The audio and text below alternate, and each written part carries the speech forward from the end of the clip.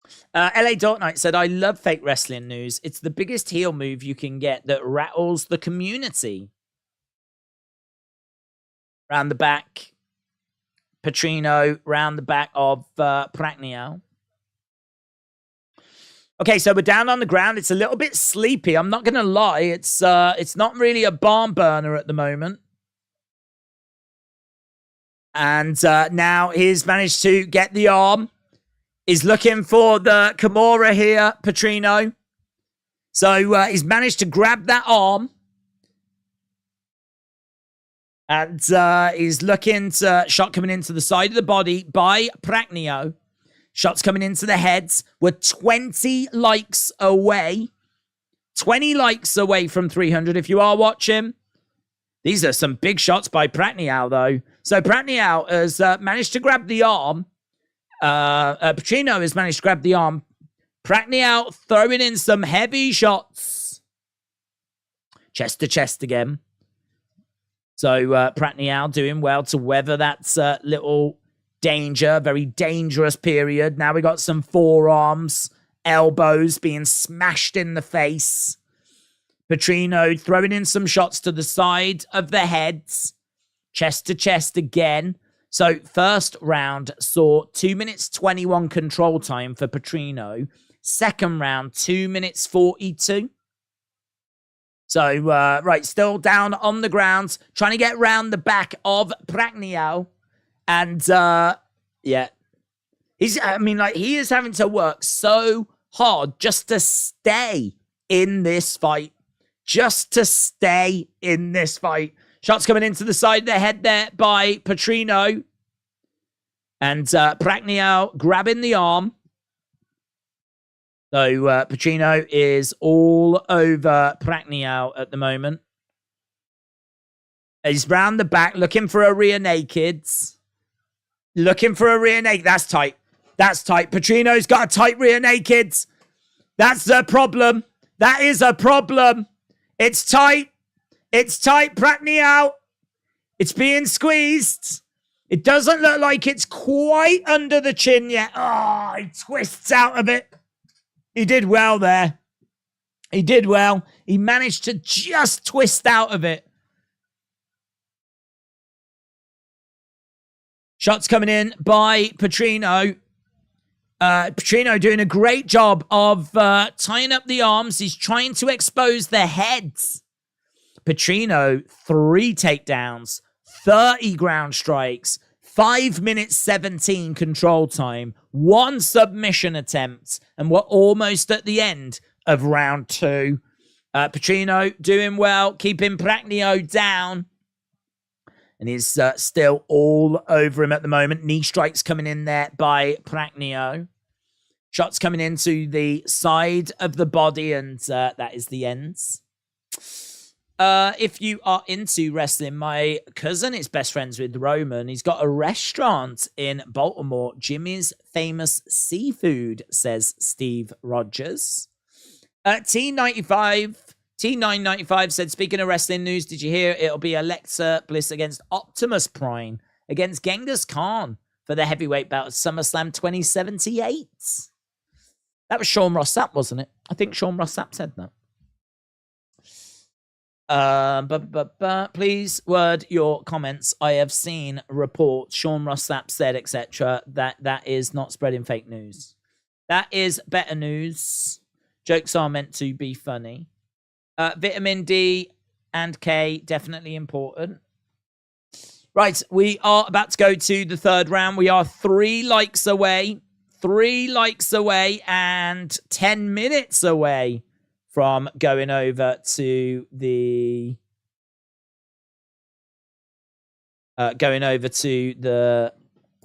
prelims. Here we go, round number 3, about to get started. Tell you what, they've been fun prelims though. They've been fun prelims.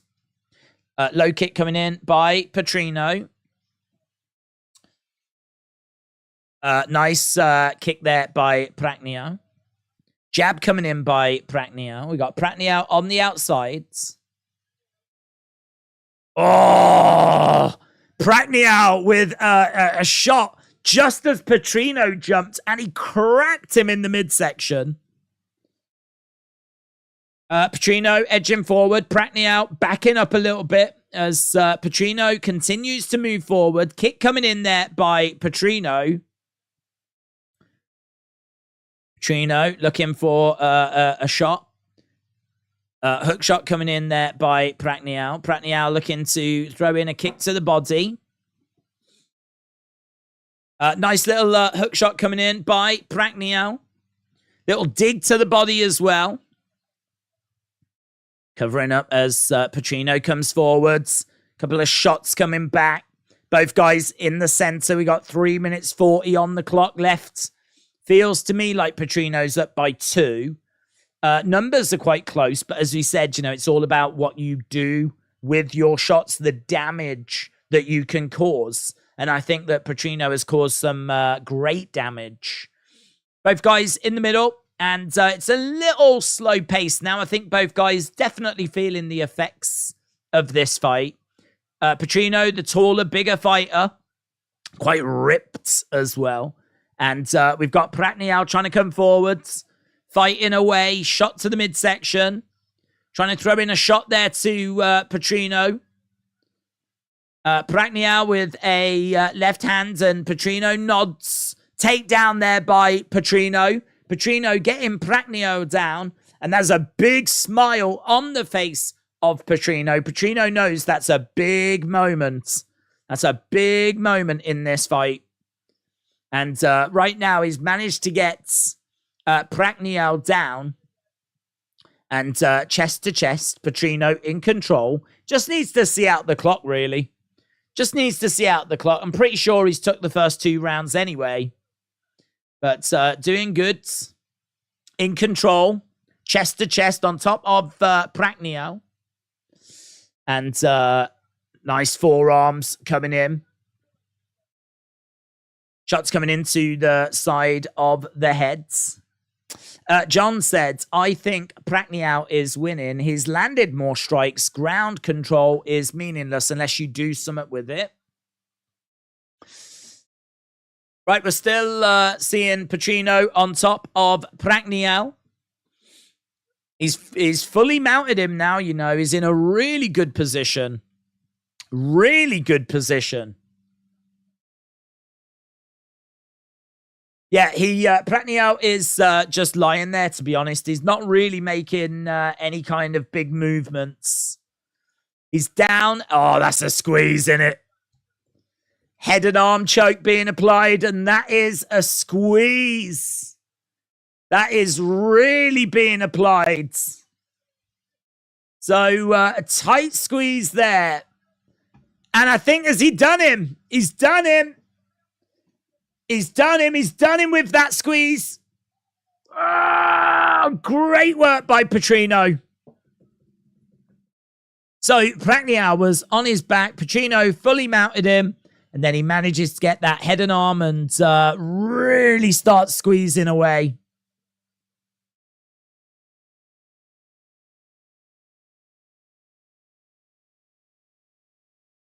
This guy trains to finish. A lot of people train to win rounds, but he trains to finish. Wow, really good. That was a real good finish as well.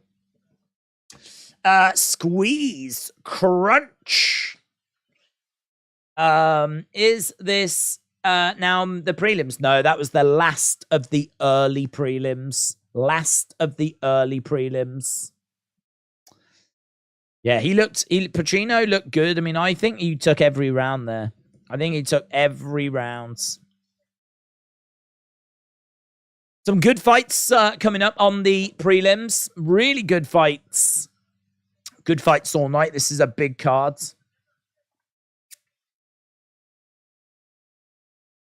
So, yeah, Petrino is happy. Days for the dub tonight, Bonkers. Shout out to you. Where can I watch it at? Well, these fights have been on UFC Fight Pass. The next fights are the ones that are going to be on BT Sport and I think ESPN Plus. Don't know. Depends what country you're in. But prelims are shown on TV. Early prelims just tend to live on UFC Fight Pass. Those numbers could have swayed the judges. Lucky he got the tap, said Tim. Prachnio won. It was Petrino that won. Prachnio was on the ground being squeezed. Right, we are just at some sort of commercial break. We will be getting back to the official decision.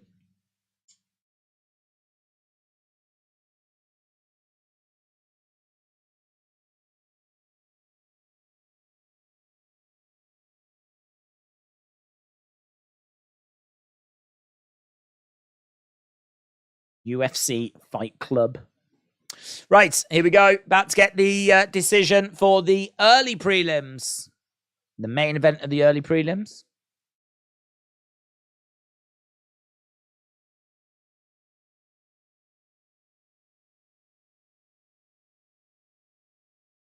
Petrino, head and arm choke. I was trying to listen out to when he got that in the third round, because it felt like quite a bit of the third round had gone.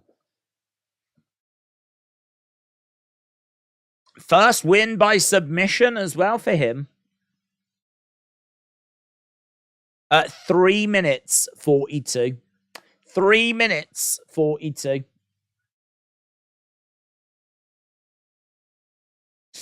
Days, is it easier to hype up a big wrestler with no striking or a big striker with no ground game? I would say a striker with no ground game. I think if you are people love things that's exciting and eye-catching, and even though a submission can be very exciting, I don't think anything matches to a knockout. You know, I think still for a lot of people, seeing someone get cracked and go down, there's something about having that ability to turn someone's lights off, isn't there? There's some, like, you know, the fact that you can hit someone and they can, like, lose control and just, you know, out they go, down they go, knockout. There's something quite primal about that. There's something quite exciting about that. I mean, obviously that's a massive part of the success of boxing, of course. And I think that obviously carries over into MMA as well. So even though MMA is much more well-rounded, and you can certainly appreciate things like takedowns, takedown defense, you can certainly appreciate footwork and good movement, ground games, submission games, good wrestling. There's so many things that you can appreciate, and it is a case of each to their own. But I would say for the masses, that it's going to be a striker, someone that can, like, that's got that knockout ability. That is always going to be something that's going to excite people. And I'd imagine promoting that would be easier. You know, if you've got someone that's 10-0, 10 knockouts, all in the first round, like, you know, amazing. Certainly if it's against some good, credible opponents as well.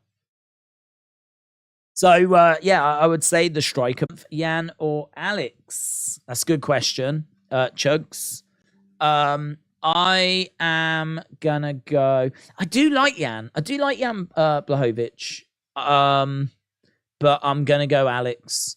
I feel like Jan had his time, and I think his time came to an end. I mean, Jan's getting on in age, and I think that I'm gonna go with Alex on that. To be honest, I've not, you know, until we get to the actual events, I don't sit down and go back and watch the fights or do the research or anything. But gut feeling would be I'd be leaning Alex. I might see something in the tape that makes me go the other way when we get closer to it, but I'd be going Alex at the moment. Right, that's it for the early prelims. And a big thank you to everyone that's dropped a like. It is greatly appreciated, because we are at 317. If you are watching and you haven't left a like, leave a like. Greatly appreciated as we continue working our way towards 1,000. Feels like that's possible tonight. It should be possible tonight. This is a big card, right? It's a big card, so it should be possible. But you never know. You really never know. So, but 318 so far. Not bad. Not bad. And we're going over to the prelims now. So we will be at the main cards in 2 hours' time. Main cards in 2 hours' time. I say Alec leg kicks will be a big factor in that fight. Yeah, I would agree. Everbliss said Grayson Waller, Roman Reigns is a dream match. What do you think? I think that it's a bit too soon for that. Plus, also, both of them at the moment are heels. So you'd need one of them to turn face. So, yeah, I mean, I like Grayson. But, I mean, he literally had his first match on the main roster. So he's probably, I mean, will he face Roman before Roman, like, goes away? Maybe. But as we said, one of them would have to turn face. The UFC Matchmaker sweepstakes looks great. WTH's Threads. Oh, yeah, Threads. I didn't even think about Threads for tonight. Probably should have thought about Threads for tonight. I always like to share links to the streams on Twitter, but I didn't think of using Threads. I am on Threads. If you're on Threads, I'm on Threads. Come and join us on Threads. Literally, nothing's happening over there. It's not worth it. But if you want to, go for it. Knock yourselves out. 197 people have. Over on Threads. They're being sued, aren't they? I don't know if you heard about this, but they're being sued by Twitter. Apparently, there's quite a crossover. Like, a lot of the features on Threads are seen as being a bit too similar to what's happening over on Twitter. I even heard reports that over on Threads, they've been using some of Twitter's old engineers, but they've said that's not true. But, yeah, a lot of anger since Threads has arrived. Okay, we are at the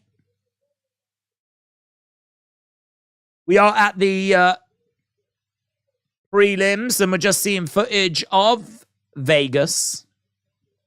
We are seeing outside the arena people posing in front of that UFC sign. It seems like most people have made their way in. There's not loads of people outside, but then saying that, there's lots of empty seats. I'm guessing people are probably getting their drinks, aren't they? Getting their drinks, getting ready for the evening ahead.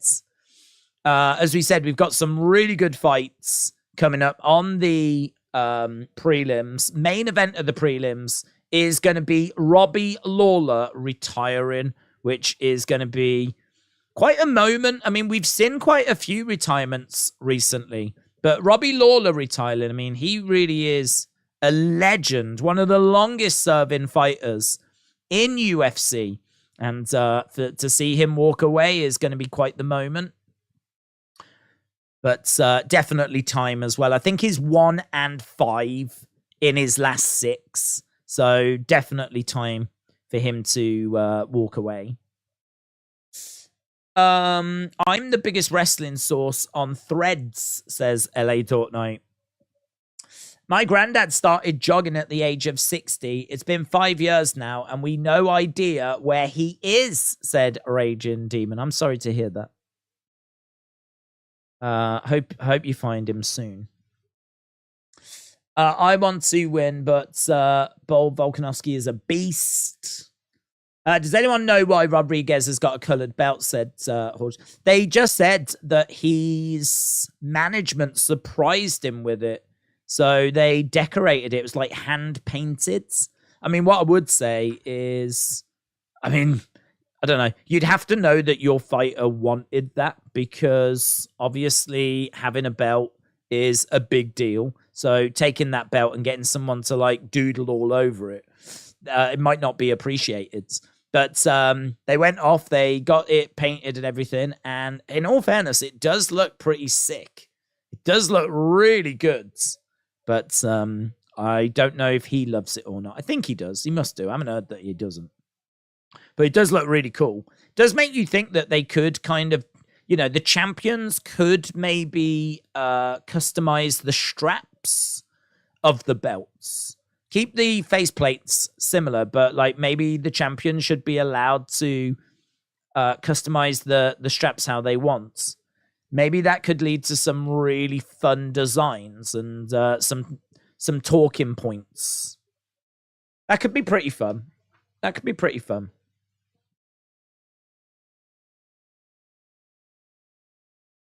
Right, they're just running down the cards. They doodled on his belt. Well, it wasn't really doodling. It was kind of like painting. I might be able to find a picture of it. Rodriguez UFC belt. I think it looks sick, man. I think it looks so good. I don't know how Dana felt about it, but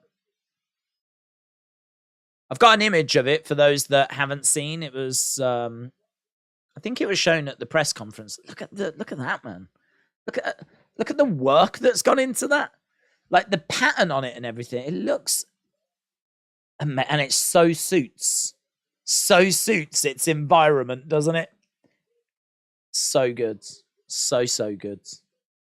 I think there's a few things about the belt that like never really get spoken about, but like I'm sure each belt is individual to its champion because it actually has like flags. I don't know if you can see like the octagon that's goes around like world champion and just tucks underneath the UFC center plate. It's got some like flags on. I'm sure those are the flags of the people that got beaten by the champ, right? And also, I think the number of like diamonds or studs or whatever it is that's on, I think that's got some sort of reference as well. Like each belt is just slightly tailored to the champions. So, like, you know, largely they're the same, but these flags and these like dots, I'm sure they're tailored to the champs. Each champ will have a slightly different layout. I remember when they brought the belts in, which wasn't that long ago. You might remember the old designs. When they brought it in, there was a graphic that explained about the belts. I wonder if I can find that, actually. New UFC belts. New UFC belt. Oh, here we go. Here we go. Here we go. That was easy. I've got it. James, shout out to you. Dana actually has a deal with a Mexican artist. He might do all 3 titles. It was on a YouTube video, and they showed Dana's shoe collection. James, really appreciate that, dude. I didn't know that. I haven't seen that video.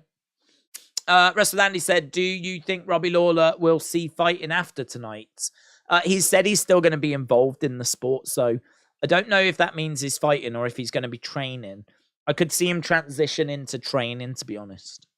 But he did say that he will look to still be involved. Here we go. Shame that this is not a bit sharper, this image. Quite a small image, to be honest. But it says... It says...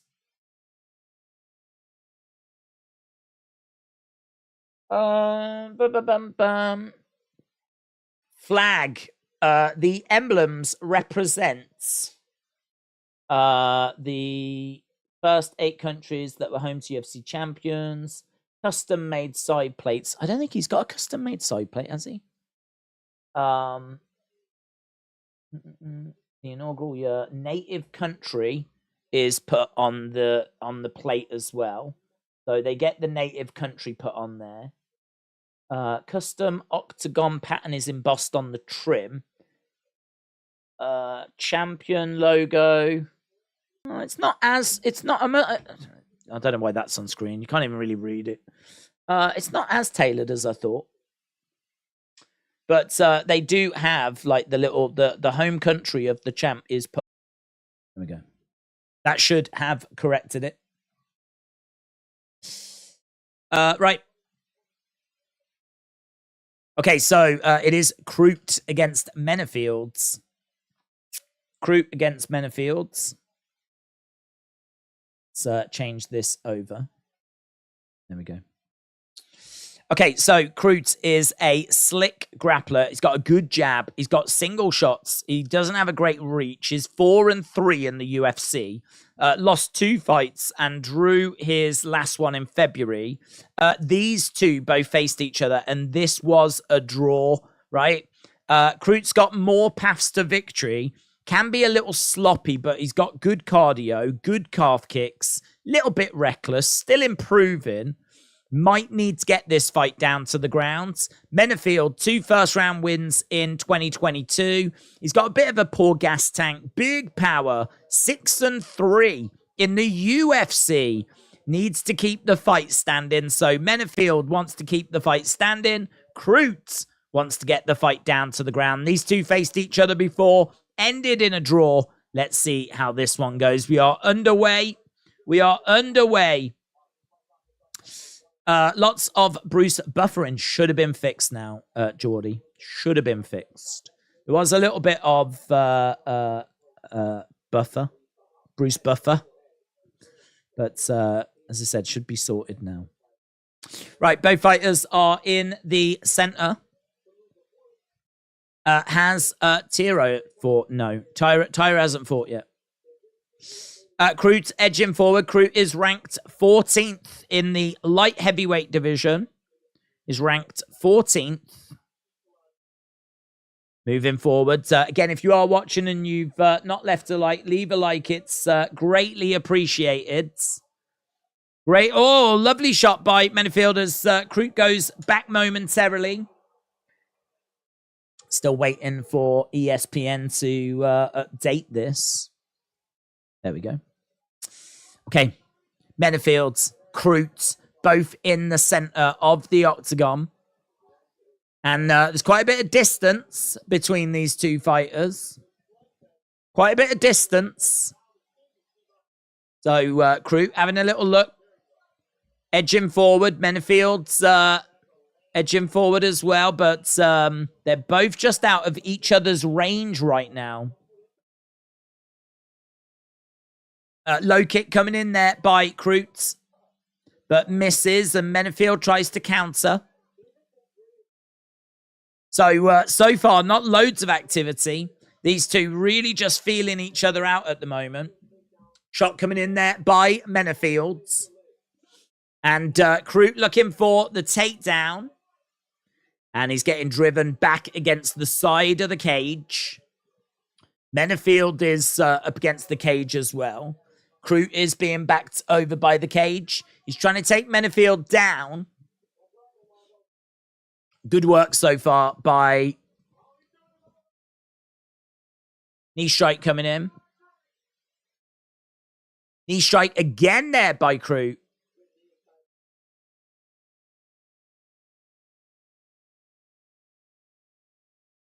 So Menafield has got Kroot up against the side of the cage.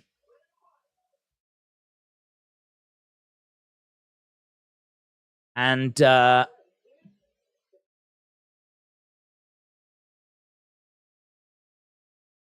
just exchanging position up against the cage at the moment.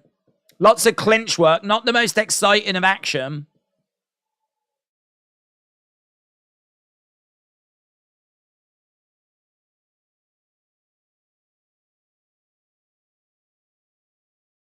Yeah, lovely left forearm there by Menafield. Kroot driving Menafield back against the cage. Knee strike coming in there by Kroot. Menafield reversing the position. Right now, we've got Kroot trying to find a way of not getting trapped up against the cage. Menafield's really putting the pressure on. And right now, Menafield's driving Kroot back. Kroot. Low kick coming in. Oh, heavy shots coming in there by Menafield. Taking a deep breath there, Kroot. Menafield's unloading a few shots, and Kroot definitely felt that. Definitely felt that. And right now, Kroot's desperately trying to get away from the side of the cage. This has been really good for Menifield's.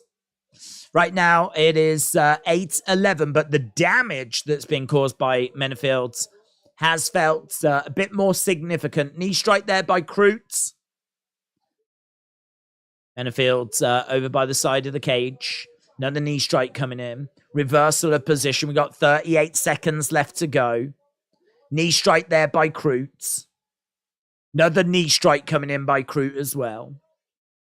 So knee strikes coming in. Menifield's in control at the moment.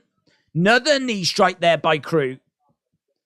Kreutz has got Menifield's up against the side of the fence. Another big knee strike. Reversal of the position there by Menifield's. There's a bit of damage on the face of Kreutz. And as we said, damage, it does count for a lot. 6 seconds left to go. Time is ticking down. Light heavyweight contest here.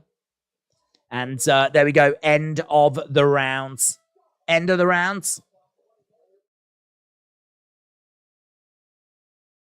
Right. So his nose is pretty busted there. And that doesn't look good to the judges for Kreutz. AEW Collision has got a different feel, says Ron. Menifield will lose gas if he doesn't conserve energy, says Aaron. Stream is good now, said Raging Demon. Yeah, just a little bit of lag, which if we do get that, I've got 2 routers that I can just switch between. So we should never be down, touch wood, for too long, if really at all. But yeah, look at that. Beautiful, beautiful right hand. Straight down the middle. He really landed on Kreutz a couple of times there, Menifield's. He's got some serious power. Serious power. Right, let's go.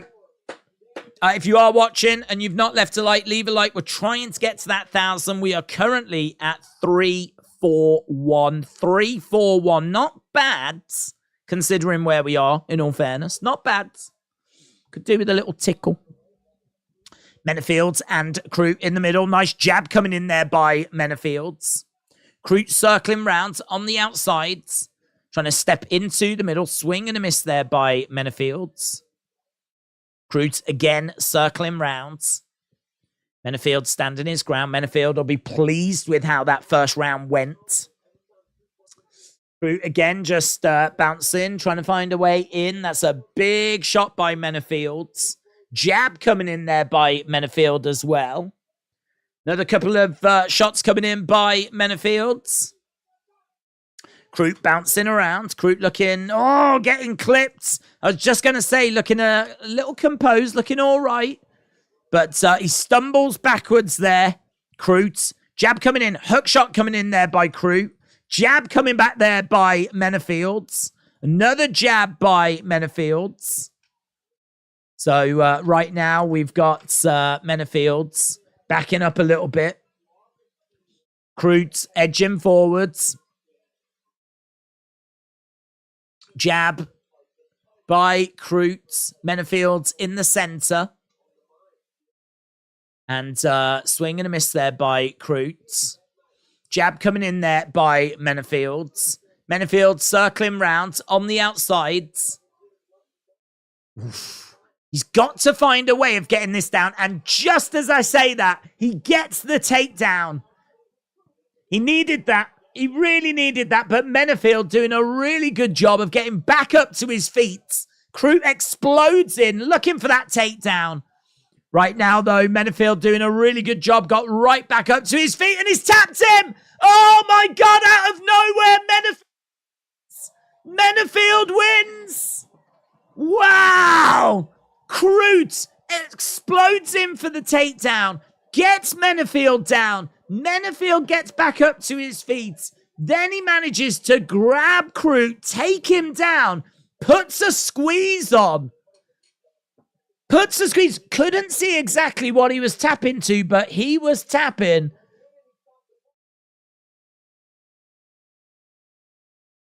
He did tap out very fast. What was it? What was it? Is it a guillotine? So look at this. He's up against the side of the cage. He's got a guillotine applied. Down they go. Oh, I mean, and he rolls him over and taps straight away.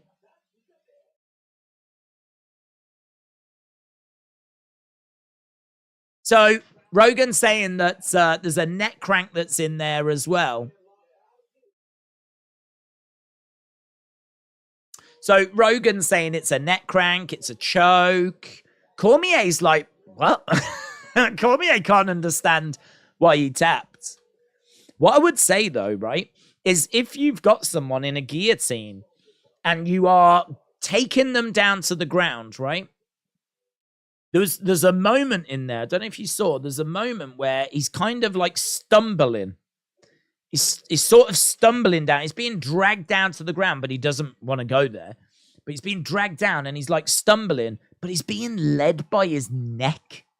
Like, you know what I mean? Like, you're being brought down, you're stumbling, your body's going all over the place, like the movement and everything. I mean, you've got to be so careful with your neck.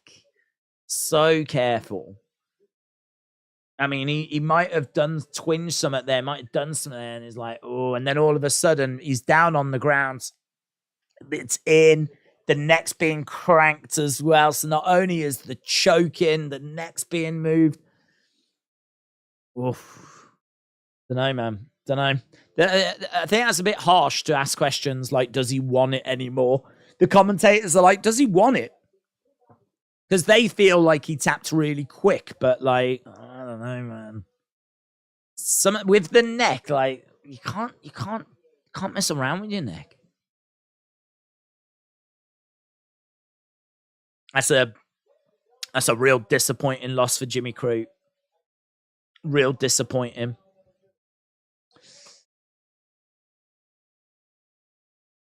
So they've given it as the guillotine.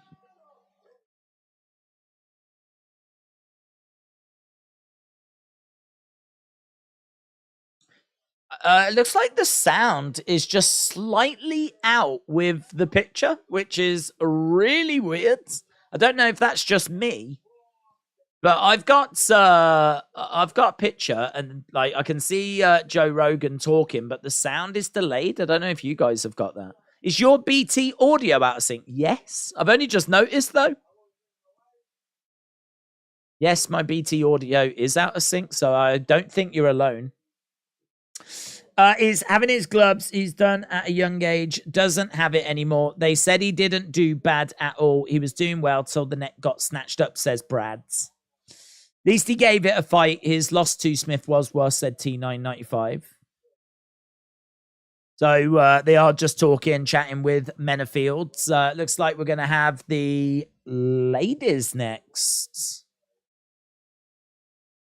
This should be a good fight. This, as we said earlier, is two great prospects.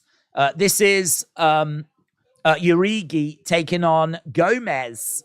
Urigi is a talented prospect and someone that has got high fight IQ, well-rounded attack, 2-0 in the UFC, won against Nunes in December, operates at a high pace, good footwork, forward pressure, keeps a high guard, tucks her chin in as well, keeps herself well protected, well defended. She's athletic. She's seemingly a future title contender. Good grappling with solid takedowns, nasty ground and pounds.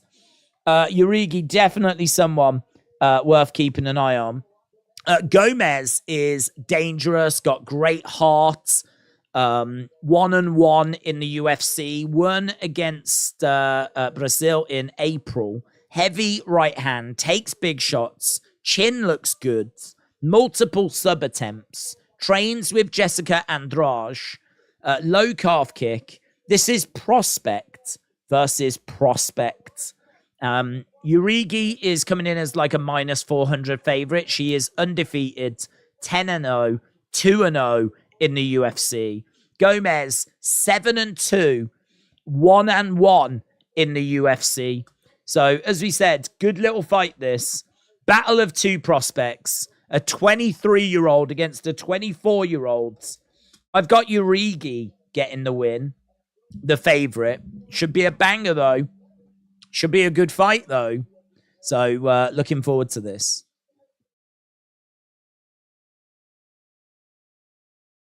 Tonight, Gomez could make a major statement. Getting your head kicked in for peanuts, says Drew Who. Has anyone got audio issues? Yes. Yeah, we've got audio issues as well. I don't know, like, when we go to the adverts, if the adverts are going to be out as well, or if it's the whole channel, or if it's just the UFC coverage, but it is slightly out. Did Lawler fight happen already? Said Deep Roots. No, that's our main event of the prelims. That won't be for another hour. This is flying, man. 3 hours we've been streaming already. 3 hours already. So we're sort of sneaking our way to the halfway point. You know, I expect this stream to be about 7 hours in total. We're 3 hours in, so another half an hour. We'll be at the halfway point of the stream. So, with that being said, we do need more likes. We're trying to get to 1,000. If we're not far from the halfway point, 355 isn't bad. But it would be good if we could push that a little bit more. If you are watching and you've not left a like, leave a like. It's greatly appreciated. I can tell you we've had over 1,200 votes. So, people have certainly been voting, which is appreciated as well. Volkanovski, 76%. Yair Rodriguez, 24%. So we've had a very healthy amount of people firing in their thoughts in regards to how this is going to go. And 76%, 2/3 of people leaning towards Volkanovski.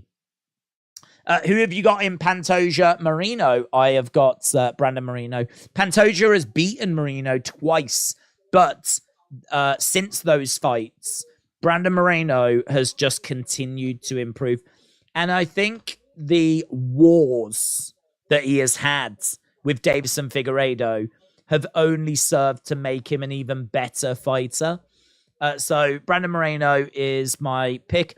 The only question mark I would have is, have those wars took too much out of Brandon Moreno? He's only 29. But those have been some real battles, you know, and a lot of emotion has been involved as well. You know, I could imagine that feud has really consumed Brandon Moreno's life. Every waking moment has been spent thinking about Davison Figueiredo. So it's hard to know how much is left in the tank after what I would imagine has been a very exhausting experience. But I think he should hopefully have gone away, got well rested, had a good camp, be coming in with full of confidence, excited to be fighting someone that's not Davison Figueiredo. And I think that he has greatly improved. I believe they've fought twice before. I believe that Pantoja's won twice before. But as we said, Pantoja now is 33. Moreno, 29. And Moreno has been in wars. So I'm leaning Brandon Moreno. He is coming in as favorite. 66% of people on Tapology have gone Brandon Moreno as well. I just think he's really hard to put away, hard to finish. He's got really good hand speeds. He looked really good against Figgy in January. He's a cardio machine. He's got slick boxing, decent guillotine. He can strike. He can grapple.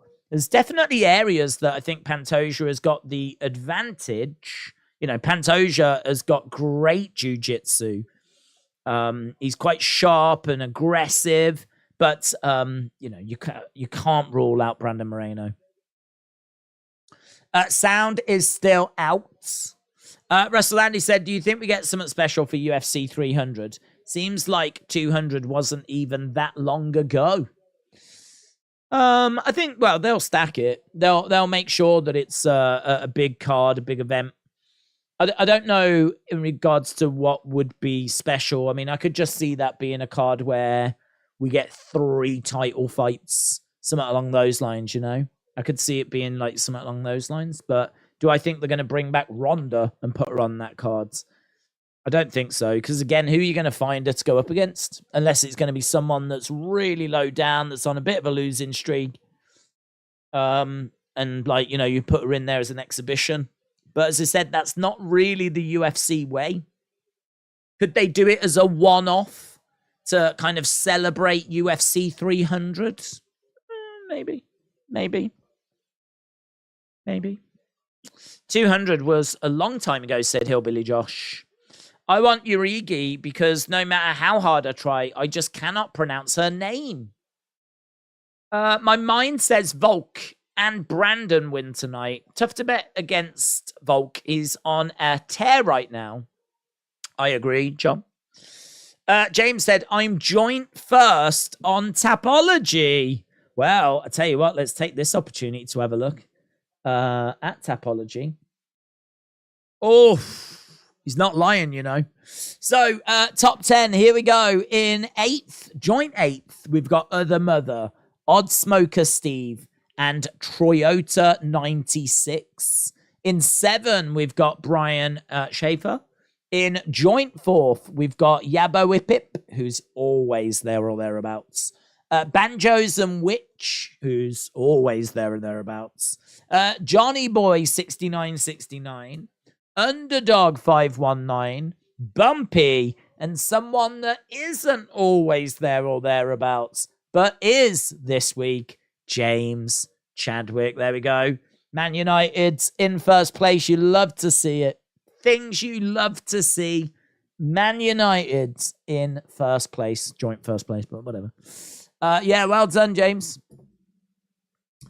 James said, I'm a lot of things, but a liar ain't one of them. Listen, I never doubted that you was telling the truth. I just wanted to give credit where it was due. So it was an opportunity to jump over to Tapology. We haven't been over there, actually, so... And I think we've got a few people that want to join. Let's go. Aiden wants to join. Profile picture? No profile picture. Aiden, you have... Will it let me accept you? Being really slow, Aiden. There we go. V-Man. No profile picture. I swear, without profile pictures, I'm just going to start declining people. Oh, there we go. What is that? I don't even know what that profile picture is. I like it, though. It's like some sort of unicorn has been drawn on some sort of chart. Don't know, but I like it. Leon, well done. You won the profile pitch competition. You've been accepted. So, there we go. That is how Tapology is looking right now. United signed Mason Mount, said Drew Who. I like that signing. He's someone that I think is going to be a great squad player. He's someone that always puts a shift in. Very good at closing down. He's the kind of fighter that you would want, Is he going to be someone that's going to help us win the Premier League, help us win the Champions League? Probably not. I don't think he's going to make a difference in that regard. But he's just going to give a bit of squad depth. It's a bit more in the midfield, isn't it? So... Need to get a striker, though. Certainly need a goalkeeper now. There's a few positions we could still do with. But my predictions are 6-6 right now, says Antheon. Seth says, I'm watching from Zambia. Shout out to Zambia. If you could say Zambia Kuchalo? Zambia Kuchalo? That would make my morning. Well, I certainly tried to say it. I don't know if I did say it. And I don't even know what I said. Could be horrific. But I'm trusting it's not. So, shout out to Zambia. Tanner said, I've got Moreno and Yair on my parlay. Dave, do you think LA Knight will go after the United States Heavyweight Championship? Maybe eventually, but I'm not expecting it for SummerSlam. Doesn't seem like the Sheamus Austin Theory feud is done yet. So I think LA Knight just needs to get an opponent. I mean, he wasn't even on SmackDown, was he? I think he'll be at SummerSlam. I think they are. I think they're having to change plans. I don't think they had plans for him. I don't think. I mean, judging by WrestleMania after WrestleMania, well, he wasn't at WrestleMania, but judging by the fact that Triple H at the WrestleMania press conference said they had the next few months worked out creatively, they had it all planned out, and they had nothing for LA Knight. That should tell you that they have no plans for him. If we're going to do something with him, it's only because of the crowd reactions that we're doing something. So I think for him to get the US title now is quite a jump. We just need to get him on the show. Just need to get him on SummerSlam. So just need to find him an opponent. Would you class this transfer window as success if we got Anana and Hojland? But let's be real, the greatest signing ever would be Shaquem Jassim. Would I say that was a success? Mount Anana Hojland. I would say 60-40 a success. 60-40 a success. Would I say it's a success? I'd go yeah. The reason why, I think Anana is going to be an upgrade on De Gea. I think bringing Mount into the midfields is a positive step in the right direction. And the biggest one is bringing in a striker, and a proper striker. Someone that can legit put that ball in the back of the net for us that's not called Rashford. That feels huge, right? They might not even be the greatest striker in the world. They might not have to be. With the amount of stuff that United can create, they might not have to be. So 50 million for someone that has got some decent numbers, young, bright future. I think there's, the problem is United needs so much that you can easily sit there and go, yeah, but we need another centre-back, or I'd like another right-back. I feel like we could probably do with upgrading the wings. Certainly on the right-hand side, I feel like Rashford's got the left tied down. On the right, you've got Anthony, but, I mean, it wasn't the best first season. Hopefully he kicks on. What if he doesn't? Garnacho, does Garnacho play on the left? I feel like he does. And I think Sancho plays on the left as well. I think you can put Rashford on the right, but Rashford works better on the left. So you sort of look at and what if Casemiro gets injured? What do we do then? What do we do then if there's an injury there? Casemiro, and, can we expect Casemiro to play every game? There's been talking about Amrabat, hasn't there? Have you heard the talk about Amrabat? Chuck in Amrabat as well, and then I think it's an even better window. I'd say 60% good window, but I would go to 70% good window if we got Amrabat as well. 80% good window if we got another central defender on top of that as well. But let's see. Need to get Anana done first. Right. That was a lot of talk about football, which many people might not care about. Prospect versus prospect. Lady versus lady. Big fight. 12 away from 400. Let's go. What's the hype over Hojland? He only scored 9 in Italy last year. He's got some decent numbers. I don't know if it's at a younger level. But he's definitely someone that Ten Hag has worked with before as well. At Atalanta, he scored 9 in 32, but Sturm Graz 9 in 18. He scored 6 out of 6 for Denmark. And he's someone that Ten Hag knows well. So 20 years old, young, got the skills that Ten Hag's looking for. Competing already on a regular basis in a major league. He's one of those talents that's coming through. It's one of those talents that's going to be an investment in the future. If we sign him, we are not signing Haaland, right? We know that. Right, let's go. Right, we've got Gomez in the center. We got Urigi. Oh, Urigi down. Urigi in trouble here. Gomez absolutely walloping her. Gomez straight out the gates. Referee saying to Urigi, you've got to defend yourself.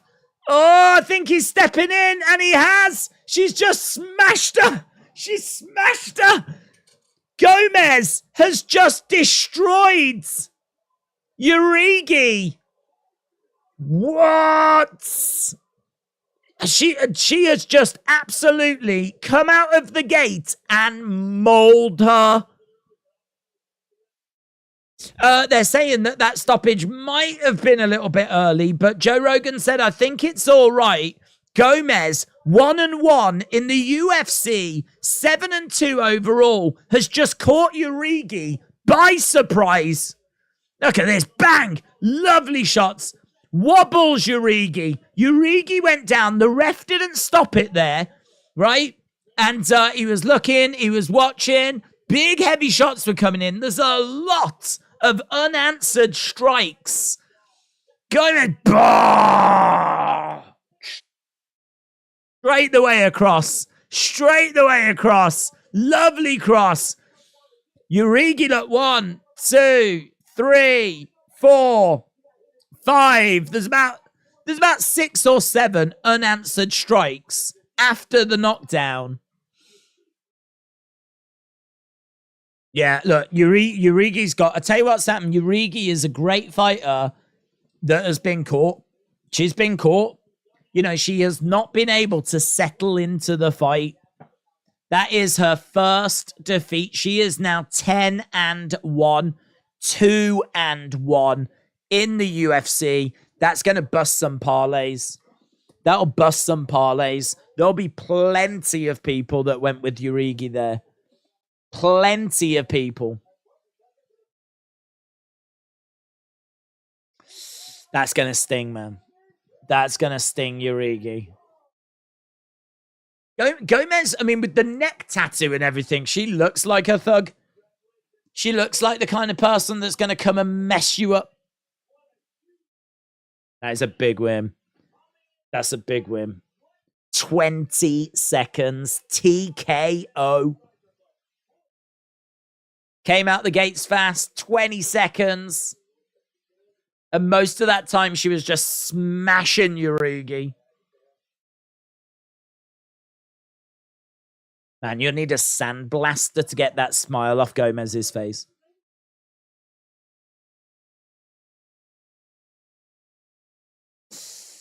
Busted my parlay, said Retribution. It will have busted loads. It will have busted loads.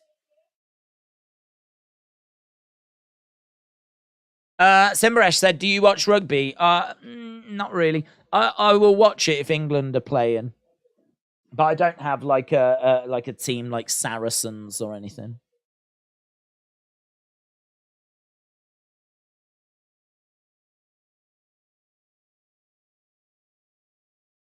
No one will underestimate you now. Look at this. Boom. Beautiful.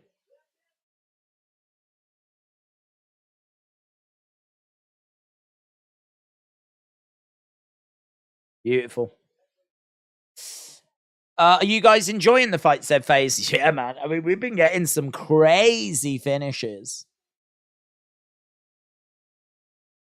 Heavy shots raining in there by Gomez. Urigi was still trying to fight. She didn't know that the fight was quite over.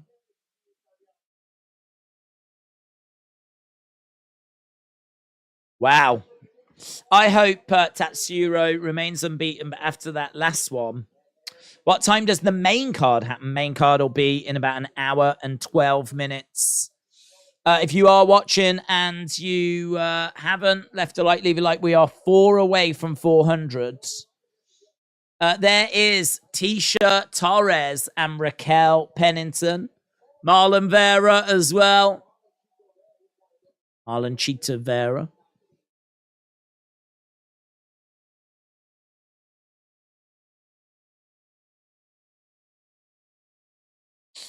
Tatsuro Taira. Right, we are moving on to our next fight, and wow, it's gonna take a while just to recover after what we've just seen from the women there. That was amazing. We thought that there would be some finishes tonight. To be honest, I wasn't expecting some of these finishes to be as early as what they've been, but even so, wow. Okay, so our next fight is going to be Tatsuro Taira taking on Edgar Chairez. Taira is patient and composed, 13-0, 3-0 in the UFC, sets offense up very well. Won in February against Aguilar. Is going to want to try and get the fight down to the ground. Big prospect. Likes to try and take people's backs. He's got a good body triangle. Makes opponents pay for any over-aggression. Chairez is a conventional stance striker. Good all-round stand-up game. Making his UFC debut. Lost on contenders. Chips away at his opponent's lead leg. Aggressive counter-striking. He's got very good head movement as well. Rolls with shots and good check left hook. So Chairez is someone that's got, it's pretty standard, pretty orthodox. Not really anything too adventurous there. This definitely feels like someone that's being fed to Tatsuro Taira. I really do expect Taira to pick up the win here. I'd be shocked if he doesn't. I think on the feet, they're probably quite equal. Down on the ground, though, Taira's got a big advantage. And as we said, he's going to need to try and get this fight down. I think he will. And I think he'll do it easily as well. So, yeah, Taira, definitely the one to watch here. Taira, 95% of people on Tapology have gone with him. Chairez, 5%. So 95-5. And I've got Tatsuro Taira picking up the win. Let me know in the chat which way you are leaning. Which way are you leaning? Which way do you think this is going to go? We are just at commercial break, so we should be getting ring walks very, very soon. And then we will be up and running. There should be more Japanese fighters, Samurai and Ninja Bloods. Dreamland, Mbappe to Arsenal. Mbappe to Real Madrid is more likely. First Japanese male fighter in a while in UFC, says Mosconi. Interesting to see how he does. Right, we have just gone to the pundits, and they are just going to kill a little bit of time now, of course, because of the fact that that last fight ended as quick as what it did. I mean, that was rapid. All in on my fellow Double T, says Double T. Do you think Robbie will win his farewell fight, says Ken the Devil Tamer. Do I think Robbie will win his farewell fight? I'm leaning towards no. I'm leaning towards it being Nico Price. I think Lawler is 1-5 in his last 6. It's a little difficult to have confidence that he can pick up the victory here. Nico Price is obviously much, much younger as well. 8 years younger. He's got good kicks. He can get into boxing range, cause a bit of problems when he does. He doesn't have the quickest hand speed, but then neither does Lawler. Lawler's going to have to try and pace himself. I don't know. I feel like Robbie Lawler is making the right decision here, walking away. I feel like him going at this time is the correct decision. So, yeah, Robbie Lawler going now, I think, is fine. Could he win? He could. But only 25% of people on Tapology have picked him. And he is a plus 210 underdog. Nico Price, 75% of people on Tapology are going with him. And he is minus 260 favorite. Days, I'm just putting on my accumulator. Who do you think wins in Duplessis Whitaker? I'm tempted by Duplessis. I have leaned Whitaker. I think go with your guts. If you think Duplessis, then go Duplessis because I think Duplessis is live. I think he's definitely live. He's 5-0 in the UFC. He's got 4 finishes as well, so there's definitely a lot to like about him. He's got a good ground game, big power, kickboxing, good kicks. He's on a 7-fight win streak. So if your gut is telling you Duplessis, I would not talk you out of that. The reason why I went Whitaker is because outside of the champions, outside of Adesanya, he just seems to be able to get the job done. Like, he very much is the gatekeeper, if you will, to get into Adesanya. He's 15-4 in the UFC. He's won 13 of his last 15 fights, and that is all, like, elite competition. Like, he has been there, done it, got the t-shirt. Could tonight be the passing of the guards? Could tonight be where we start to see Whitaker start to fade? Maybe, to be honest. Because at that point is going to come. I don't know that it's tonight, but it could be tonight. But, I mean, don't forget, Whitaker is coming off a very impressive win over Vettori. Vettori is a dog. Like, Vettori is like one of those people that you would expect to put Whitaker away. If there was a decline, then Vettori is the kind of guy that I think could exploit that decline. But Whitaker got past Vettori. Whitaker's the real deal. He is the real deal. He's got good distance management, good timing on the feet. He's got good combos. Pretty simple stuff, but he's really solid at it. So on Tapology, 87% of people have gone with Whitaker. He's a minus 385 favorite. So odds-wise, pretty firm favorite. But, as I said, I would never talk you out of going for Duplessis because Duplessis plus 300, 13% of people on Tapology have gone for him, but he definitely carries a threat. He definitely has got something about him. 5-0 in the UFC, 7-fight win streak. He's got good power. He's got good volume. It's going to be a really interesting fight. I actually think those odds are wider than they should be. I don't think those odds should be that wide. But if I was like really going for it, I would lean towards Whitaker.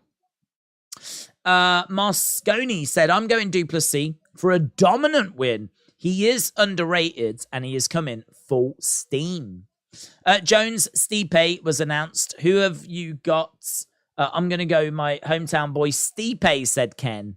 Well, we'll throw that out to the people. I mean, after that win that Jones had over Garn, it's hard to not say Jones. I think Jones is regarded as the GOAT, or certainly one of the GOATs, if not the GOAT of MMA. Granted, Stipe is regarded as the greatest heavyweight that UFC has ever seen. So, I mean, that is that the biggest main event of the year? Because we ain't getting Conor this year by the looks of it. So I'm trying to think if there's any other fights that are as big as that. I mean, was Jones this year or was Jones last year? I can't remember. But I feel like Jones Stipe is, I think that's the biggest, that's going to be the biggest event UFC wise of the year. I'm probably just looking at Jones. What do you think of Jake Paul, Nate Diaz on August 5th?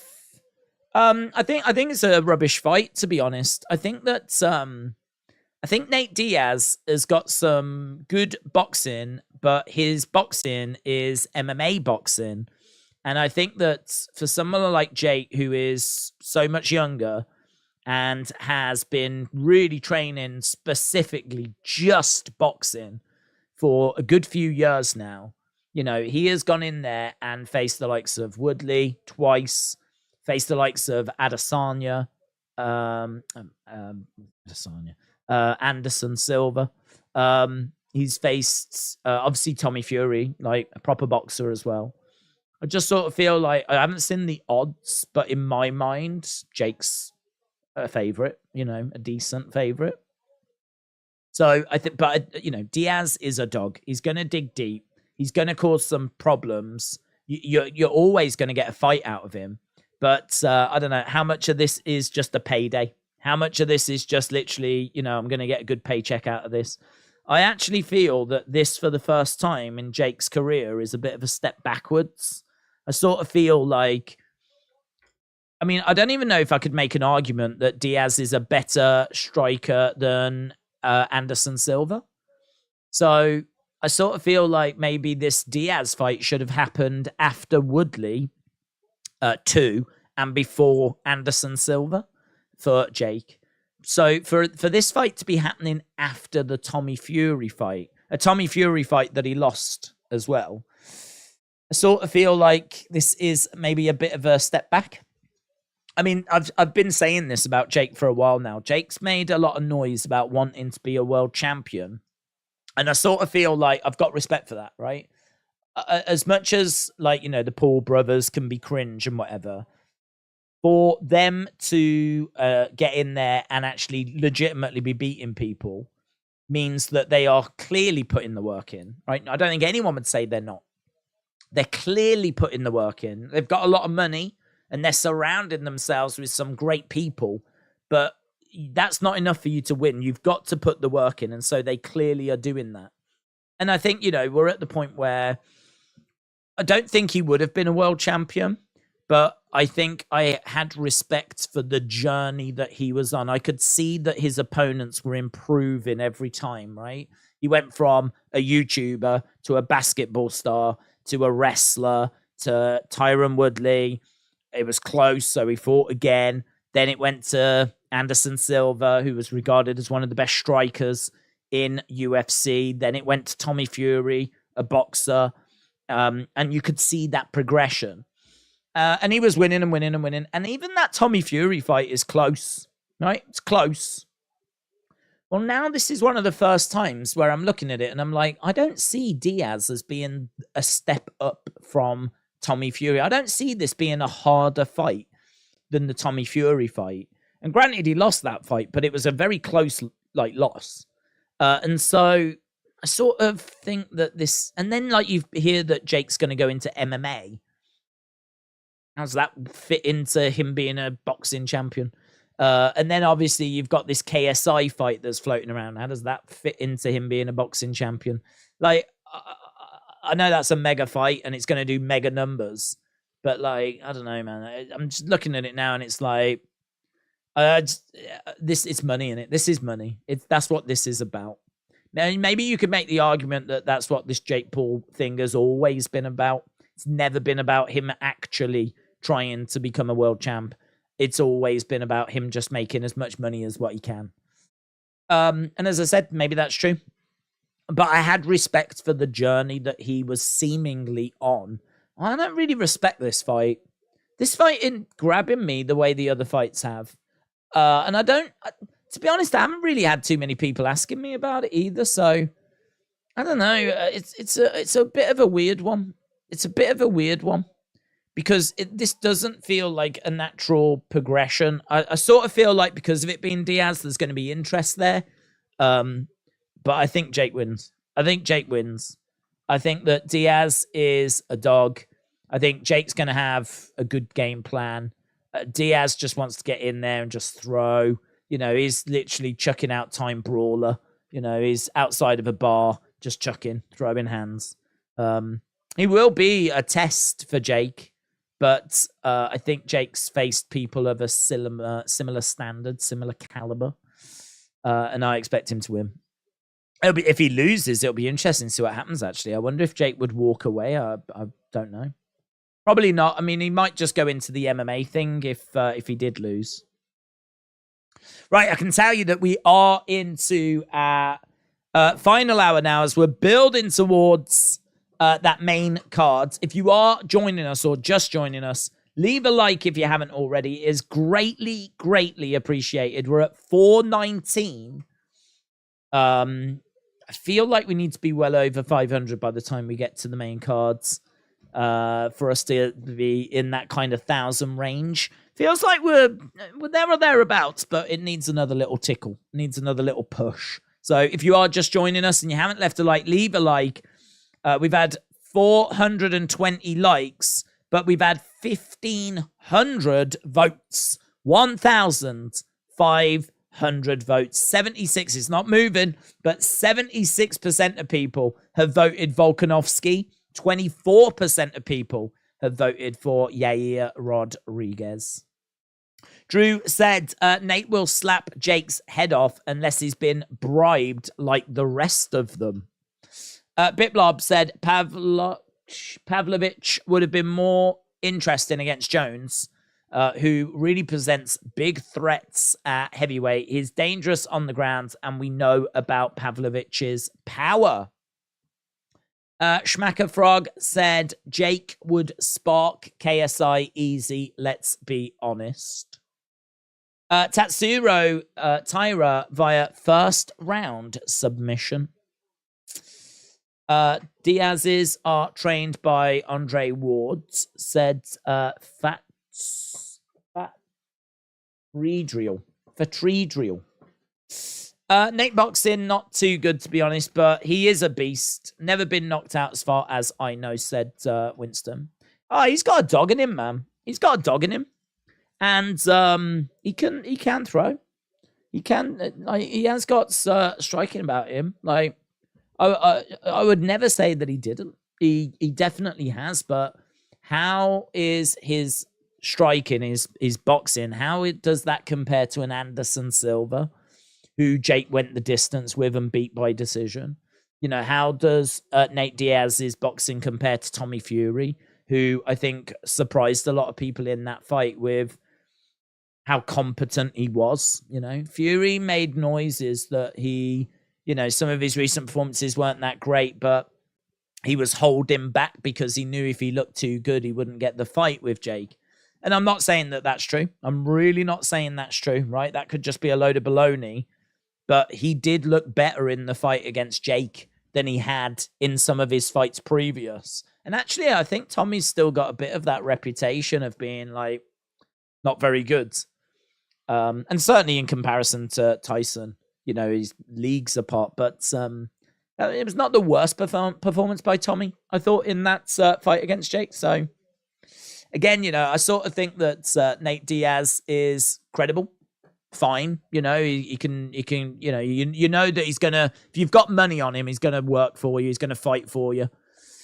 But is it gonna be enough for him to get a win over Jake?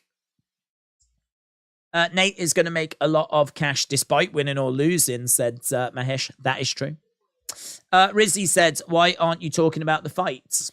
There is no fight. We've just got ring walks at the moment.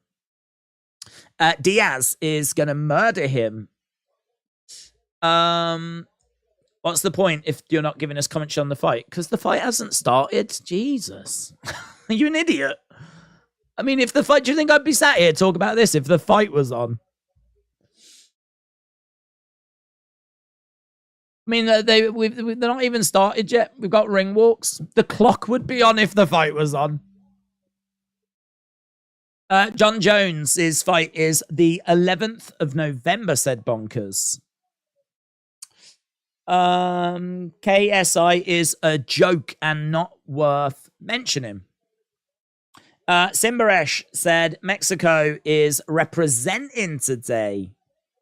Love from your neighbors in the north of Michigan. Good luck to you on the CONCACAF game today. Viva Mexico.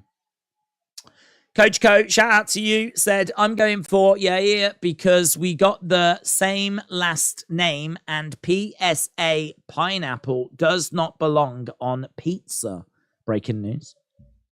Right, we've got intro for Tyra. So both fighters in the octagon, and we'll be going with this very, very soon. Are you doing Raw and SmackDown, said Big Guy, of course.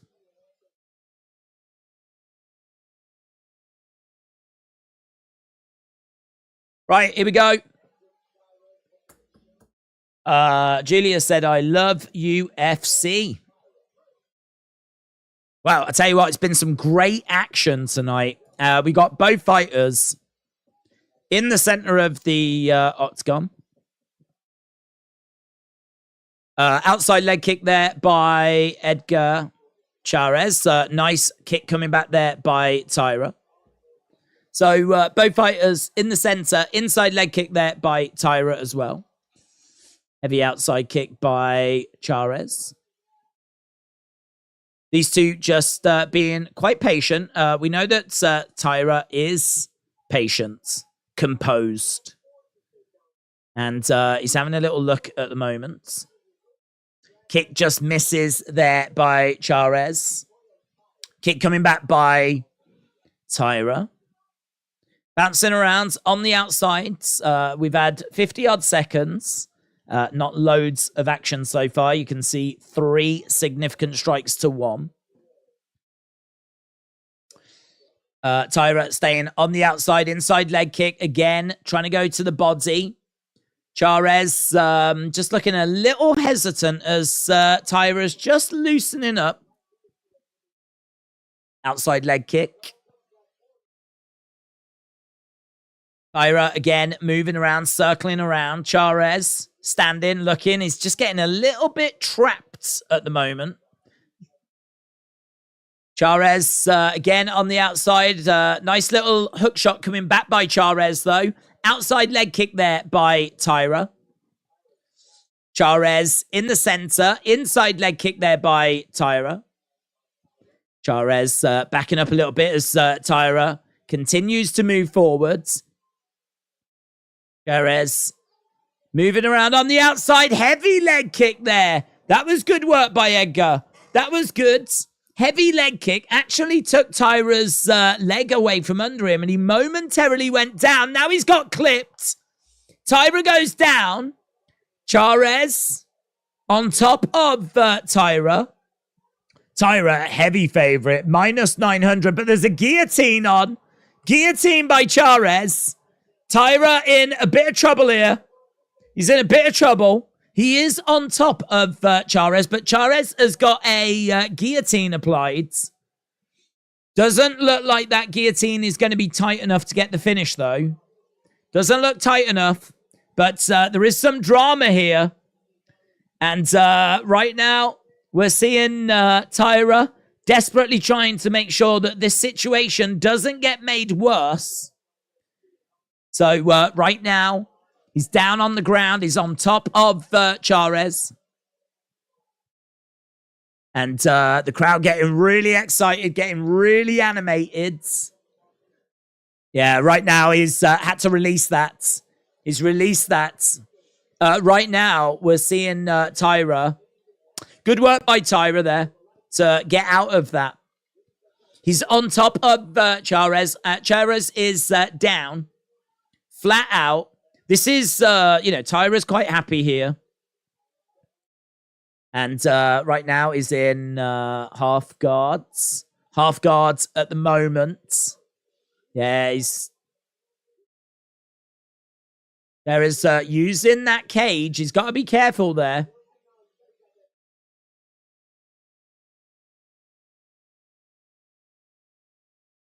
We're seeing Taira just on top of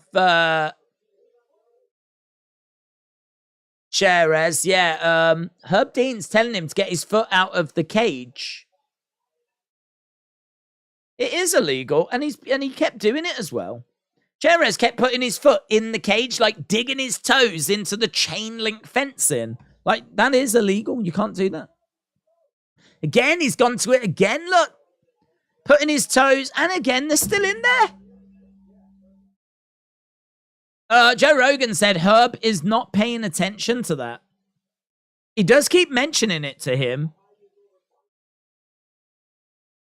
He's managed to tie up the arms. This is great by Taira. He's managed to trap the arms and expose the head. Now he's I've been looking at the feet. I should have been watching what Taira was doing because he's been busy working away. And right now he's throwing in elbows.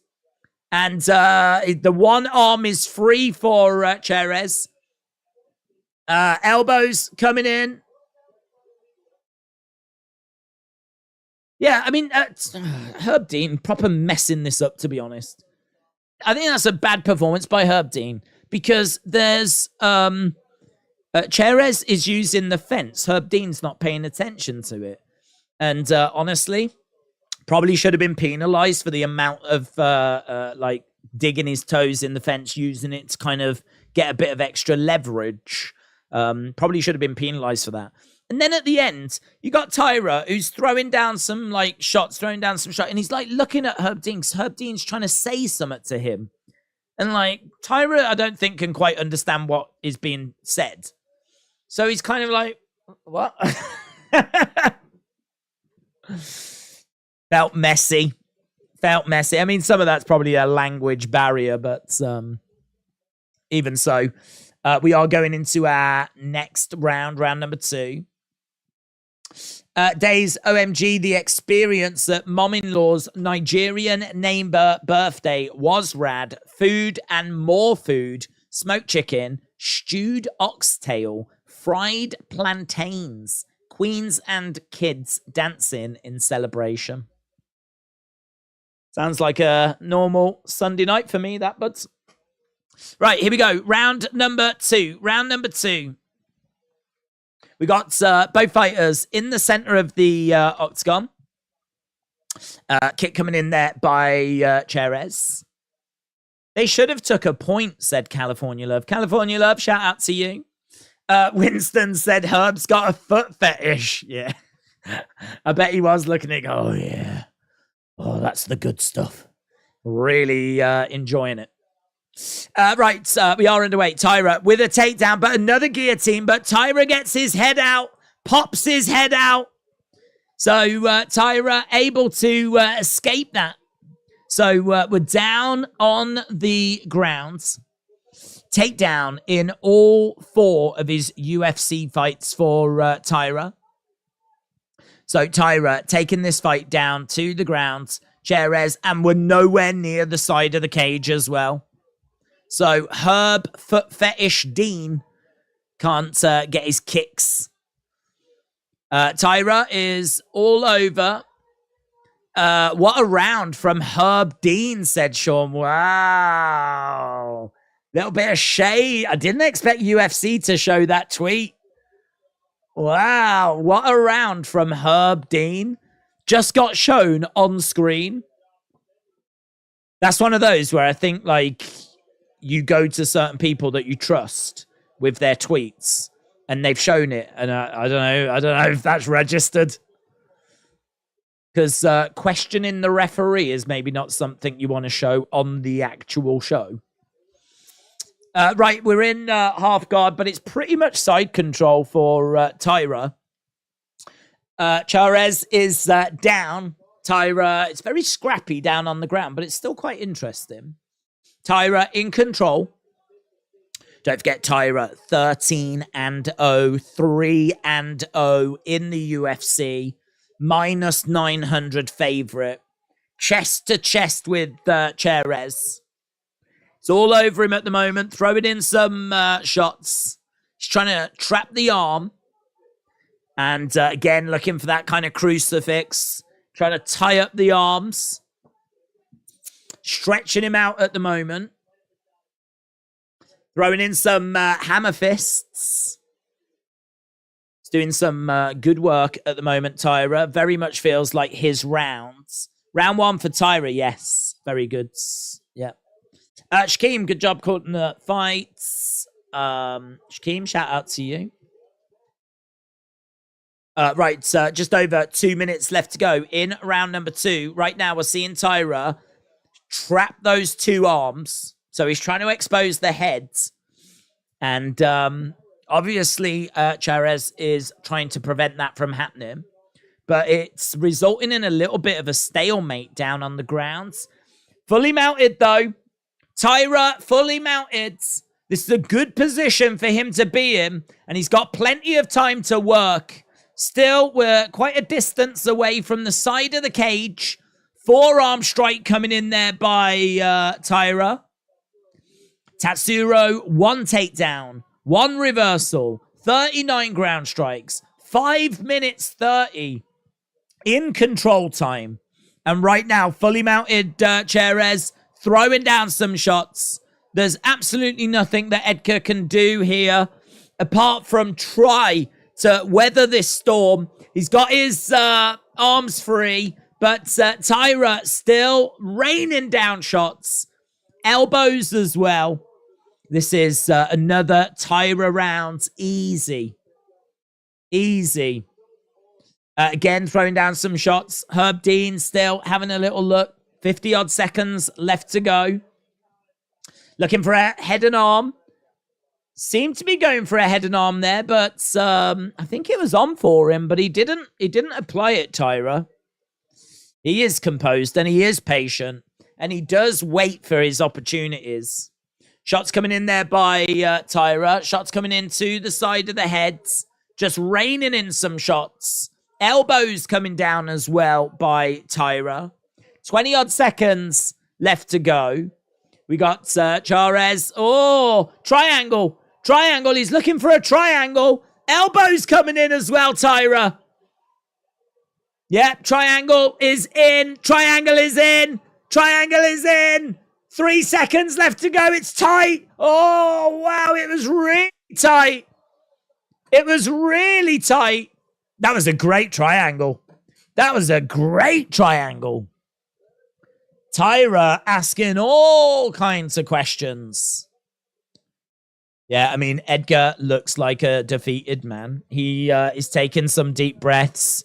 You can sort of see in his eyes he's lucky to get out that round. Shakim, shout out to you.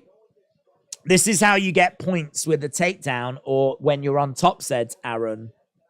If you can't get a sub, then soften up your opponent. No slouching. AB Jobson said, my picks UFC 295 of 13 winners, 1 perfect, 330 so far.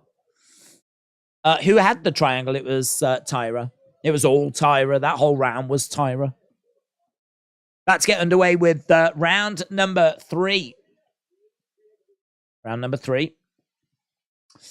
Edge is the best anti-hero since The Rock, says Mr. Quake. Tyra just lacks finishing power, says Scott. Biplob said, this Tyra guy has got some talents. Countdown till we are going to be at the main cards, and the main card is in less than 40 minutes. Less than 40 minutes. Nice hook shot coming in there by Cherez. Tyra is, getting clipped. Getting clipped. Tyra in the center of the octagon. Low kick coming in there by Cherez. Kick coming back by Tyra. Cherez has got to, I think he needs a finish, to be honest. He's certainly got to win this round. But he's on the feet in the center. We got one more prelim after this, and it is Robbie Lawler's retirement. Oh, big right hand by Cherez. Big right hand. Lovely shot. Lovely shot. Now we've got Tyra just looking a little bit nervous on the outside, staying at distance. Yeah, I mean, look, he's not racing into anything. He's not exploding in for takedowns. He's sort of just staying at distance. He does try to come in there with a right hand. In all fairness, Tyra can afford to just sort of kick back and just say to Cherez, what you got? Tyra is not forcing the action. Inside leg kick. Clock is ticking down. Tyra in the center. 1-2. Straight down the middle by Cherez. Outside leg kick there by Tyra as well. Cherez just getting a little hook shot in, but a kick comes back. Tyra looking for the takedown. Good takedown defense by Cherez, though. Ends up going back against the side of the cage, but he finally goes down. The takedown lands from Tyra. Tyra getting the takedown. Cherez on his back. This is not where he wanted to be in the final round. Not in a round that he so desperately needs to win And he does need to win. Right now, Tyra throwing in some shots to the side of the body. So he is all over Cherez at the moment. 2 minutes 20 left to go. Godfather's Ho said, hitting that macho octagon. Oh yeah, as always, filled up with that yellow bubbles drank. Very lifted and kind of hallucinatory state. R.I.P. Kimbo Slice. R.I.P. Kimbo. Ledge. 2 minutes left to go. He's in UFC 4, isn't he? Can't you do like backyard fighting in UFC 4? I think you can. I've never actually got round to getting the game. Attempted a submission in all 4 of his UFC fights, Tyra now. 1 minute 40 left to go. Unless there's going to be a miracle, it feels like Tyra's going to get this by decision. Next fight after this is Robbie Lawler's retirement fight. Main event of the... Shame it's the prelims, isn't it? Main event of the prelims, though. This is what I'm saying, like... UFC just don't do a great job with their legends. Robbie Lawler is an absolute legend. And he goes out on the prelims. Elbows coming in by...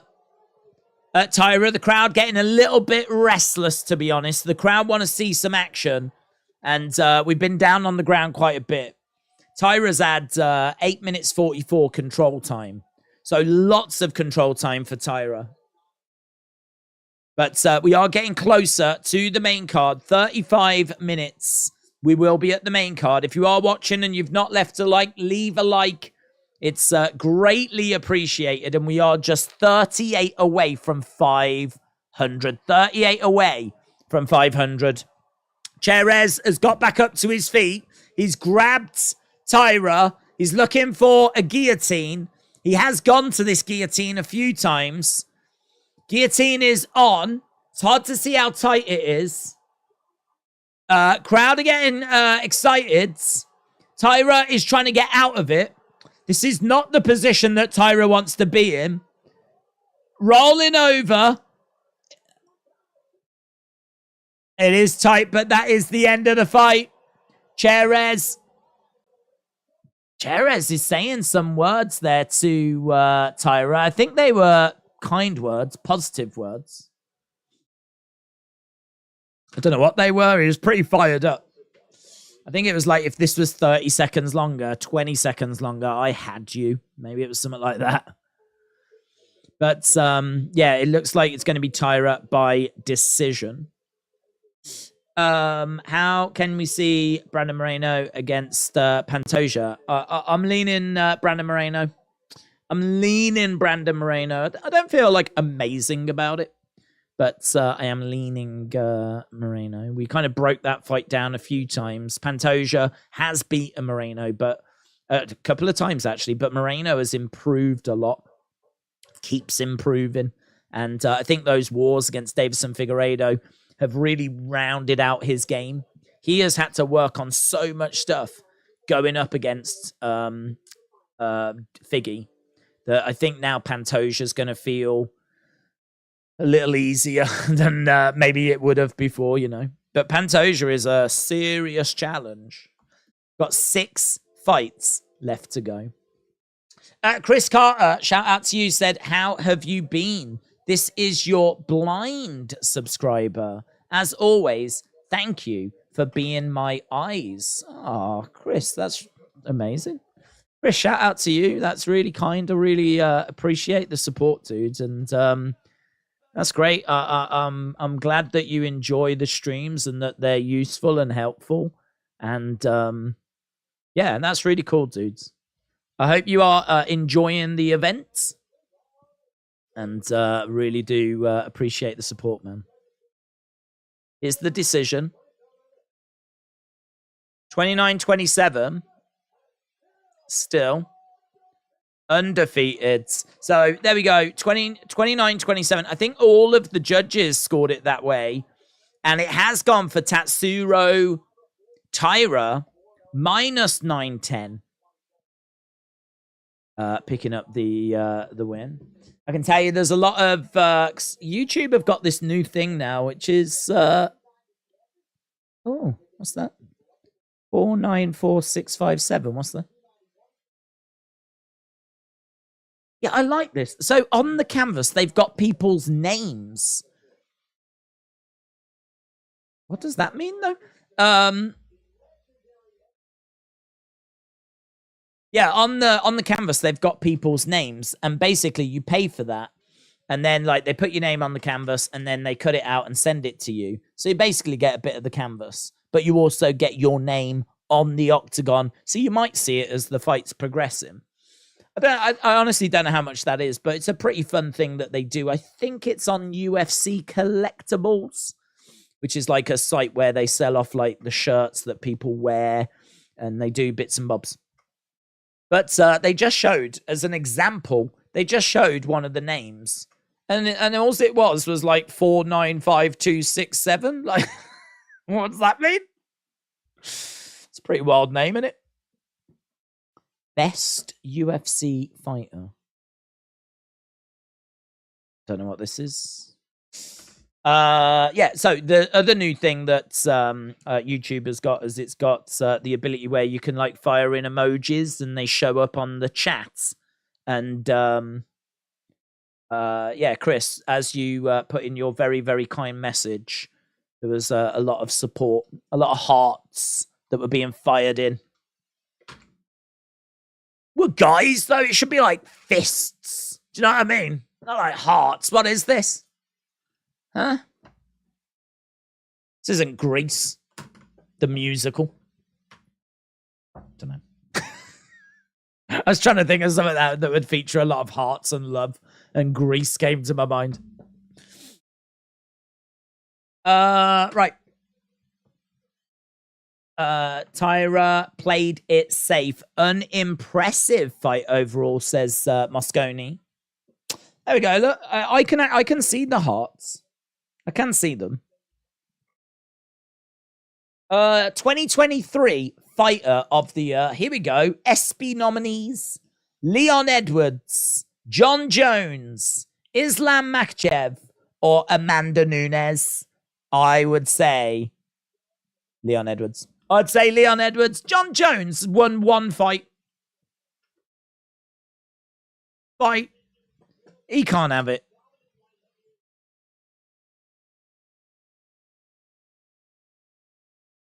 Joe Rogan says John Jones, the greatest combat sports athlete of all time, in his opinion. So these are the ESPYs. Who's going to win best fighter at the ESPYs? Leon Edwards, John Jones, Islam Makhachev, Amanda Nunes. Well, it could be Nunes, I suppose, as a bit of a thank you, because she shockingly, do you remember she retired? Do you remember that? Do you remember when that happened? I haven't even spoke about that. It's the first time we've mentioned that on this stream. That happened. That's a thing that happened.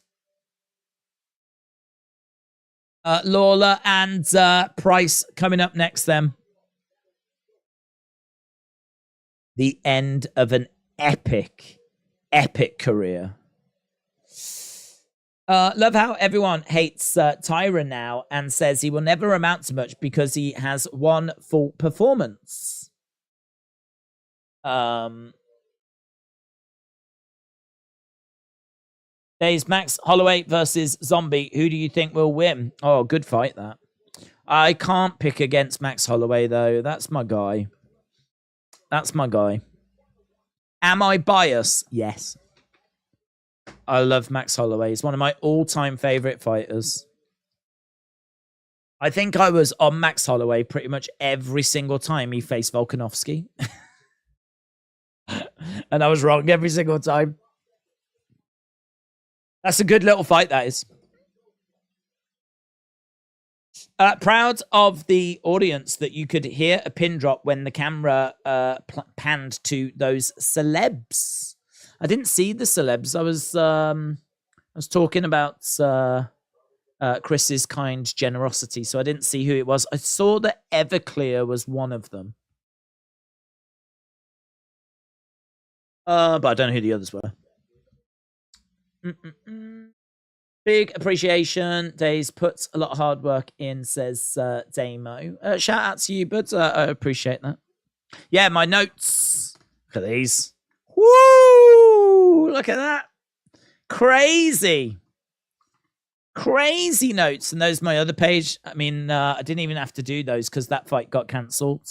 So those are my notes on the prelims, early prelims. Those are my notes on the main cards.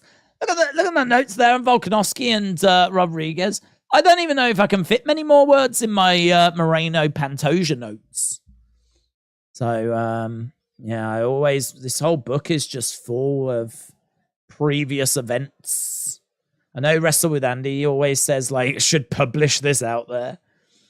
Like, the notes of all the fights. That's, I tend to spend my if ever it's like a big, not even a big UFC show, any UFC show, I'll tend to sit down and I'll just go like through the cards and watch like old tape. That's what Fight Pass is brilliant for that.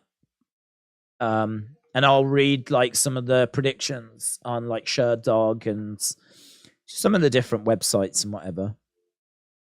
And obviously go back to my previous notes. What's great is I've got previous notes that I can then use to kind of formulate my new notes. So I've got just like so many notes on different people.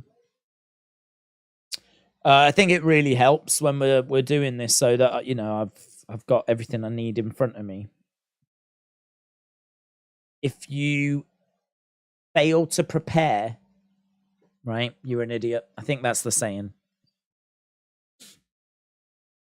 John Jones is the ultimate fighting champion of champions, says Ken. Well, talking of legends, here comes one. Robbie Lawler making his way out to a great reaction. Only 25% of people on Tapology have picked him to win. He's plus 210 underdog. Nico Price, 75% of people have gone with him. He's a minus 260 favorite, Nico Price. Robbie Lawler is a legend, 24 fights in the UFC. He's aggressive but patient. He is got good guard, good head movements. 1 and 5 in his last 6. Hasn't been seen in about a year. We don't know what version we're going to get as a result. He does need to make sure that he paces himself. He's still got good punching power. And as we said, this is his retirement fight. He's taken on Nico Price, 7-6 in the UFC. He lost his last fight in December. He uses kicks really well to get into boxing range.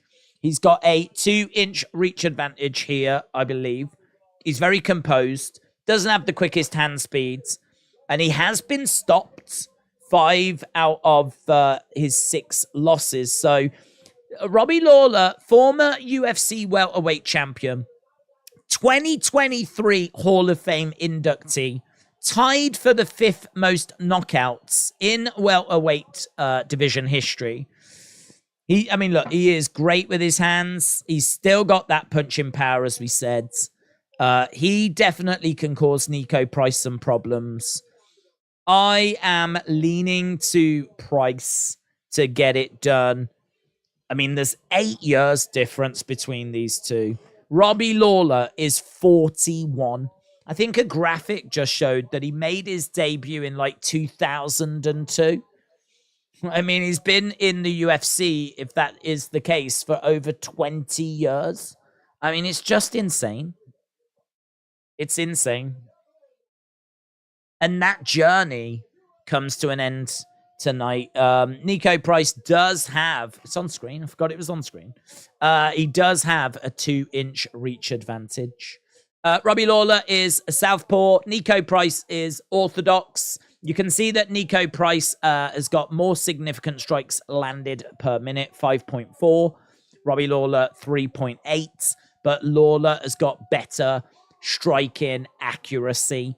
Both guys very similar when it comes down to their takedown average. And as we said, there's not loads between these two. Not loads between these two. I just do look at the age, and I do look at the fact that Robbie Lawler is 1-5 in his last 6. Presenting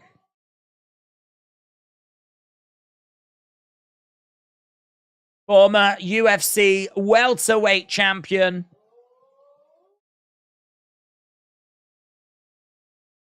Bruce Buffer, giving it everything as well. Bruce Buffer really giving it.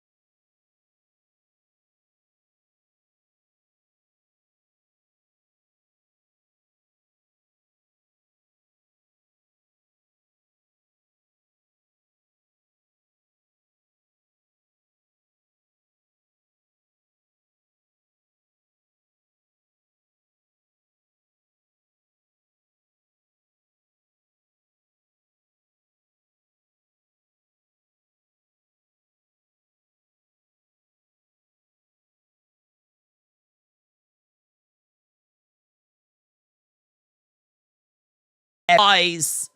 He's managed to get a first round finish. Bruce Buffer has gone over to say a few words to Robbie Lawler. Nico Price has come over as well. So Nico Price has come over. He managed to drop Nico Price. Let's have a little look at a replay here. There's a little uppercut. So he catches him. Then he goes for that Muay Thai clinch. There's some shots too. Oh, it's an uppercut. Uppercut and a hook. So Nico Price has got his arm around the neck of Robbie Lawler. Robbie Lawler then just throws in some like hook shots to the side of the head, trying to break that hold. There's a little uppercut that really seems to do some damage. And all of them shots combined just drop Nico Price. It's a bad strategy, that is, by Nico Price. Yeah, best performance he has had in years. There was an opportunity that just presented itself there to Robbie Lawler, and he took it. We're seeing people inside a bar, watching the action, celebrating away, screaming and shouting away. That's cool. That is cool. It's going to be interesting to see what Robbie Lawler's got to say. We're just going to a commercial break. Price did that on purpose, said Linnell, to give him his first, to give him a win. It was over from the first strike to the side of the head, said Sem. LDTV said, one keynote attending a Nigerian birthday celebration experience. Do not wear a game-bred Masvidal polo. Definitely not a firm favorite there. Good advice. Looks like this week is not going to be great for me, but well done on Tapology.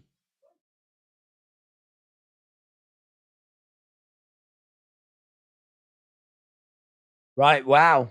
Scenes. Knockouts. Okay, well, it's going to be interesting to see what gets said to Robbie Lawler here. Joe Rogan is in, speaking to him. Let's see what he's got to say. He was very emotional. We haven't even finished the countdown for the rounds.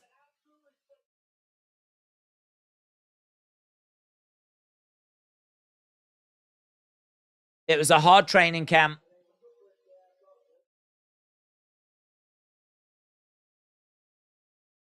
Robbie said his feet were moving good and he just felt like he was going to do something really good today. Well, that was really good. You caught him in the clinch. You knew you had him hurt. If you are watching and you've not left a like, leave a like. We are 2 away from 500s as we continue to try to get to 1,000.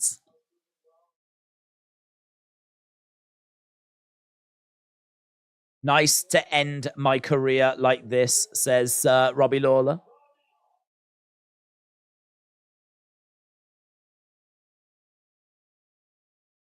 It's good to see you go out on top, and go out looking like the Robbie Lawler of old.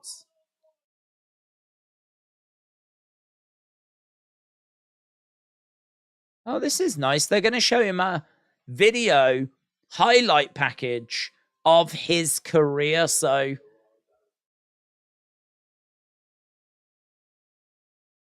that's nice. Sometimes when people retire, they do it by surprise. This is one that's been known, so it means that UFC were able to put this together. We've actually got a picture-in-picture right now of Robbie Lawler looking at footage of him in the octagon, and you can see Lawler tearing up.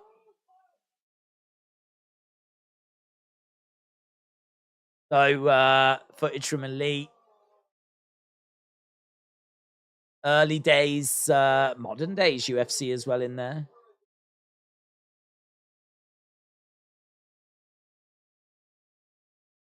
EC said, there's times where we all come and go. Our time comes and goes.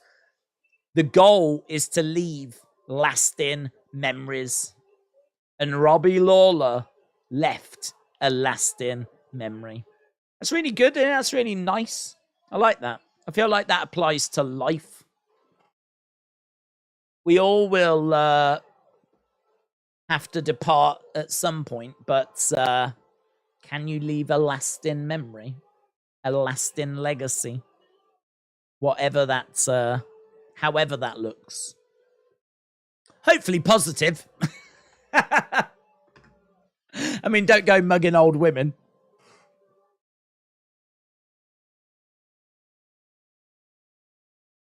Big shots by Lawler. Some great knockout blows. Knees, and he was such a devastating striker. Thank you for the memories. Is put on screen at the end of that video package. Yeah, look at the lip, man. That's such an iconic moment with his lip. I think that was was that the McDonald fight? It's amazing.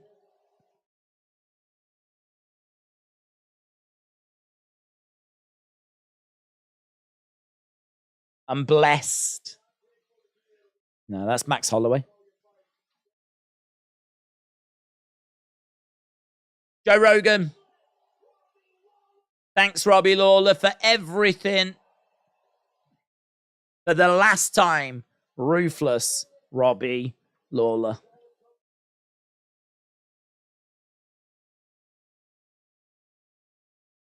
Wow. Wow. Days, I would like to think if Lawler's put the hands on Nico and gets him out there fast, that he might fight again. Food for thoughts. Nice way. And it's good that we've got a bit of time as well. I mean, you would hate for it to have been a case that maybe some of those earlier fights had gone the distance and we were sat here and we didn't have any time left for Robbie. That would have sucked.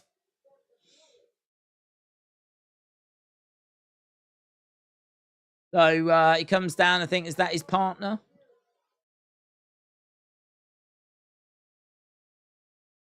Oh no, is that his mom? Who's that? Right. Did you know you was muted for that entire fight? No, that must be a. It was showing on the thing, so I don't know if that was a slight problem with the slight problem with YouTube or something. Sports moments don't get much better than that, says Waldo.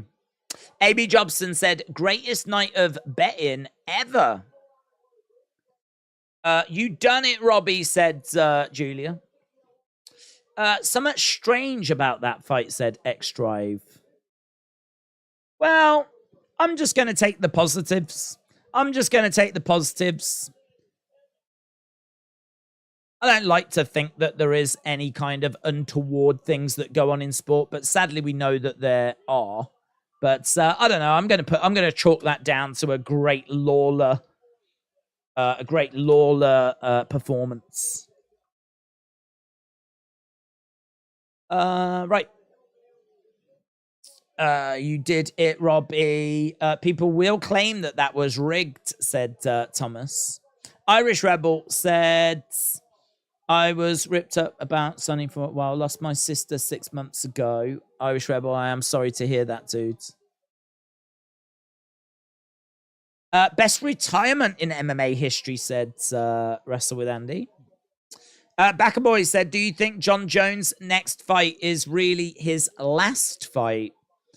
Don't know, to be honest. I mean, there's really not loads of great challenges at heavyweight. There's certainly emerging fighters, but heavyweight division is not stacked full of big killer names. I mean, you've got like people that are coming through, like maybe Aspinall. But I mean, he dispatched Gone with such ease that really you'd be looking at some of those established names as being like, you know, the ones to put him up against. But if he was to beat Stipe, like, I don't know, what else is there for John? He cleaned out the light heavyweight division. And really, if he beats Stipe, has he cleaned out the heavyweight division? I don't know. I feel like you could find someone. You can always find someone. But I don't know. I sort of feel with Francis Ngannou gone, with Derek Lewis fading. You know, Black Beast ain't what he was. Black Beast has been on a bit of a bad run, hasn't he? I sort of think that he dispatched Gone with such ease that... What is there for him? No? But so many first round finishes. What a card, said Vicky. I hope John loses his next fight. I can't stand him, said Suzanne.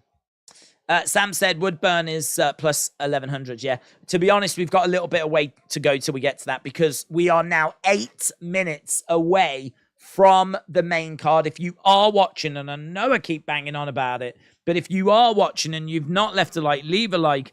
We always try to get to that 1,000. We're always clawing and scratching and trying to climb our way up to 1,000. We're at 527, which doesn't feel too bad. 527 doesn't feel too bad. But it just means there's going to be a bit of work to do during the main card. So if you are watching and you've not left a like, leave a like is greatly appreciated as we continue trying to get to that 1,000. Right now, we are going over to the pundits. They're going to break down the action that we've seen so far as we've got 8 minutes to kill, basically. 8 minutes to kill. I reckon the first fight on the main card will probably start a good 10, 15 minutes into it. So we're probably looking at about 20-odd minutes until we get to our next fight. So there's not really a rush to break that down. The only thing I would say is that Bo Nickal is, I think I'm right in saying, the biggest favorite in UFC history. Like, he is a serious favorite. So, Bo Nickal, minus 2,500, 95% of people on Tapology have gone with Bo Nickal. 5% went with Woodburn. He is a plus 1,200 underdog. Simbarash said, going out with a knockout like Peyton Manning retiring with the Super Bowl, leaving like a boss. Tim said, this will be the best UFC card if Bo gets starched.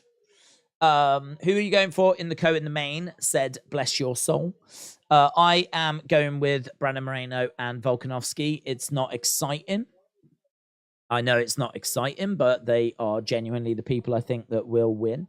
And actually, just looking at our poll, we've had 2,140 votes, 76% of people, and it really hasn't been moving, but 76% of people have gone with Volkanovski. 24% of people have gone with Yair Rodriguez.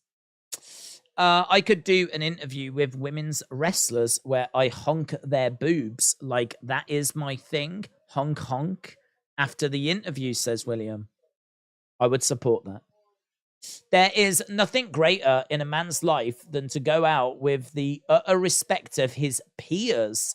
Thank you, Robbie, says A.B. Jobson.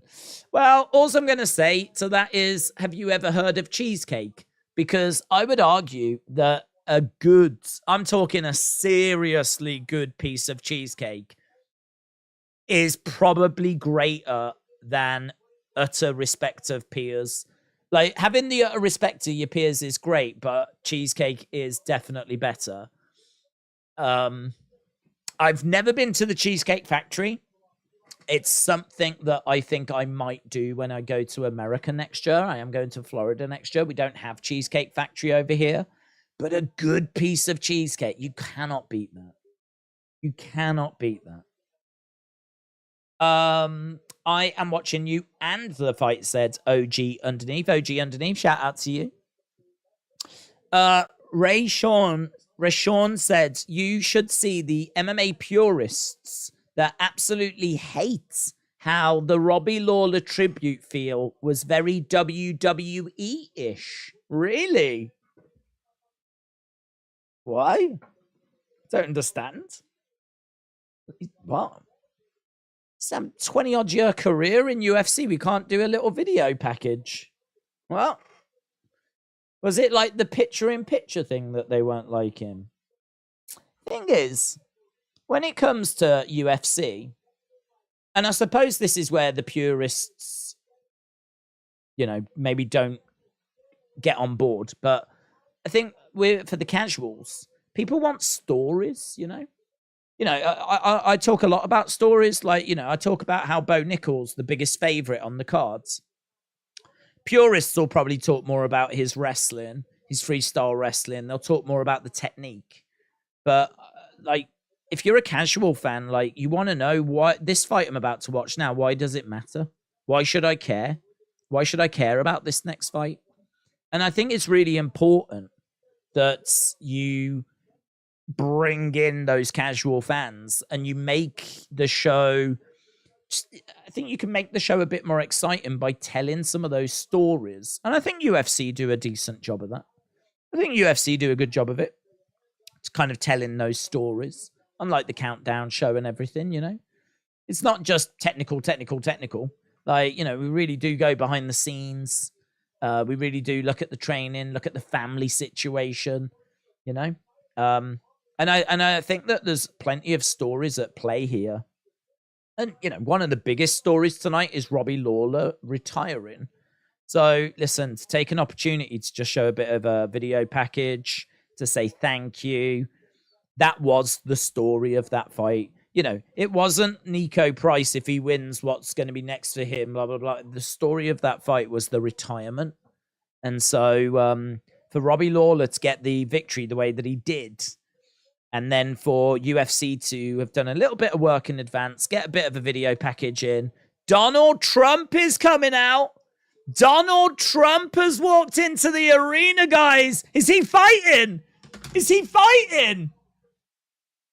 He's walking down the entranceway. It's going to be him and Biden. Let's go. Let's go. It's going to be Trump against DeSantis to find out who's going to be the Republican nominee?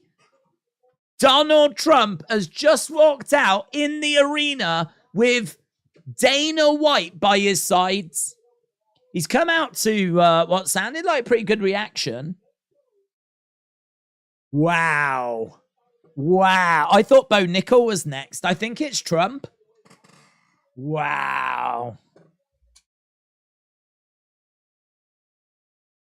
Perhaps it's going to be Trump against those people that are trying to prosecute him. If Trump wins, charges are dropped. If the prosecutor wins, he goes to jail. Let's go. Now that would be WWE.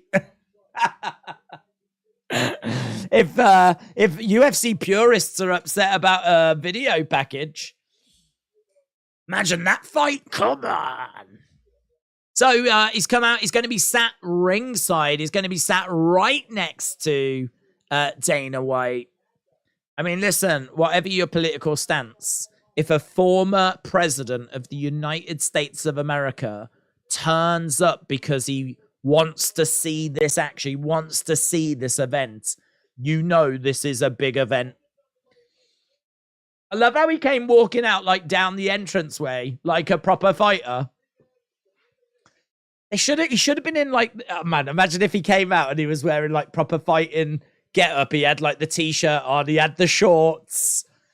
There was like someone walking behind him holding up a belt. He had some entrance music. Oh, that would have been sick. That would have been so good. Amy Jobson said, this has been card of the year so far. Let's hope the main cards delivers. Well, listen, if Trump's fighting, it's definitely delivering. A lot of people were excited at the idea of seeing Zuckerberg against Elon Musk. Imagine if Donald Trump steps in there. Let's go. That's a fun little boost, isn't it? That's a fun little boost. It's not going to do it for everyone, but as we said, we don't stray into the politics side of things. In my mind, it's the same as Obama coming out. Like, it's a former president that has walked out. It's pretty cool. But thunderstorms are coming, said Tim. Days, I had salted caramel New York style cheesecake today. Let's go. I am going to be so fat when I come back from America. It's going to be like, I'm just having everything. Cutting loose, baby. Days, Price dipped to cash his underdog bet on Lawler to win by knockout, said Retribution. If Trump had done the Billy strut down the ramp, that would have been gold, said Real Heel. Big Fun, said Vicky May. Trump versus Biden, winner takes all. Doesn't stop unless knockout or sub, said Brown Johnson. Let's go. The worst fight in the history of combat, not even UFC, in the history of any fight that has ever took place anywhere in the world at any time throughout the history of human history. Trump versus Biden. And I would watch the shiz out of it, let me tell you. I'd do a 24-hour stream for that. Certainly if the winner became president. Let's go. Darren said, I hope you have a blessed weekend. Same to you. Ray Sean said, I was going to get tickets to UFC 290, but it was International Fight Week and got to meet so many legends. What are you saying, that you spent your money on meeting the legends instead of going to the show? Is that what you mean? Because I would think if you went to the International Fight Week, I would guess, wouldn't you just buy? Well, I suppose tickets are expensive, aren't they? In all fairness, so I could understand decisions having to be made.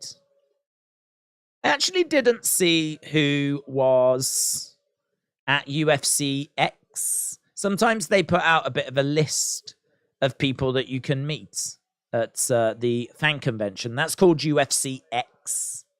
I didn't see that list. They showed it last year. I remember last year's list. I remember going down, going, oh, yeah, I could meet them. I could meet them. I remember Shevchenko being on it, for example. Right, we have just got the opening video package right now. Opening video package. So if you are just joining us, if you've not left a like, leave a like. It is greatly appreciated. And we are at 579, actually. That's jumped up a little bit. So, okay, right. We are seeing shots of the arena, T-Mobile Arena in Las Vegas. We have come to the main course. International Fight Week, and we are at the main course.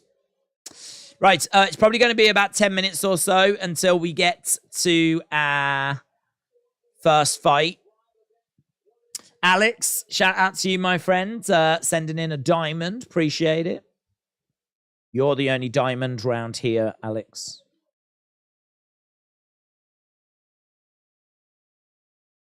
Right, we have got... Might as well break down this next fight, mightn't we? So, next fight is going to be Bo Nickal. Bo Nickal is going to be the biggest favorite that we've ever seen. And... I need to close that. I'm getting distracted by UFC X. I was looking for the lineup of people that was there. And I felt like I got quite close to it, but I've put it away now. Right, Bo Nickal, biggest favorite we've ever seen, minus 2,500.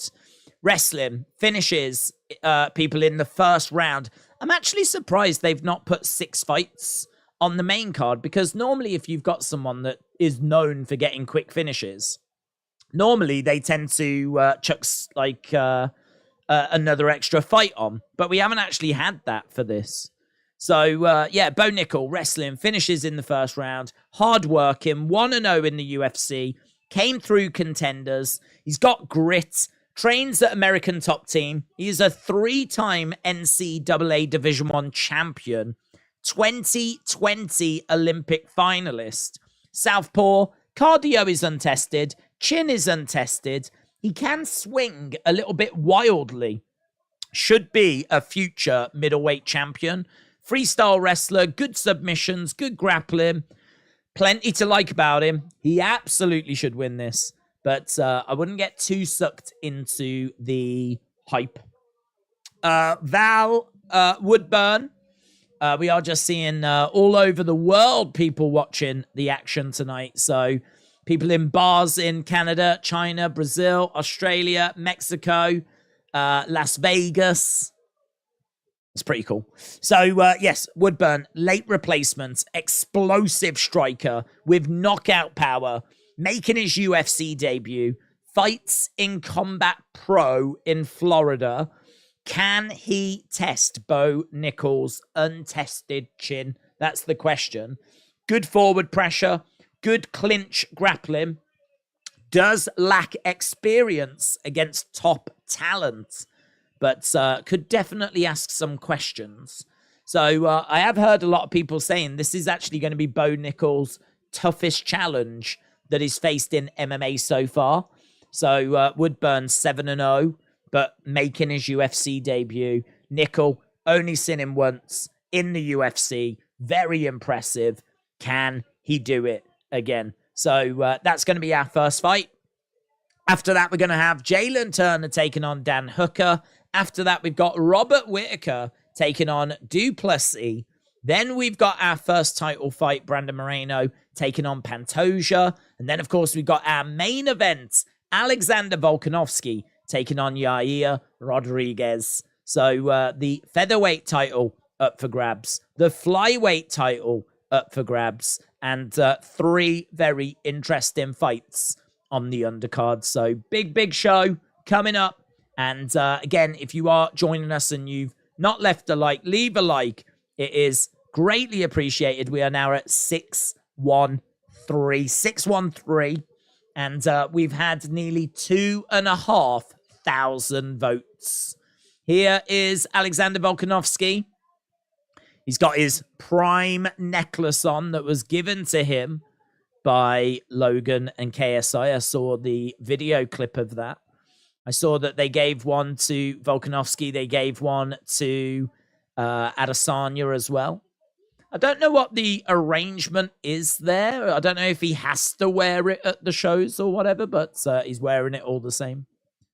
There is Yair Rodriguez, the interim UFC Featherweight Champion. 16 wins, 13 losses, 1 no contest. Yair Rodriguez looking very cool, calm, and collected. Looking very good. Don't know what's in that little box behind him, though. Don't know if you saw, but there was like a interesting shaped case. I don't know if the belt was in there or whatever, but there was like a interesting like carry case that the guy behind was carrying. Quite an interesting shape. We're just seeing video footage of Brandon Moreno. But Paddy has more hype than Bo, and he could barely beat an unranked fighter. Not sure how Bo is going to do.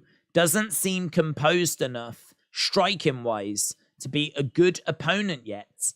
I could see Bobby Knuckles 50-45. Put $100 on Woodburn because what the hell, said wrestler. Drew, the YouTuber, Doba is taking the win tonight, said Justin. Right, we are just seeing some video footage of Pantoja. We've just been looking at Brandon Moreno. They have just broken down Volkanovski against Rodriguez. Now they're talking about Moreno and Pantoja. They might look at some of the other fights as well. But as we said, should be getting underway with our next fight very, very soon. There we go. Let's get to UFC 290. No, we've got a sponsor being shown now. Hunter gave the White House new meaning, says Mo Larry. Woodburn seems calm enough to go out and honestly get the dub, said Jamie. It should be UFC United States Championship. Okay, Modelo. God, what do we do? It's just adverts in it. There was, I think, something to do with the army. Now we got something to do with Modelo. Now we got some New Amsterdam vodka.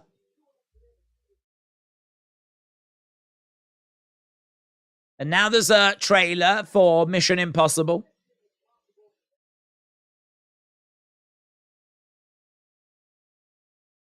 Only in theaters, July 12th.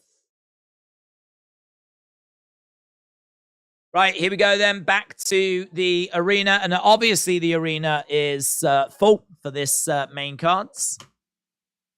So we should be getting the video package. There is Chuck Liddell, the Iceman, in attendance. There's Israel Adesanya as well. Donald Trump. Donald Trump gets shown. Giving a thumbs up. There is Bo Nickal. Val Woodburn. So, Nickal, Woodburn, video package just about to start, and we'll be underway with this very, very soon. We need proper 12. People's Wrestling Channel said Wrestling Days, acknowledge me. I wouldn't misspell Bo Nickal's name like that. Good point. Although I would mess him up. And he can't prove otherwise. Did Lawler win? Yeah, he did. First round stoppage. Wonder if Uncle Dana will give Robbie a fight bonus. I've got $500 on Bobby Decision, said Tristan.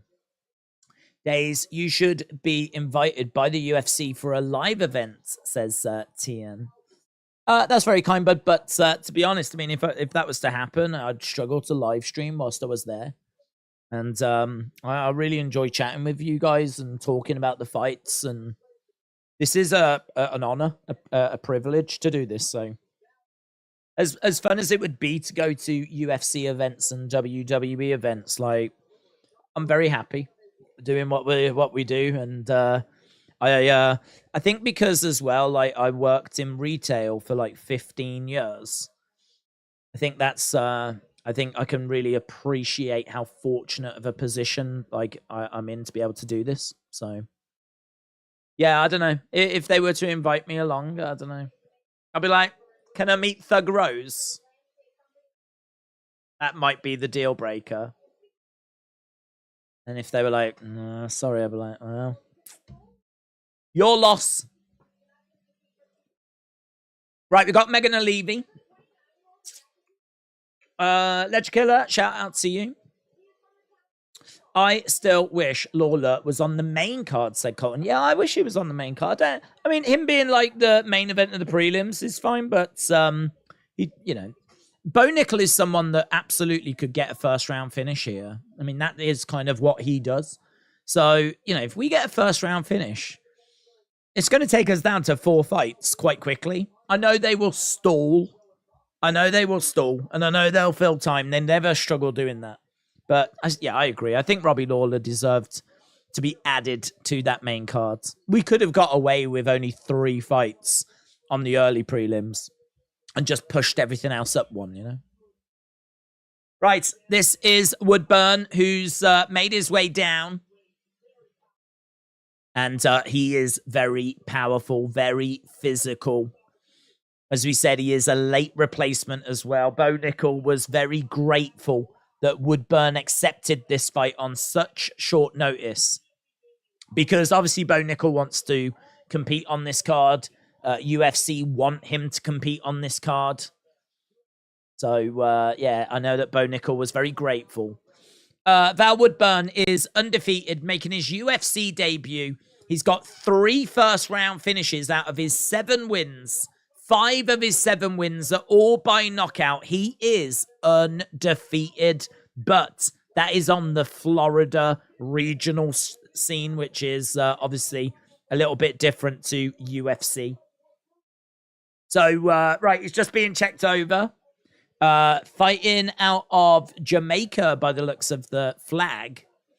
Stepping inside the octagon. We're just waiting for Bo Nickal to make his way down. Woodburn trying to get the crowd to be a bit noisier, cheer him a bit louder. Steps inside the octagon, running around. I am a dirty old neighborhood dog, said Woodburn. Fair play. That's how he describes himself. Here is Bo Nickal making his way out and making his way down to the octagon. But I joined Threads, says Shakeem. Trump in a skimpy black bikini would be amazing, says William. MLW, never say never, just finished. What a great pay-per-view and a few surprises. Right, we've got Bo Nickal, who has made his way down.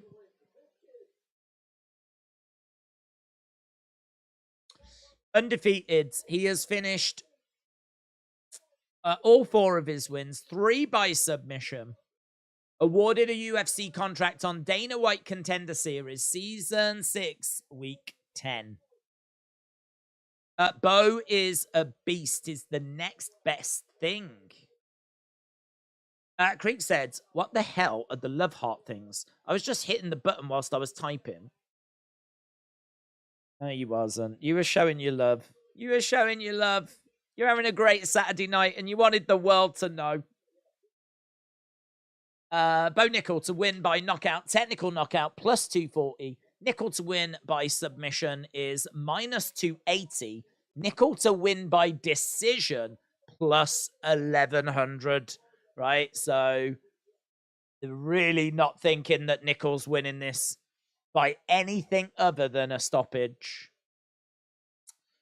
Right, let's go.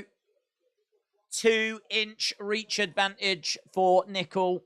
He is considerably taller as well. 2 years younger.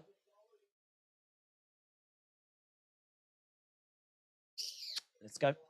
They should have put this fight on the prelims.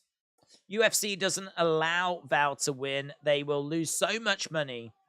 Bo is going to bring and sell pay-per-views. Okay, here's Bruce Buffer. Bruce Buffer doing Bruce Buffer things. We are moments away from the fights.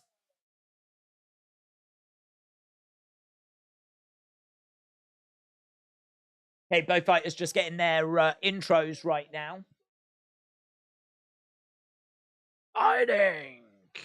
Woodburn looking really, really focused. He is really just looking over, and this bump there of Bruce Buffer. He looked like he was like glaring and staring at Bo Nickal. Woodburn then getting his intro, puts his arms in the air. Gets a little bit of a reaction from the crowd, but I feel like the crowds are there more for Bo Nickal. According to the odds right now, I think DraftKings odds, they've got him as a minus 1,500 favorite. I know definitely he was minus 2,500 with other bookies. Right, here we go. Do not blink on this. Bo Nickal tends to get finishes and tends to get them quick. Do not blink. This is going to be wild. This round is going to be wild. Here we go.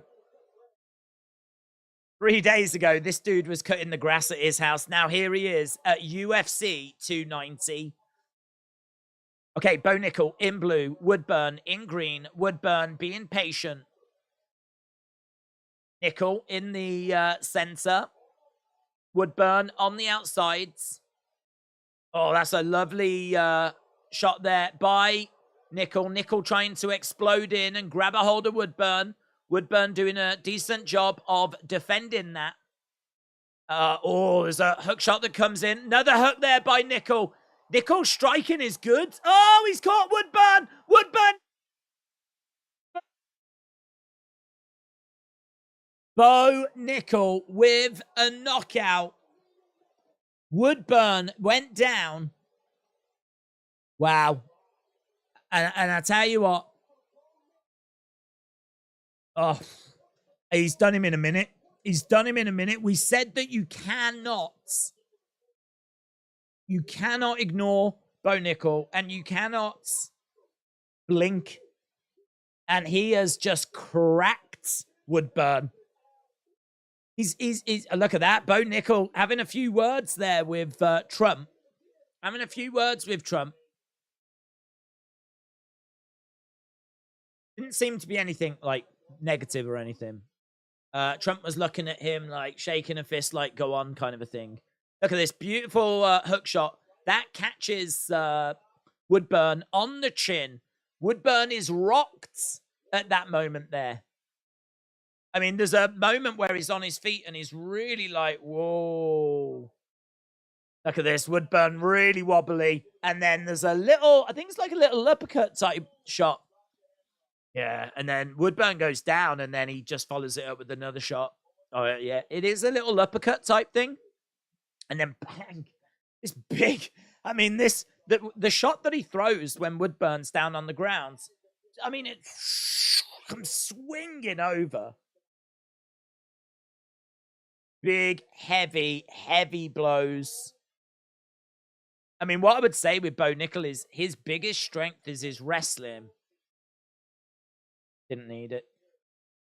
Didn't need it. He has just pieced up a fighter who is a very explosive striker with knockout power. He's just absolutely put him away. Still undefeated. Bo Nickal is coming. Bo Nickal is coming. Sanya, who's in the crowds, is, I think, going to be quite impressed with what he's seen there. The only thing I would say is that Woodburn is making his UFC debut. He normally competes on the Florida regional scene, so it's kind of hard to gauge the level of competition, you know. Once Nickal starts going up against rank fighters, then we'll get a bit of a better idea. But listen, you can only beat what's in front of you. And he's just done an incredible job there. He's just done an incredible job. Chris Carter, shout out to you. Really appreciate the support. Thank you for being the best. Chris, that's really kind, dudes. Really appreciate the support. We just do our own thing over here, to be honest. And just call the fights, chat away to you guys. And I think there's a space for us to do that.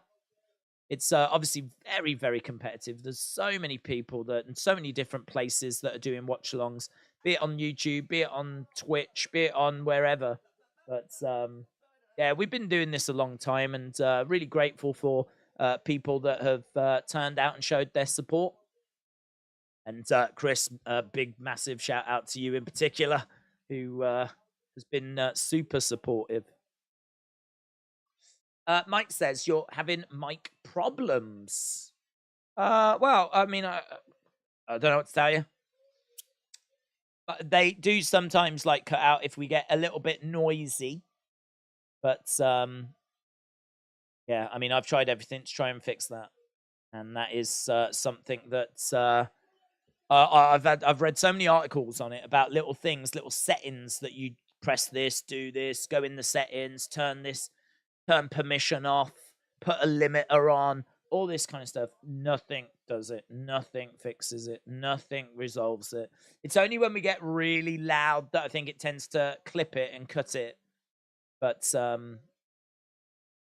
mean, this is something we've wrestled with for quite a long time. We will continue wrestling with it. Leon Edwards is in the crowds. Right, Woodburn was going to be on the Contender Show, said Jamie. Australia loves you, just so you know, said Vincent. Shout out to Australia. I did see someone asking if I'd watched the cricket today. Absolutely. Love the cricket. De Gea leaving, your views, says King Huddle. I think it's right that he goes. I think that we need someone that's a bit better with their feet. I don't think he quite... I mean, he's an amazing shot stopper, but I mean, there are, you know, a lot of keepers are amazing shot stoppers. He's been great. He's been a great servant. He deserves a testimonial. He deserves a big thank you, farewell. He deserves to be looked after. He deserves to be treated like a legend. I don't know quite what you can do when people are leaving a club that have served it as well as what he has. I don't know what you can do to say thank you. I feel like there should be something. I feel like there should be some sort of like award ceremony, or there should be some sort of testimonial, or don't know. I mean, you know, in this world, people will be like, no, just let him go. We move on, you know, the world spins, we move on. You don't need to do that stuff. But I don't know. I feel that for certain players like him, who's been at the club for 12 years, won player of the year, I think it was like 4 times in those 12 years. Stood by United as well. I remember there being a few years where we were worried he would leave. And, you know, we were worried that, like, we might lose him to, like, you know, Real Madrid or a big team. Because he'd been so good for us. He was one of the only bright spots for quite a few years in our seasons. He's been a great servant. But am I sad that he's going? I'm not. I'm not sad that he's going. I think that he is someone that sadly... I don't want to say he's run his course or served his time, but like I think that we can get someone a bit younger that is a bit more capable with their feet. So, but I would like to find a way of saying thank you as a club. Them's my thoughts. Wonder if Uncle Dana will give Robbie the fights. Trump 316, said Patrick. What happened in the Bo Nickal fight, says BB. He won, and he won early like he always tends to do. So he looked great. He looked great in it. Won on the feet, didn't even need to go down to the ground. Just, used his striking, and that was enough. That was enough. Just used the striking. So, yeah, he looked good. We are at commercial break. I don't know what that means for going to the next fight, to be honest, because there may be a slight delay as we try and kill a little bit of time, because obviously that first fight has massively ended quicker than what we were hoping. His time has come, said King Huddle. How did the main card start? It did, yep. Already a fight down. Nickal Woodburn has been and gone. So next up is going to be Turner against Dan Hooker.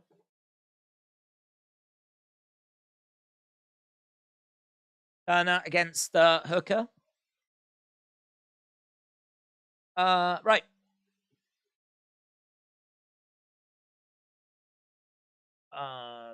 When did the fight get started? The fight started about 15 minutes ago, maybe 10 minutes ago. CM Punk won via a roll-up collision was bad, says Bembo. Tim, shout out to you, said 1,400 watching, and we're at 700 likes. Yeah, if you've not dropped a like, leave a like. We always try to get to 1,000, and it seems to just help the stream a little bit as well. So if you are watching and you've not left a like, leave a like. It is genuinely greatly appreciated as we're now continuing to work our way towards those big championship fights.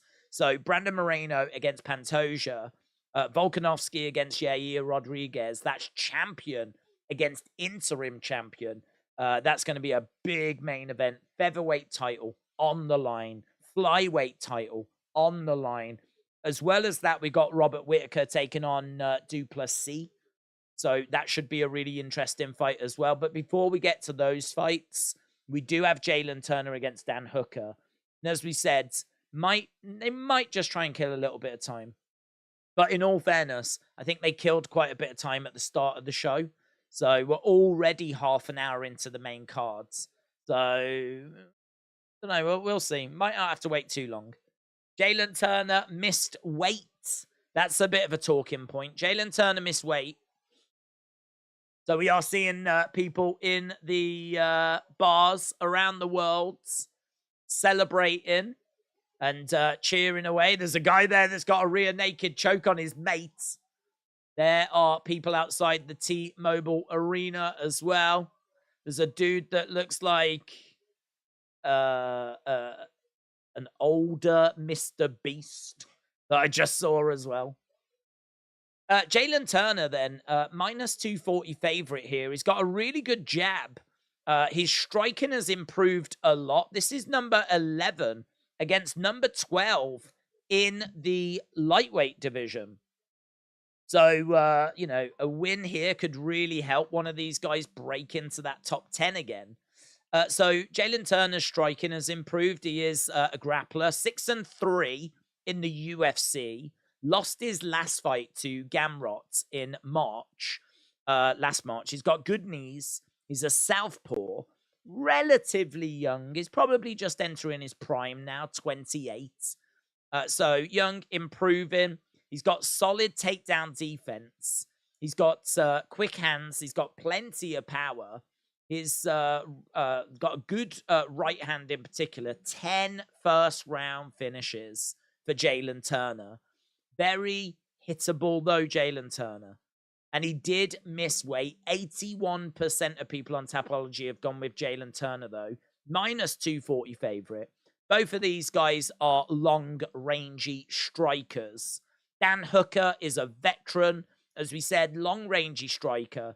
Great jab. Good footwork. 12-8 in the UFC. Won his last fight in November against Pulis. Likes to attack the legs and the body just as much as he likes to go to the head. Nasty knees in the clinch. Switches stances, but does favor orthodox. Doesn't have much speed or power, but is accurate. Striking defense, not very good. Underrated wrestling. Good top pressure. His chin has diminished as well, though. And also, he is 33. If Dan Hooker is going to get anywhere, he is going to have to make moves now. He needs to start moving now. So it's really important for Dan Hooker to really start making some moves. That has to be tonight. So number 11 against number 12, Dan Hooker, fighting out of Auckland, New Zealand, one of 7 active New Zealand-born UFC fighters. Making his way down to the octagon. In the chat, put your thoughts. Which way do you think this fight is going to go? Are you with Dan Hooker or are you with Jalen Turner? Which way do you think it's going to go? Cheers from Florida. Will Hooker be released if he loses? What do you think, says Charlie? I don't think he'll be released if he loses, mainly because he won his last fight. Normally what you see are people getting released if they lose, say, 3 in a row, or if you are in a really bad skid, like, you might have won 1 in your last 6 or something. But I feel like Dan Hooker is still ranked. He's ranked 12th. He won his last fight. If he loses here, he will then start slipping and potentially slip out of the rankings.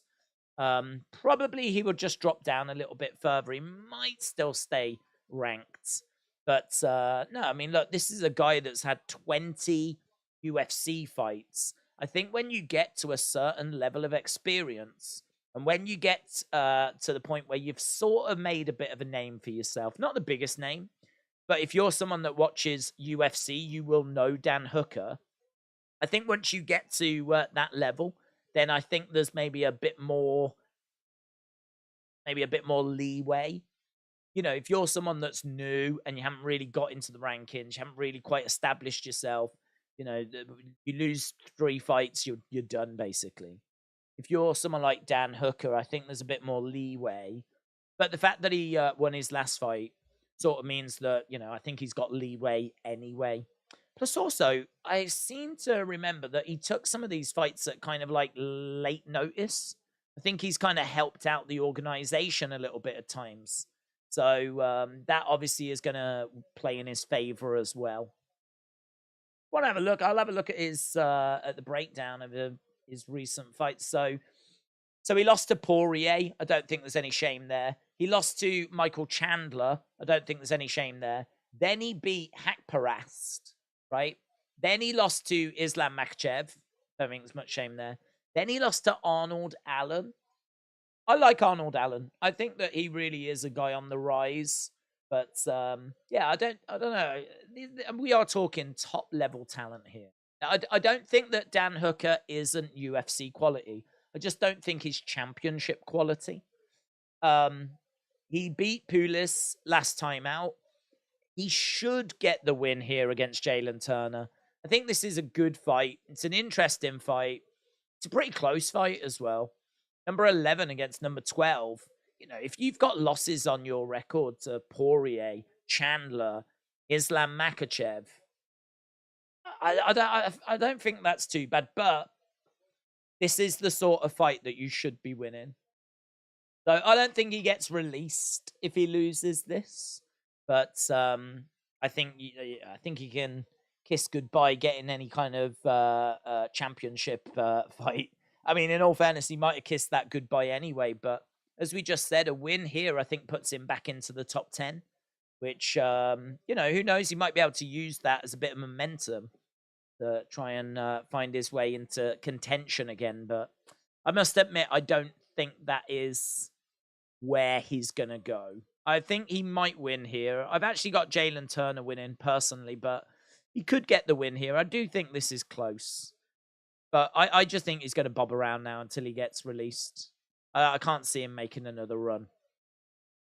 I feel like his time has probably been and gone. Mitchell, shout out to you. Says, don't bet against Hooker T again, Days. Mitchell, shout out to you, buds. I am leaning Jalen Turner, but it could be Dan Hooker. I keep saying it. I think this is close. I think it'll be interesting if Dan Hooker uses his wrestling. I think it would be interesting then. He's definitely going to get KO'd in the first round and kicked out. He sucks, says Johnny. Hooker T went like Oliveira and followed suit. Aaron, shout out to you. I appreciate the kind words. Right, here we go. We are about to get underway with Jalen Turner and Dan Hooker. As we said, I think this is close. But 81% of people on Tapology have gone with Turner. Minus 240 favorite for Turner as well. Let's go. Okay, both guys in the center. Low kick coming in there by Hooker. And we are underway. Turner has got Hooker on the back foot. Hooker just getting backed up a little bit. He doesn't tend to do too well when he's pressured. So Turner stalking Hooker. Hooker circling round on the outsides. Low kick coming in. Turner just staying quite composed. Leg kick coming in there by Turner. As we said, winner could find themselves sneaking into that top 10. Plenty at stake in this. If you're Dan Hooker as well, as we've just said, you have lost to big names, but they are also still losses. You do need to get a bit of a run together of victories. Otherwise, you're going to find yourself just drifting away. Couple of shots coming in by Turner. That was good by Turner. That was really good. Nice body shot coming in. Low blow by Hooker. So Hooker with a low blow. And Turner just taking a moment out. He's got an official timeout. He's got 5 minutes if he wants it. Looking at the replay, it's a good low blow as well. It's a hearty, meaty low blow.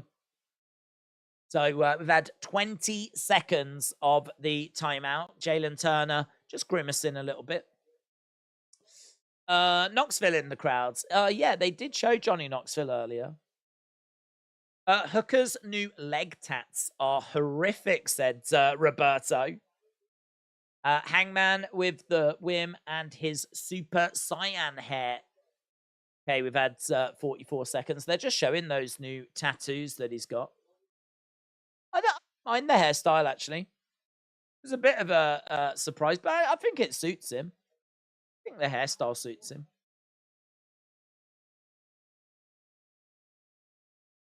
Right, here we go. We are about to get back underway.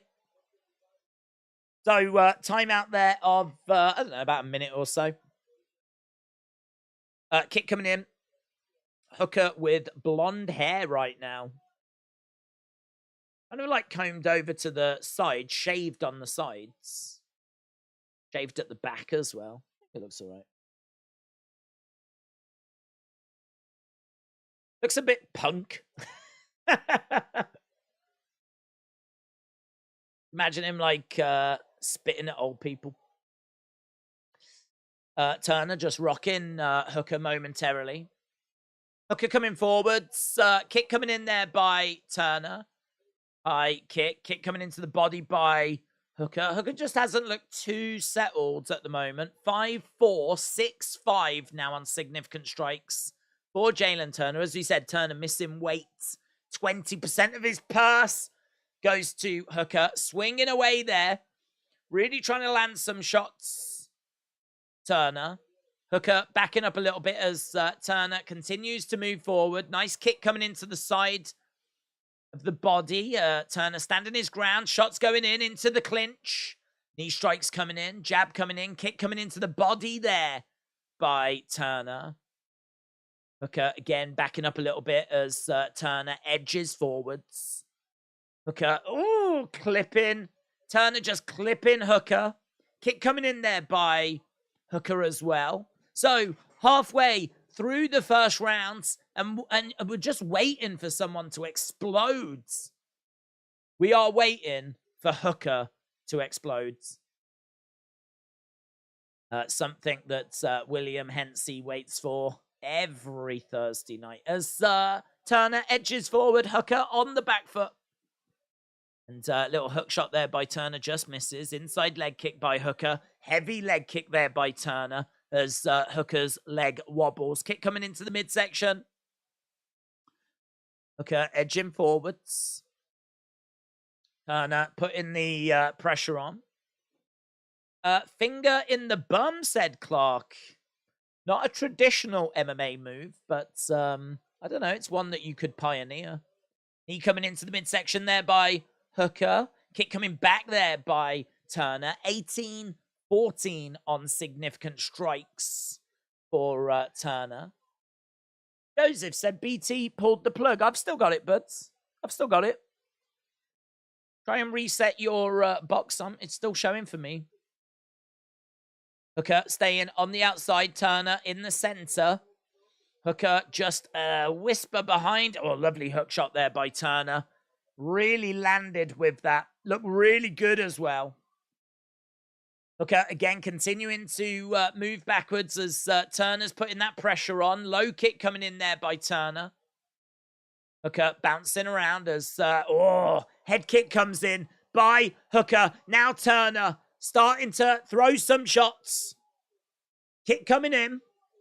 Hooker did well to back away there and get away from any danger. So Turner continuing to move forward, continuing to put that pressure on. Right now, Turner, 23. Hooker, 19. Kick coming in there by Hooker. These two really exchanging. Still being quite cautious. Nice heavy shots there by Hooker. Knee strike coming in by Turner. Swinging away by both guys. Oh, that's a lovely shot straight down the middle by Turner. Snapped Hooker's head back. Deep breath by Hooker. He knows he's in a fight. And that is the end of round number 1. Hooker's spinneroonie time. Turner starting to unload. Yeah, well, look, 32-25. I think that's a turnaround. I think it's a turnaround. I think there's some really nice moments in there for Turner. Hooker had some moments as well, though, but I would give the advantage, the edge to Turner. Tian said if Hooker loses, he should fight unranked fighters and get at least 2 wins before he fights in the top 15 to try and build confidence. J14 said 1-0 Turner. Little bit of a low blow and the whole chat goes downhill, said Ernest. 1-0 Turner, says Jasper. Not the first time I've seen a Hooker fight to stay alive. Typical Saturday night for me, says Adam. Good work, Adam. Good work. God bless. Here we go. Round number 2. Okay, we are underway. If you are watching and you've not left a like, leave a like. It is greatly appreciated. We are at 757 as we continue to try to get to 1,000. So feel like we're in an all right place in all fairness. I think that's actually gone up about 250 in the past 40 minutes. So, yeah, if you are watching and you've not left a like, leave a like as we are underway with round number 2. Turner throwing in some shots, but they're just falling short. Hooker throwing in a kickback. Nice body shot coming in there by Hooker. Inside leg kick there by Hooker as well. Hooker backing up as Turner's putting that pressure on. Continuing to move forwards. Little bit of a hobble there by Hooker by the looks of it. Kick coming into the body as Hooker moves forwards. Trying to go to the body as Turner backs away. Inside leg kick there by Hooker. Turner continuing to move forwards. Oh, that's a big body shot there by Hooker. That's a lovely right hand to the body. Really nice. And now we've got Turner standing his ground in the center. It's quite close on the striking now. I feel like Hooker's done a really great job closing that gap. 39-35. There's only 4 strikes in it right now. 39-35. So I feel like this is a Hooker round at the moment. So now we're seeing Hooker circle rounds. Got a big shot down the middle there by Turner. Turner just seems to be a little bit hesitant here. I feel like he was quite composed in the first round. But Hooker has gone up through the gears a little bit, and Turner needs to match that. So 2 minutes have gone so far. Kick coming into the body there by Turner. Hooker has settled down a little bit. Settled down. Big fights still to come, of course. Big shots coming in as Turner tries to unload on Hooker, but Hooker grabs him. Looking to try and get him down. Big knee strike coming in by Turner. Hooker in trouble. He's getting tagged. Turner grabs Hooker, drives him back against the cage. Knee strike comes in. Couple of hook shots come in. Lovely straight shots by Turner as well. Counter shot comes back by Hooker. We're seeing these two unload on each other. Kick coming in by Turner. Hooker grabbing the leg. Blood on the face of Hooker. He's busted him open. Damage. Looks good in the eyes of the judges. That's good for Turner. Hooker is busted. He is busted. So we got just over 2 minutes to go. Just over 2 minutes to go. A lot of excitement in that exchange. And right now, Hooker being a little bit patient. Oh, lovely hook shot there by Turner. Great hook shot. Really good work. I want to get the round-by-round breakdown so that we know how many shots have landed each round. I always find that quite useful. And we got 1 minute 30 here. I'll get that data for this round. We got Hooker moving forwards. It is 26-18 in this round for significant strikes. 26-18 in favor of Turner. So, and Turner's busted Hooker's nose as well. Looks like there's blood coming down from it. Jab coming in there by Turner. I think Hooker had done really well at the start of this round, but unfortunately, he's not been able to maintain it. And certainly during that exchange, Turner has come out the better. And I think we could be looking at a turnaround 28-18 on significant strikes. 28-18. Hooker moving forward. Couple of shots coming in. Turner goes back. And lovely strikes there by Hooker. Unloading on Turner. Swinging away. And Turner in a little bit of trouble here, but he's throwing back some counters. Great work by Hooker. Hooker digging deep. Lots of excitement. Crowds really enjoying the action right now. Nice knee strike coming in. Turner goes down. 15 seconds left to go. Hooker on top of Turner, trying to grab a hold of him. He's managed to jump round the back. He's going to look for a rear naked. I don't think this is the right decision with just a second left to go. They were saying that he had that rear naked choke. That fight would have been over if there was just a bit more time on the clock. I think Hooker had Turner there. I think he had him. That's going to be... I think he just pulled that round out of the fire, you know. He just exploded at the end of that round. And it ended 39-33 on significant strikes. Turner is winning that fight. He is winning that round. And out of nowhere, Hooker managed to salvage that round. What a great round, said J14. What a comeback by Hooker, said King Huddle. This is the best fight we've seen so far tonight. This is a really great fight. Really great fight. It's, you know, to see the action go back and forth, like for me in that second round, we saw Hooker come out looking really good. Then Jalen Turner taking the advantage, and then Hooker coming back. Really great action. You need to be seeing this action right now. Big shots coming in by Hooker. Turner goes back against the cage. Jabs coming in by Hooker. Big shots coming back by Turner, though. These two exchanging blows back and forth. Kicks coming in by Turner. Hooker backing away. Turner continuing to unload. letting his hands go. We got 4 minutes 30. We're in the third round. Feels like Turner is building up a bit of a lead in this round. I think it's 1-1. Shots coming in. Jalen looking good, but Hooker so hard to put away. He has got a dog in him. Got an absolute dog in him. Adam said Dan Hooker is fighting a great fight tonight. Randy Brown said, oh my goodness, that round was a roller coaster. 19-19 after the second. 2 more seconds and Hooker wins that fight. Turner is looking pretty gassed. Hooker is the one that's on the front foot. Amy says, what a banger. Fight of the night right here. Takedown by Turner. Hooker goes down. Turner is on top of Hooker. And I tell you what, this is exactly what Turner wanted. He's managed to take the striking away here, but now he's got to deal with Hooker down on the ground. Hooker doing a good job of pushing Turner off of him. The fight going back up to the feet. We got just over 3 minutes to go.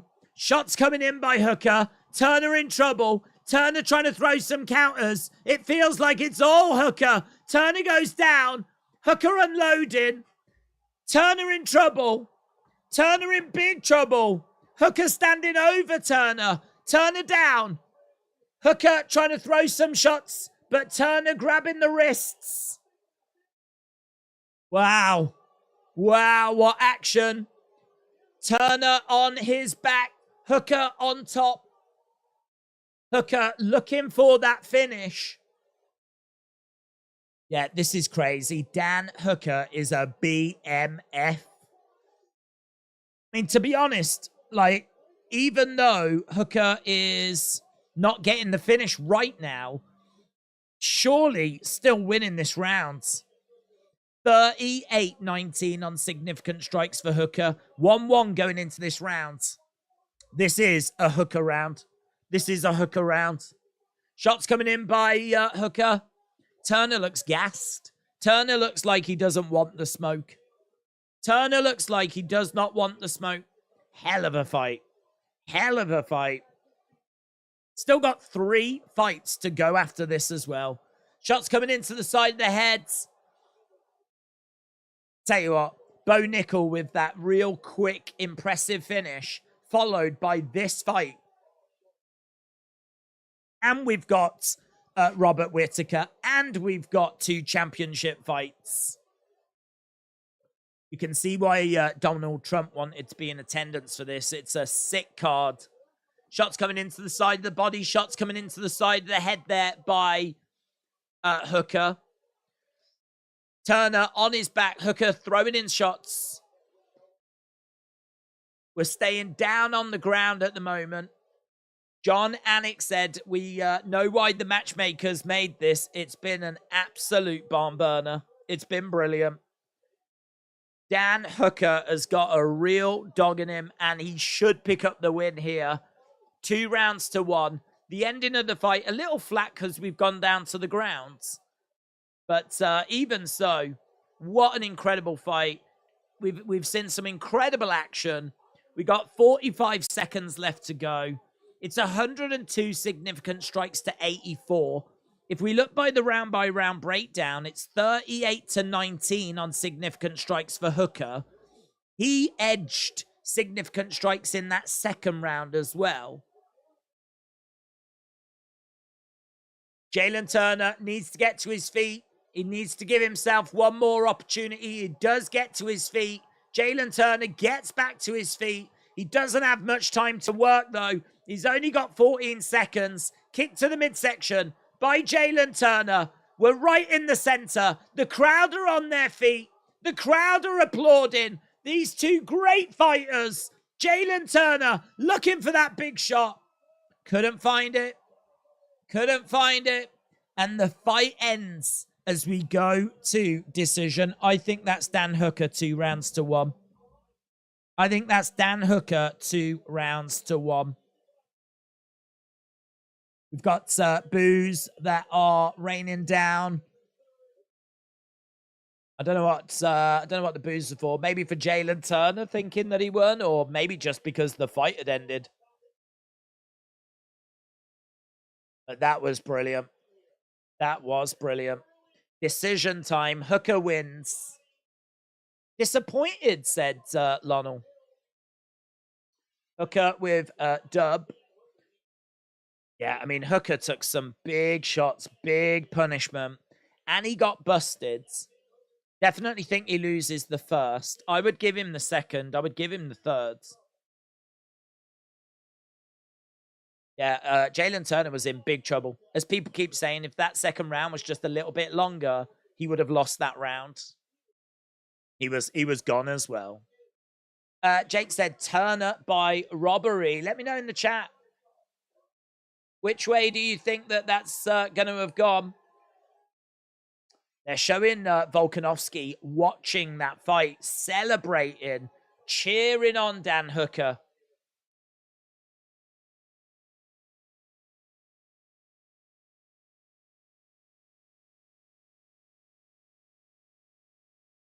Dan ain't no Hooker. Hooker's back, said Wrestle with Andy. Hooker got the clap. Turner rounds 1 and 2, said Sumo 85. Could go that way. I think, though, that the end of that round just gave it to Hooker for me. Have a look. Let's see what the judges think, though. Go. 29-28 Turner. 29-28 Hooker. 29-28 split. Split. Dan Hooker gets it. 29-28 Turner. 29-28 Hooker. 29-28 Hooker. Wow. Fight of the night so far with 3 fights to go. But what I would say is these next 3 fights can all be in that. Like, that was amazing. But Duplessis Whitaker could beat that. Moreno Pantoja could beat that. Volkanovski Rodriguez could beat that. This is a sick main card. This is a real sick main card. We got nearly 2,000 people that are joining us. Massive shout out to everyone joining us. I hope you enjoyed the action. I hope you enjoyed that last fight. So exciting. Dan Hooker now on back-to-back wins. Great for him. If you are watching and you've not left a like, leave a like. It is greatly appreciated. We are desperately trying to smash that 1,000 mark.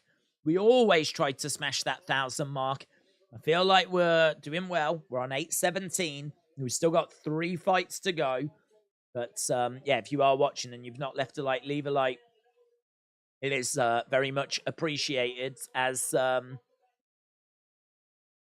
Rogan says to Dan Hooker, welcome back to the winner's side. Wow. Great action tonight. Really, really great action. This is very much, if you're a UFC fan or a casual UFC fan, this is very much a fight that you would, and a card that you would not want to miss. And these next 3 fights are very much fights that you are not going to want to miss.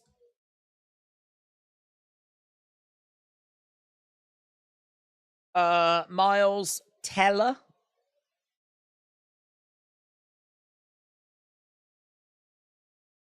Over to Shera. Zhang Wei Li as well. UFC. Rey Mysterio. Rey Mysterio is in the crowds. He got a good reaction, man. Rey Mysterio. There's a lot of Mexican fighters on this card.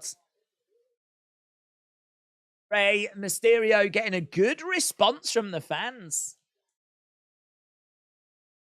It's funny, isn't it? Because, like, if you don't watch WWE, I can understand people being like, you know, if you don't watch it and it's never been something you've been into, I can always understand when people are like, what, the scripted? It's for kids and all that kind of stuff, you know? And you hear that a lot. But you show Rey Mysterio to UFC fans there, and he gets a great reaction. He gets a great reaction. Because he's a legend, isn't he? And everyone knows Rey Mysterio, and everyone loves Rey Mysterio. I swear, half the people shown in the crowds are cringe, said Aaron. These judges screwed up. I can't believe they robbed Turner like that, said Rain Train. Turner was the better man and won rounds 1 and 2. Good man Dan made us look fools, says AB Jobson. Simbaresh said, what a fight. City kickboxing. Everyone knows Rey Mysterio. So iconic, said JJB Gaming. Cool moment, man. Cool moment. 10 out of 10. Rather watch fight replays than people in the crowds, says Aaron. Let's go. Bobby Knuckles said, Hawk is not an L. Ray said, is Triple H in charge of the booking tonight? Simbaresh said, Ray in the crowds. I grew up watching him as a kid. Rabbit Hole said, watch Ray as a legend, as a kid. True legends. Where is Trump? He's ringside. Ringside. Yeah, it's true. Ray, he is one of the greatest masked wrestlers, and for many people, the greatest masked wrestler of all time. Turner lost the fight, not just a round, said Jordan. Turner didn't make weight, and that serves him right, says Michael. Dirty Dom doesn't like Rey Mysterio, said Crone's Chosen. Facts. Right, we are at commercial break at the moment. I don't know how long it'll be until we go to the next fight. Next fight, as we said, it's going to be fun, man. It's nothing but fun fights from here on out. Robert Whittaker against Duplessis. I mean, we can break this fight down because I want to jump into the chat, see what people are saying. But Whittaker, 87% of people on Tapology chose Whittaker. He is also the favorite at -385. Middleweight fight, of course, because Whittaker, former middleweight champion. Duplessis is 5-0 in UFC. He's got 4 finishes in UFC as well. He is chosen by 13% of people on Tapology. Whittaker has won 13 of his last 15 fights. I'd have to double check, but his only losses might be to Izzy. 15-4 in the UFC. Whittaker's one of those examples of people that would be champion if it was not for the current champion. So Whittaker would be middleweight champion. You could argue Alex Pereira, but Whittaker likely would be champion if it wasn't for Adesanya, very much like how Max Holloway would probably be champion if it wasn't for Volkanovski. Whittaker, as we said, nothing but respect. He beat Vettori last year. A great win against Vettori. Vettori is a dog. Getting a win over him is very, very credible. He's got a great right hand, left hook combo. Good kicks as well. Sound grappling. He is very good at understanding distance. He's got good timing on the feet as well. There's a lot to like about Whittaker, of course. As we said, 32 years old, former champion. He's taken on Duplessis, who's got big power, kickboxing, good ground game, good kicks, 5-0 in UFC, 7-fight win streak, decent grappling, decent wrestling. Can leave the body exposed, though, right? Not very good striking defense either, so there are a few chinks in the armor. Lands power and volume. He's got good power and strong grappling. There's a lot to like about him. Wrestle with Andy said that he fancied Duplessis to pick up the victory here.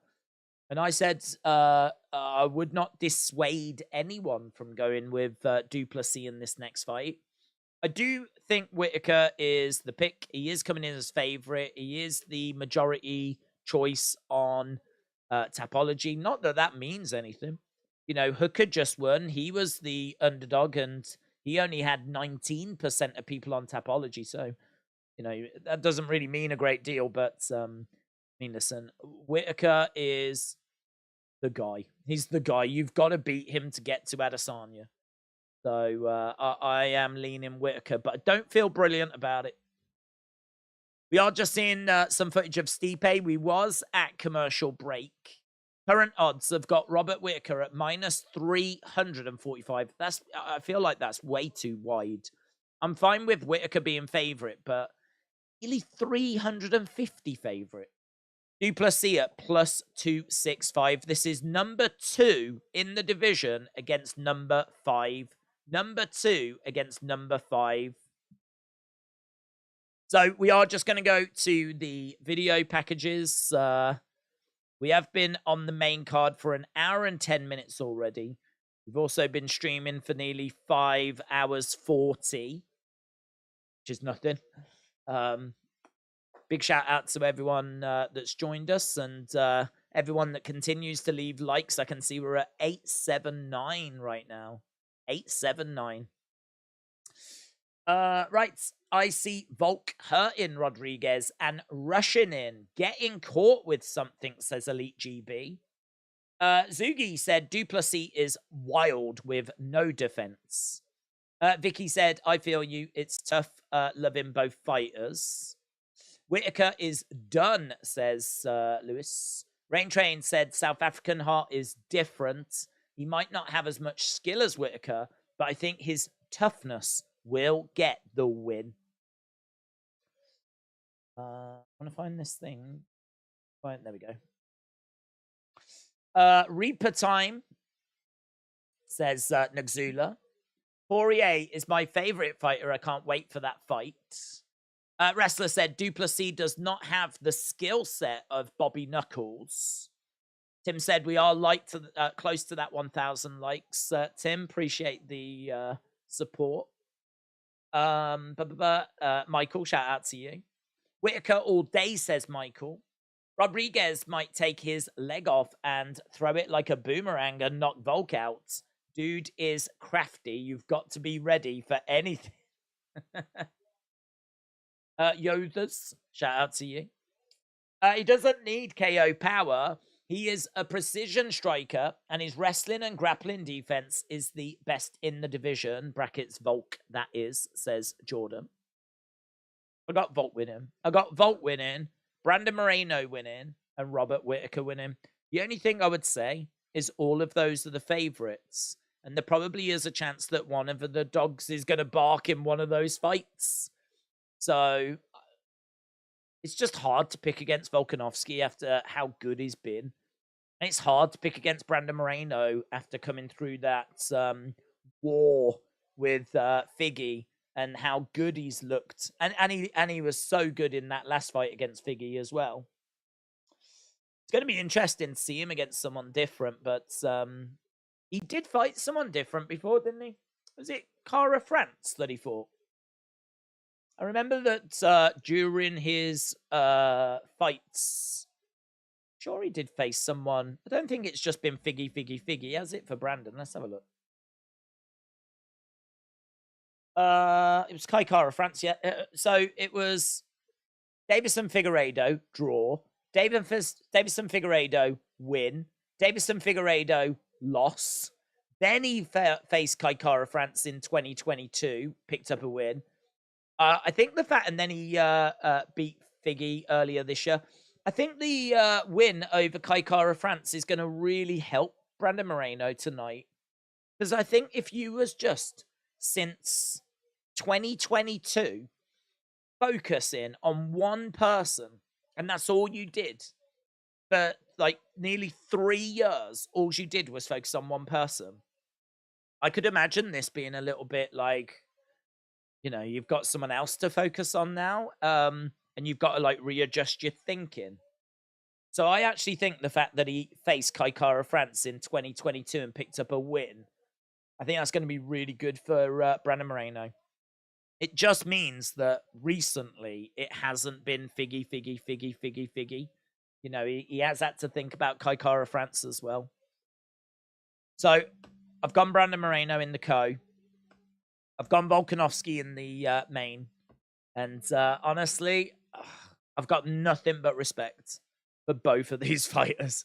I really do. I really enjoy watching Du Plessis. If he picks up the win here, I'll be one of the first to congratulate him. I've got a lot of respect. A lot of respect for him. I really like Robert Whittaker, though, as well. I like both of these fighters. I like both of them. Duplessis is stepping inside the cage. So Duplessis needs to control the distance, needs to win the grappling exchanges, needs to avoid rushing in. Those are Joe Rogan's keys to victory. So Duplessis inside the octagon, we're just waiting for Whittaker to make his way down. We're at 9:07 right now. We are only 93 away. If you are watching and you've not left a like, leave a like. Greatly appreciated. We could really make some numbers tonight. We're in a really good place, actually. That's jumped up quite a few times. Sometimes we can get to the main event and we're still not quite there. You know, we've still got this fight, the co-main and the main, so we could get some good numbers there. Bembo said it's mad to think Money in the Bank was a week ago. Michael, shout out to you. Aaron said repping an entire continent. Amy Jobson said I'm done betting. That is it. Why are the UFC pushing Bo Nickal so hard on a pay-per-view fighting a no one? Give him someone in the top 15 if he's that good, said Rain Tane. I think this wasn't meant to be his opponent. Certainly wasn't fighting someone in the top 15. But in all fairness, he's only just arrived. You know, he's had one fight in the UFC and won it. So I think they were giving him like a better opponent than Woodburn, but that fell off. So they had to find a replacement. So it's just unfortunate, really, that Woodburn came in. He only had about 3 days' notice. So Nickal will get a good opponent next time. He'll get a good name next time. I don't know that it'll be a ranked fighter. I don't think we need to necessarily rush. Here's Whittaker. Cormier's keys to victory. Needs to keep his feet active. Needs to work constant angles.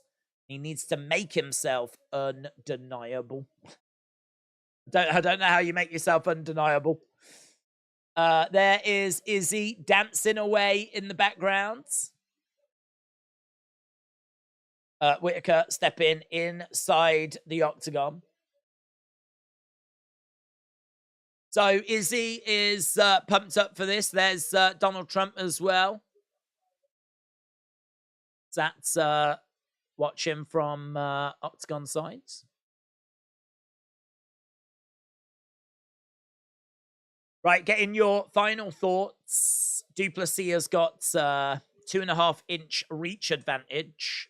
3 years younger as well, but does come in as fairly comfortable underdog in this fight. Just because he's hyped doesn't mean that Nickal can go and take on the best in the division. You've got to build him up first to be accustomed to the MMA style, says Big Kim. Yes. I think UFC definitely want him to get to championship stuff. They're definitely, like, you know, hyping him up and building him up like that. But that is a process.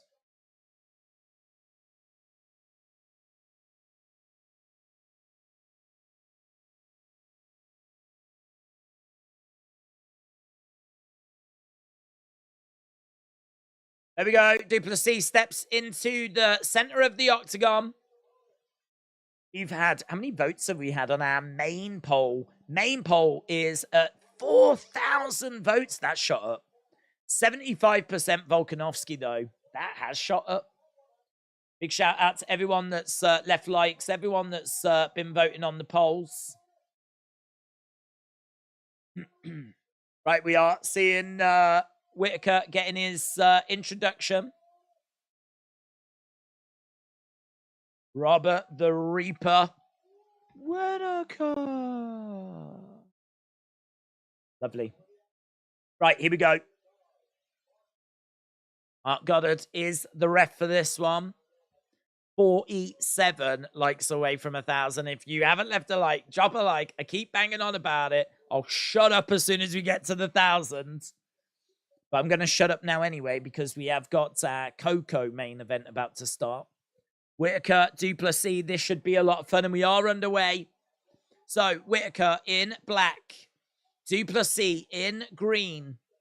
Kick coming in there by Whittaker.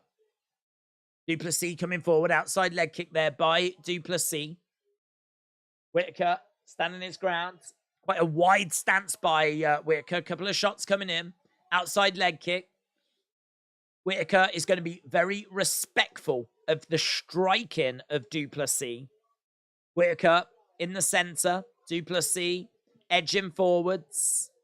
Both of these guys very high level. Outside leg kick there by Whittaker, who's using his movement, circling round on the outside. Switching of stances there by Duplessis. Inside leg kick coming in by Whittaker. Nice jabs coming in there by Whittaker. Whittaker jabbing away, getting some shots through. He's looking quite light on the feet here, Whittaker. He's looking quite good.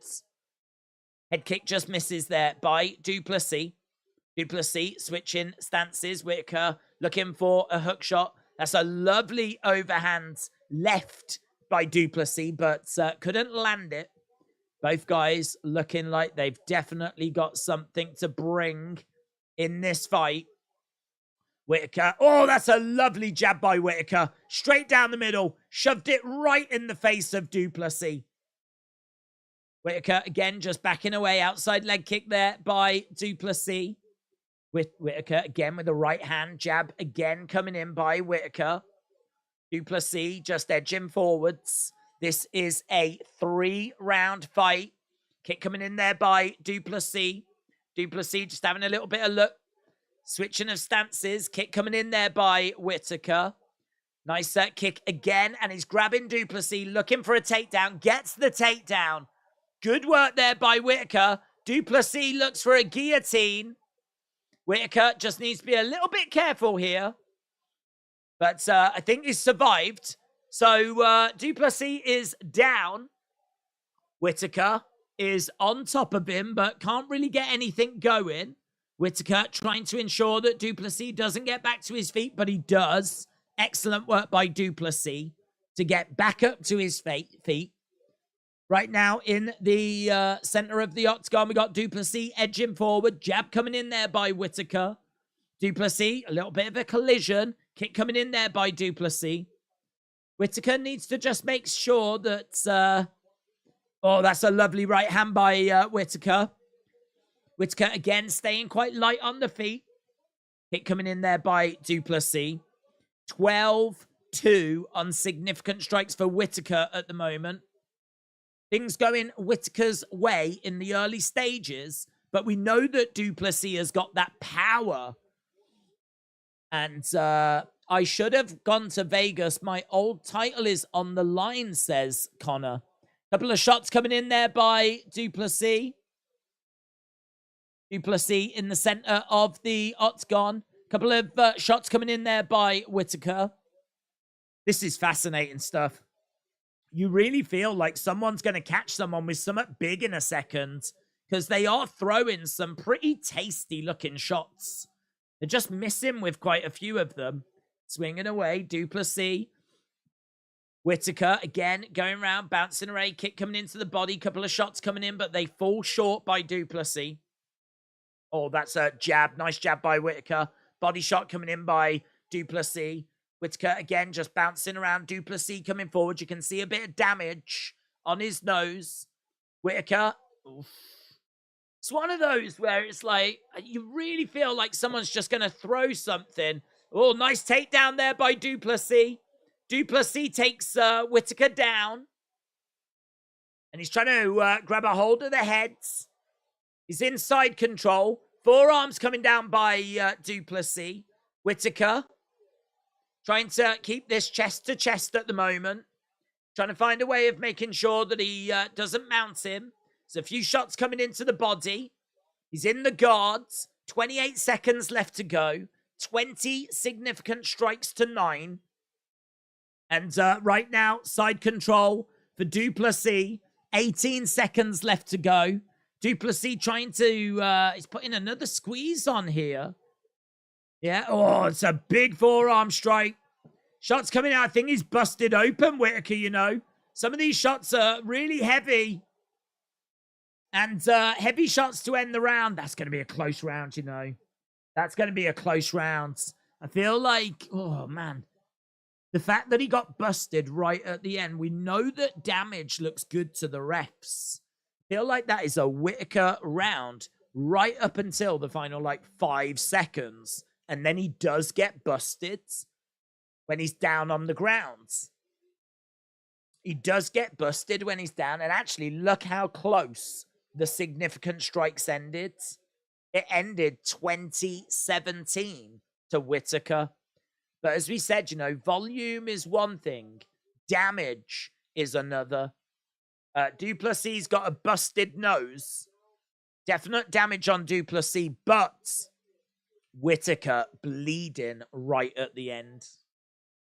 Massive thank you to everyone that's left a like. It really is appreciated. Really is appreciated. We are at 1,000 likes. Keep the likes coming, though. That doesn't mean it's job done. It just means that we've managed to hit the kind of target that we always set for the start of the stream. So a big thank you. Very interesting first round. I think people will be a little bit split as to which way that went. I can tell you right now, though, the live odds have got Duplessis at -150, Whittaker at +120. So live odds are with Duplessis. Jab coming in there by Whittaker. Duplessis is edging forward. Kick coming in there by Duplessis. Whittaker, again, he'd done such great work on the feet, Whittaker. The question is, did it get thrown away right at the end of the round? For some people, that will be yes. For some people, it'll be no. Let's have a look and see what Duplessis can do in this round. Can he capitalize? Shot coming in. Aaron said 10-9 Duplessis. Shot coming in there by Whittaker. Trying to jab away. Standing his ground in the middle there. Whittaker swinging away. Duplessis edging forwards. I've got the round 2 stats. So we can have a look and see who's landing more strikes. At the moment, 8-4 Whittaker. Nice hook shot coming in there by Whittaker. Duplessis again trying to find a way forwards. That cut is a problem for Whittaker. It's on the side of the head. Kick coming in there by Whittaker. Duplessis edging forward. Kick coming into the body by Duplessis. Really like this fight. Number 2 against number 5. Jab coming in there by Whittaker. Duplessis again throwing shots straight down the middle. 10-6, 10-7. Forearm strike there by Whittaker. Duplessis again trying to keep things tight, trying to find a way forwards. Got Whittaker backing up a little bit. Oh, Whittaker wobbles. Whittaker wobbles. That's a big moment for Duplessis. That's a big moment. He can sense the finish is on.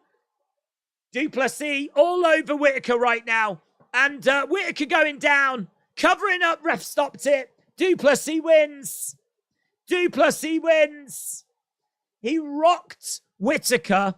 Whittaker went down onto his knee and Duplessis really unloaded. That is a big win for Duplessis. That is a big win for Duplessis. Title fight next, said John Annett. There is Adesanya, and look at Adesanya. Look at his face. Staring daggers. Duplessis goes over, shakes hands with Donald Trump, goes over, shakes hands with Dana White. Duplessis.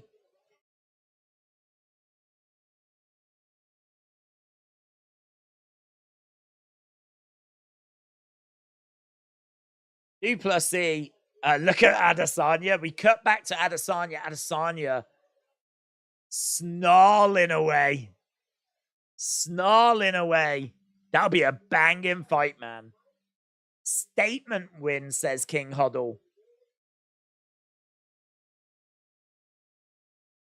Yeah, that is... yeah, Yeah, that's the shot that stunned Whitaker. There's a lovely straight right, straight down the middle. Duplessis, man, he is the real deal. If you get past Whitaker, Whitaker's like the gatekeeper to Adesanya. As we said, it was a really good win for Whitaker against Vettori last September. But Duplessis show him that he is the real deal. And Duplessis against Adesanya, that is a tasty fight, man. That is a tasty fight. Duplessis, 19-2. Now goes 6-0.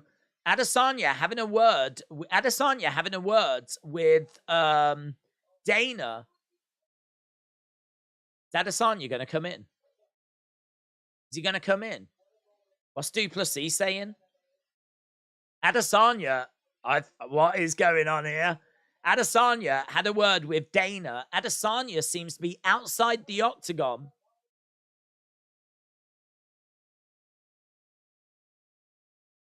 We're going to get a confrontation.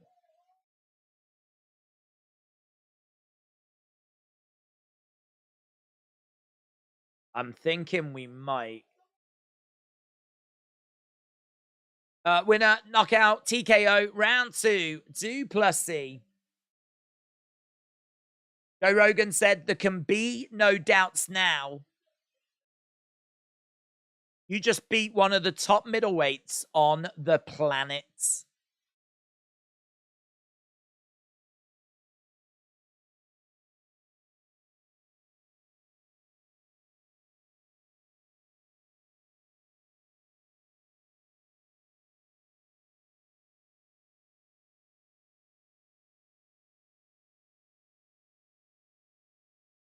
He says he's coming for social media. That is a proper whooping, says Connor. Another insane upset. What a performance. Wonderboy said we've got a new middleweight contender. That was crazy. Brian Campbell said, I don't believe what I just saw. Duplessis stopped the living legend. The living legend. He stopped Bruno Sammartino. Wild. I told you DDP winning, said Seth. Silence from all the bias haters, says Christopher. This is the year of the underdog, says Amy Jobson. Rogan is slurring. Oh, Izzy is in the octagon. Izzy is in the octagon. Duplessis.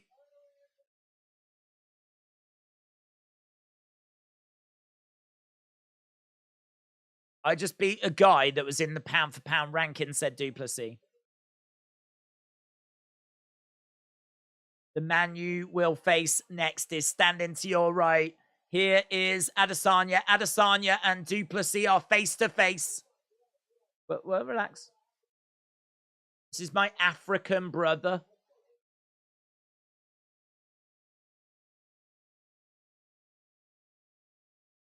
Yeah, my African brother. I mean, I will not repeat what Adesanya is saying.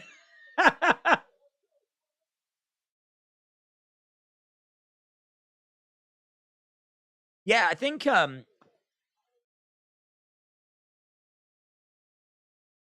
I don't need a DNA test.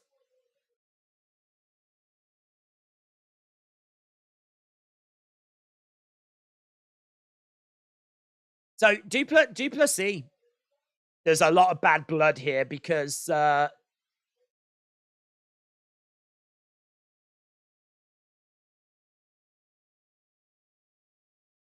an easy fight. Adesanya said this is an easy fight. Look at me.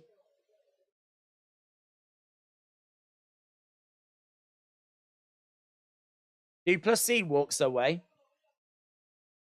Wow, man. I think, Izzy got at Duplessis there. Duplessis walked away. There's been some bad bloods because Duplessis, I think, has been questioning Adesanya, the fact that, you know, he talks about being in African and representing Africa. but what, he lives in New Zealand and like represents New Zealand.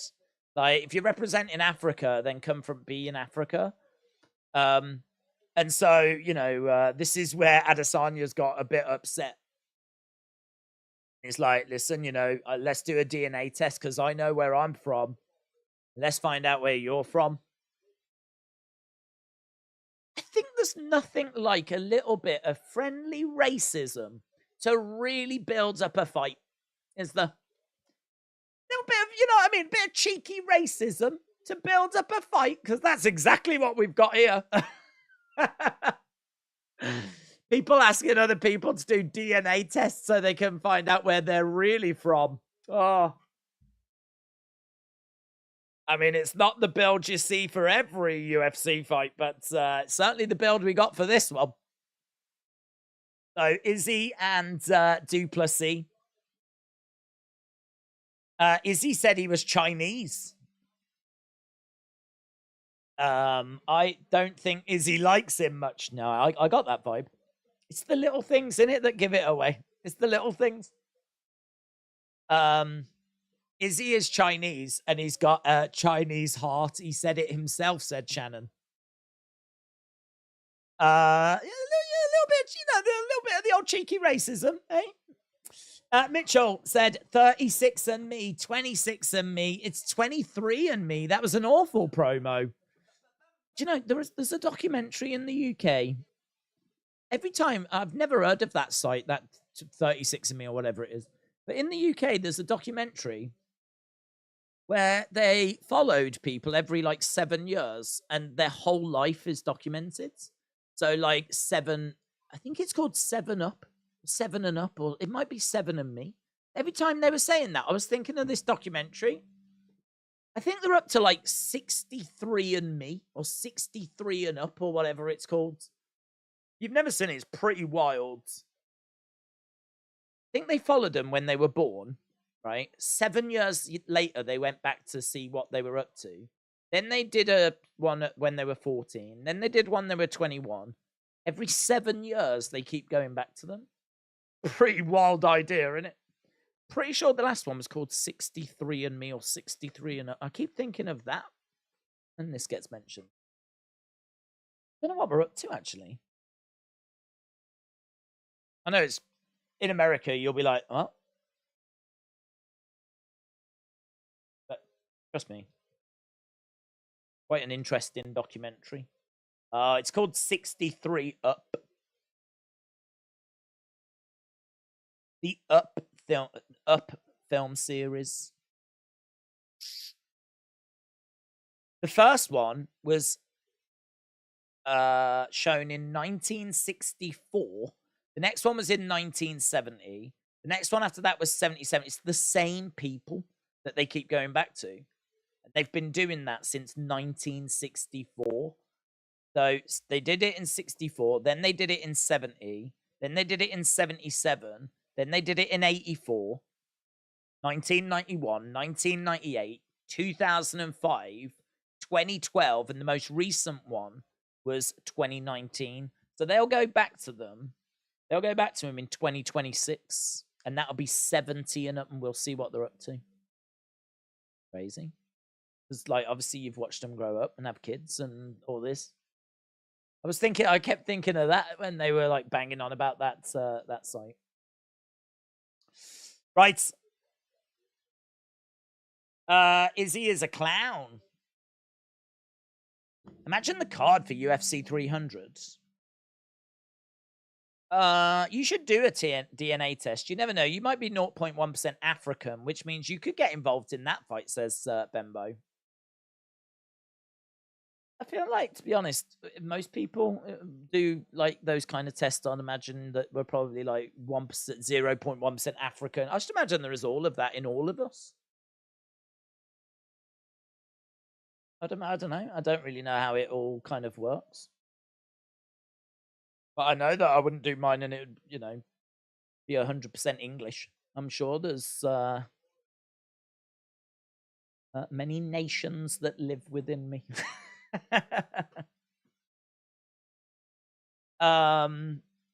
Run laps around the second fastest guy in boot camp. Chinese champion Adesanya calls out African king Duplessis. That's the headline. Biplob said, what are cards? Filled with drama, relentless action, emotional retirement, and we still got the co-main and the main. This is the best card so far. Biplob, shout out to you. I agree.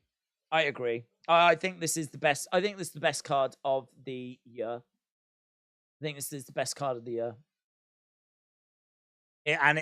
Not only on paper did it look like the best card, but it has absolutely delivered as well. Retribution said, Izzy isn't wrong. Duplessis' ancestors are most likely South African colonizers. Sure, but he, if he's born in South Africa, he's South African.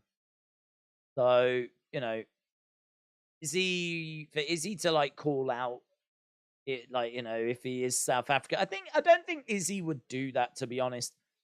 Had it not have been for Duplessis questioning the fact that Izzy was now representing New Zealand. Sort of feel like this is probably one that Duplessis brought on himself,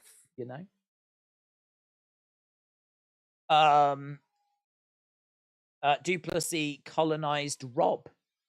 I hope Duplessis takes Izzy down and lands a vicious grip to take the African out of him. Tell you what, that fight is going to be amazing, but that stream is going to be a nightmare because I feel, and I don't think I'm alone, that we are just constantly on the edge of some horrific racist comments, I just feel like we're just always teetering. Do you know what I mean? I've got to be honest, this is the most nervous I've been on a stream. Is it me or is it getting quite hot in here at the moment? Whew. You know what? We're all just citizens of the world. That's what it is. That's what it comes down to, yeah? We all live on the same planet. Once we find alien life form, we will all join together as one and target them, right? And I, for one, can't wait for that day when the world unites as one and we all go after the alien life form.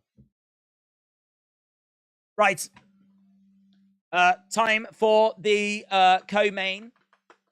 We got Brandon Moreno against Pantoja. That's what we've got coming up for the flyweight title. We just got the little video package. Brandon Moreno, well-rounded. He's got pace. He's got pressure. 9-3 in the UFC. Won his last two fights.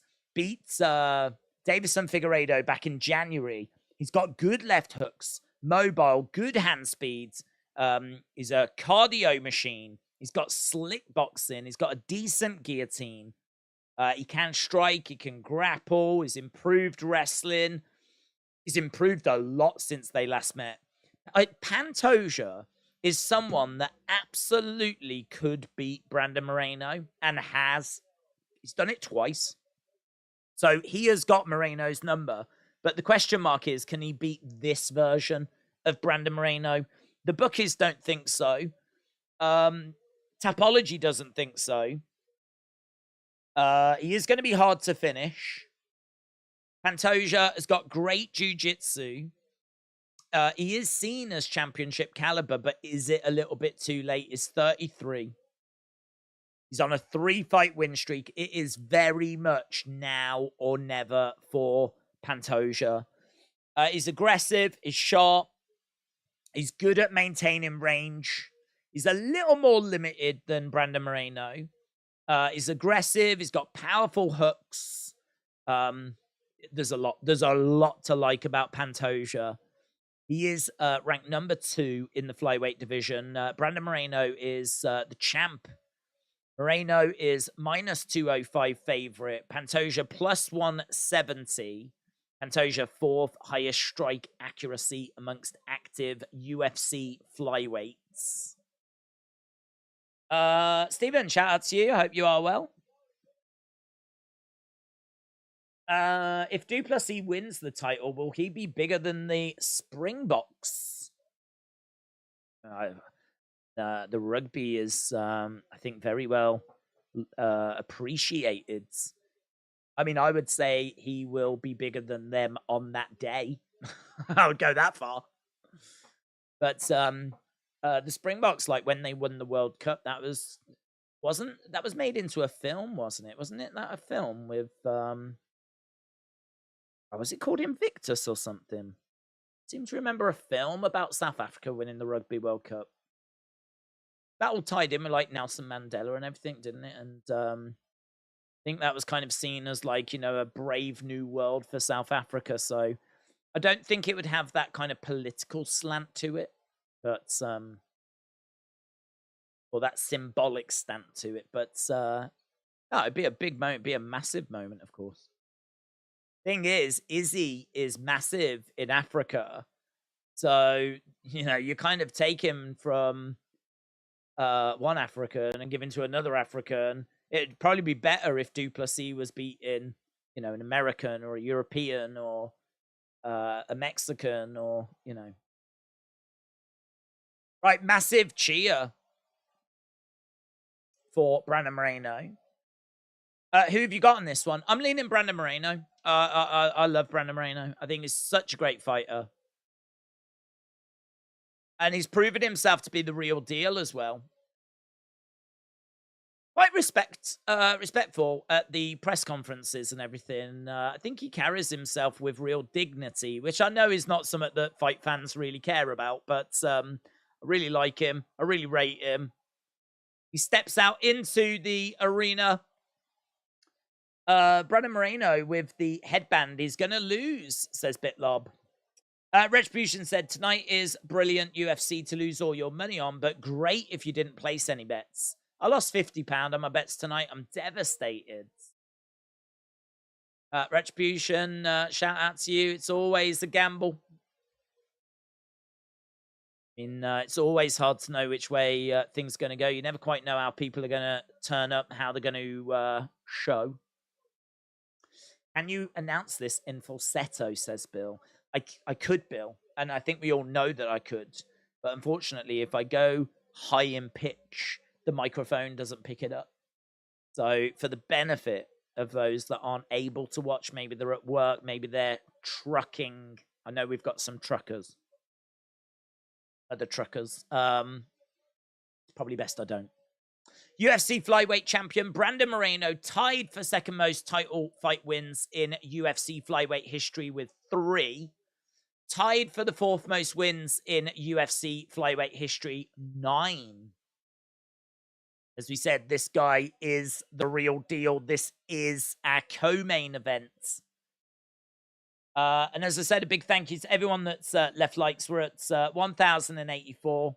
Feel free to leave more likes if you haven't left a like already. But we've hit that 1,000, and that is very much what we look for on these streams. Right, let's go. Make sure we've got that on screen. Walkouts. Good record for both guys. Look at the experience of Pantoja. 25 wins, 5 losses. Both fighters are orthodox. Pantoja actually out-volumes Brandon Moreno. Pantoja, 4.25. Brandon Moreno, 3.55.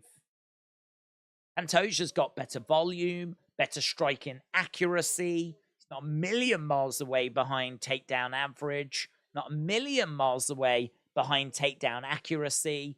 He's actually got better submission average as well. These numbers look real good for Pantoja. Big fight feel. Co-main event for the flyweight title. Let's go. Put in your final thoughts as to which way you think this is going to go. Champion looks ready, said Intoxicated Beats. This is going to be a barn burner, says AB. Lean in Pantoja, but not confident. Just think he'll get the back at some point, and once he does, it should be a wrap. John said Moreno had to switch fight styles in opponent with Kai after fighting Figgy 3 times. Bron Ross, shout out to you. It's going to be Pantoja, says Jordan. Moreno, second round, sleeps, and Pantoja grins like a Cheshire cat, says Freckles McButtface. Juan Garcia. Thank you for not making me do anything strange for change. Seeing that on TikTok, that guy that's like, we do something strange for a piece of change. There's something about you, girl. A few boos there for Pantoja. Seems like the crowds are very much with Moreno. Ahmad said, massive fan days.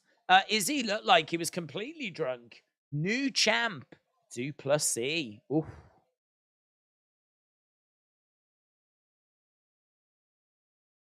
Okay, here we go. Brandon Moreno. Rurari, shout out to you. Steve said the only reason Moreno has a belt is because the 125-pound goat competes for one. Big announcement for Brandon Moreno. This, of course, the first of our championship fights, which means that this can also go 5 rounds if needed. Brandon Moreno steps into the center. We've got a touch of gloves, and we are about to get underway with our co-main events. Let's go. Let's go.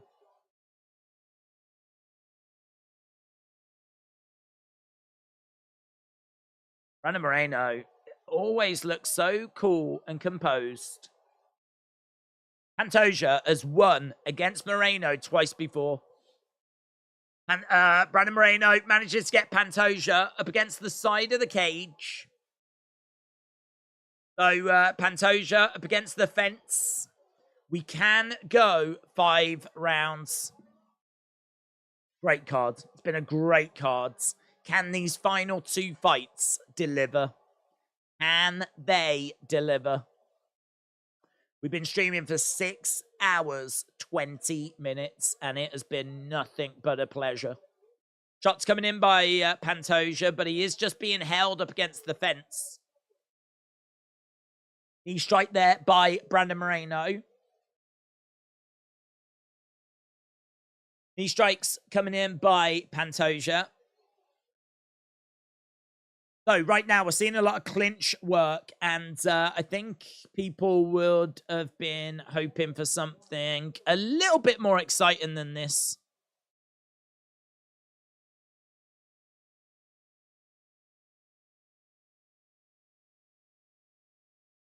Okay, right now, Brandon Moreno with Pantoja, and Pantoja is up against the side of the fence. Knee strike coming in there by Brandon Moreno.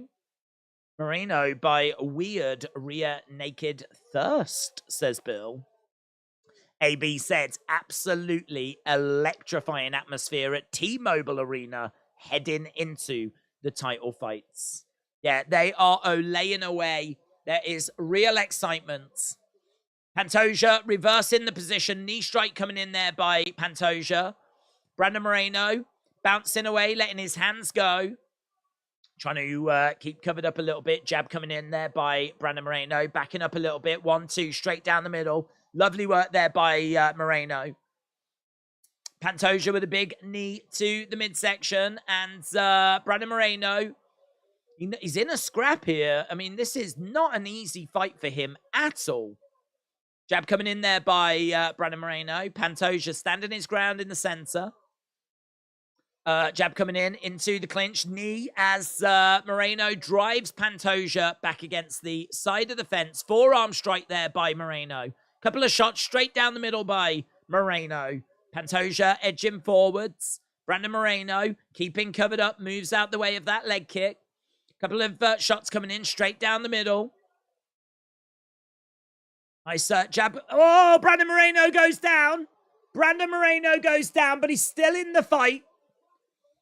Yeah, I think there's a left hand. I think there's a left hand that drops Moreno. Pantoja is all over Brandon Moreno. We are chest to chest at the moment. Brandon Moreno still in this fight, but that's a big moment in this round. And right now, he is on his back. Pantoja is... Maybe Pantoja just has his number. Forearm strikes coming in. There's damage on the face of Moreno. This is very much a Pantoja round. Very much a Pantoja round. Kicks coming in. Blood coming down the side of the face. Brandon Moreno resets. And he's right back to just being composed and resetting. Blood coming down the side of his face. 17 significant strikes to 8-1-2. Straight down the middle by Moreno. Lovely work by Moreno. He's getting tagged again, though. He's getting tagged again. Pantoja looking real good, swinging away, and he catches Moreno. Brandon Moreno. Knee strike to the midsection there by Pantoja.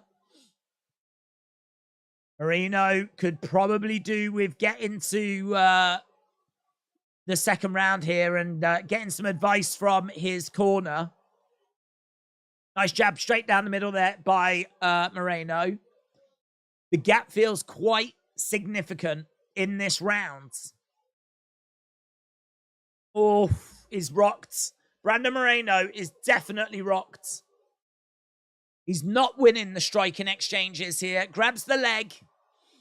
Oh, Moreno goes back against the cage. Pantoja grabs him. Pantoja getting round the back. 20-odd seconds to go. 20-odd seconds to go. Shots coming in by Moreno. Breaking apart again. Nothing coming of that moment. Back into the center. 5 seconds left to go. 1-2. Straight down the middle. End of the round. It's a Pantoja round. Pantoja by knockout, says Zoeric. Come on, Panty, said Tim. Killer Dad said, all this time you were just British. I thought my settings were at 1.5 audio speeds. No. Oh, he's already effing tired.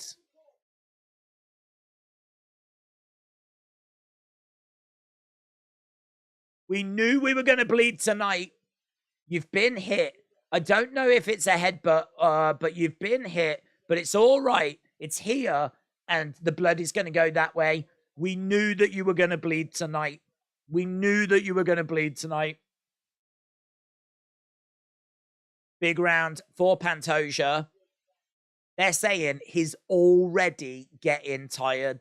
They're banking on Pantoja's cardio failing him. That is what they've said to Brandon Moreno. I love the fact you can hear what's being said.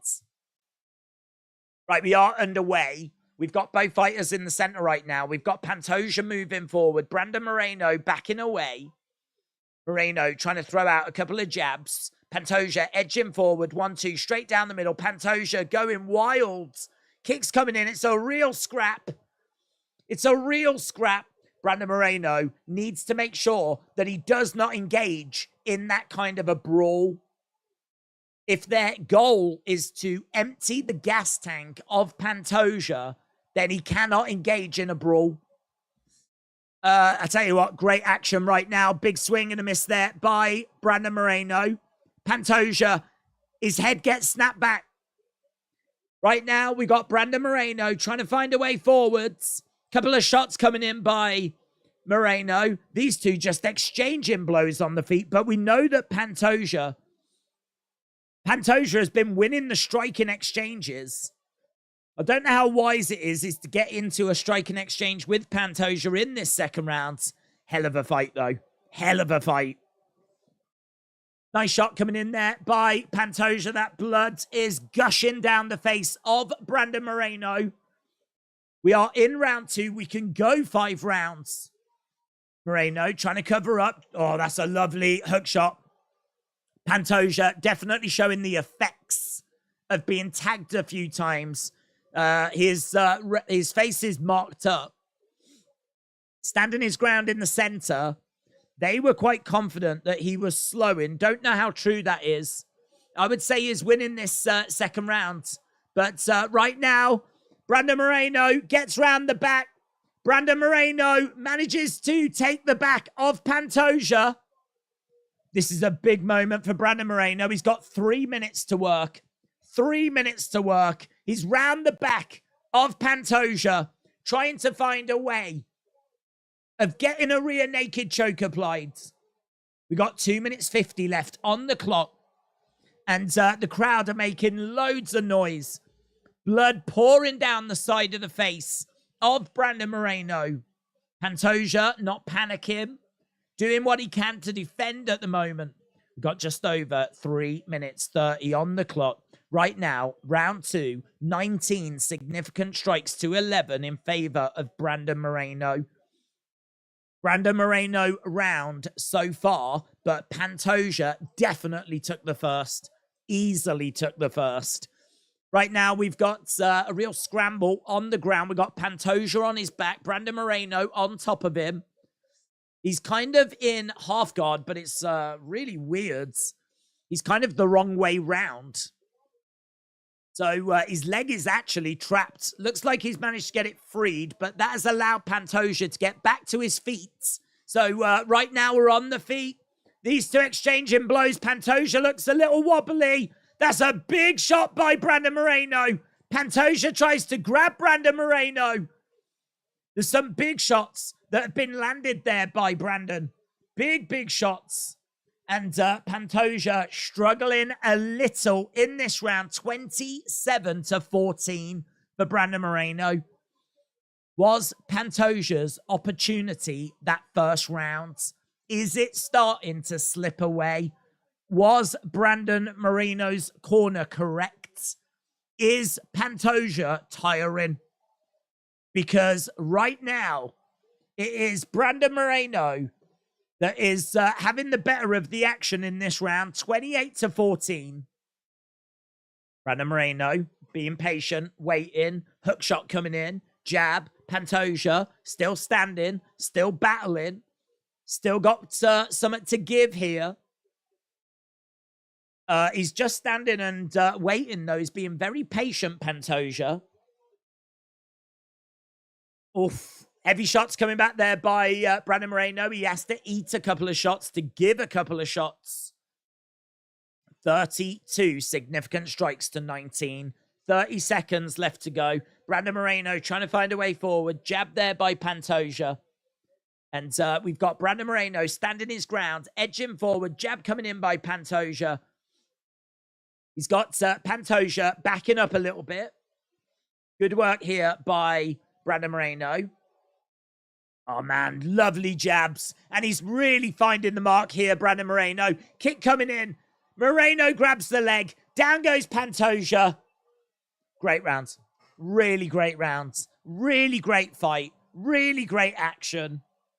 People are on their feet. That is great.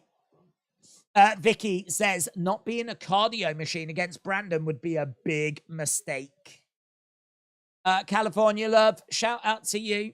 AB said Pantoja must have some serious power for 125, but that man does not move his head whatsoever. AB Jobson said, I hope the UFC isn't stingy with the bonuses. Feels like every fight deserves one at this point. J-Law, shout out to you, said, let's go Marino. Toby said, Days, how you doing? Really good, man. This fight rocks. Lots of 1-1s in the chats. What a card, says King Huddle. Oof, right. Just seeing some replays. I agree. 1-1. Pantoja is tired. Who wins? Well, I picked Brandon Moreno, but I also picked Robert Whittaker, so sometimes you win some, you lose some, but right now in the center of the octagon, we got both fighters throwing in some knee strikes, low blow by Pantoja, and there's boos from the crowds. Low blow by Pantoja. Moreno by right overhand in the 4th, says Austin. To be honest, it's not the worst thing in the world for Pantoja to get a bit of a rest here. His gas tank is his biggest liability. Well, look, we're back underway. Brandon Moreno was not going to give him that rest. He's exploding forward, though. Grabbing Brandon Moreno, driving him up against the fence. Lots of blood coming out of the face of Pantoja. Pantoja trying to take the back. Brandon Moreno doing a really good job. Oh! I thought he had done a good job, but Pantoja then did a good job to keep him in position. The body lock is in. He's in trouble. Brandon Moreno is in trouble. He is having to work so hard to avoid that rear naked choke. He is having to work so hard. Pantoja has got Brandon Moreno down, and we all know how good Pantoja is at taking the back. This is a big problem for Brandon Moreno. He's got 3 minutes 40 odd that he's going to have to try and survive. This is going to be so difficult. He's got himself into a good position. Desperately trying to stop this rear nakeds. Desperately. He's doing really well at doing it. He's trying to get out of it, but that body lock is in. Yep, he's gone over to the other side. Oh, man. Now he's got to be careful of the arm triangle. Brandon Moreno in big, big trouble here. Spinning around. Survives. Survives. Oh, that is so good by Brandon Moreno. I don't normally applaud. I wasn't even expecting to applaud. But he was in such trouble. Oh, my God. That is such high level. That is such high-level stuff. Oh, my God. The average person, the average fighter gets put away in that position. Brandon Moreno spins, is able to get on top of Pantoja, and we are now back on the feet. Oh, my. I didn't even know I was going to applaud. Jab coming in there by Pantoja. We got Brandon Moreno just trying to find a way forward. Nice, trying to cover up both of these guys, just drenched in blood. Head kick there by Brandon Moreno. Big head kick by Brandon Moreno. Swinging away. Beautiful action. Lovely work by Moreno. He seems to have plenty about him still. Pantoja is bleeding and busted. Brandon Moreno is bleeding and busted. It's been a war, man. It's been a war. 1 round each. Head kick. Great work by Brandon Moreno.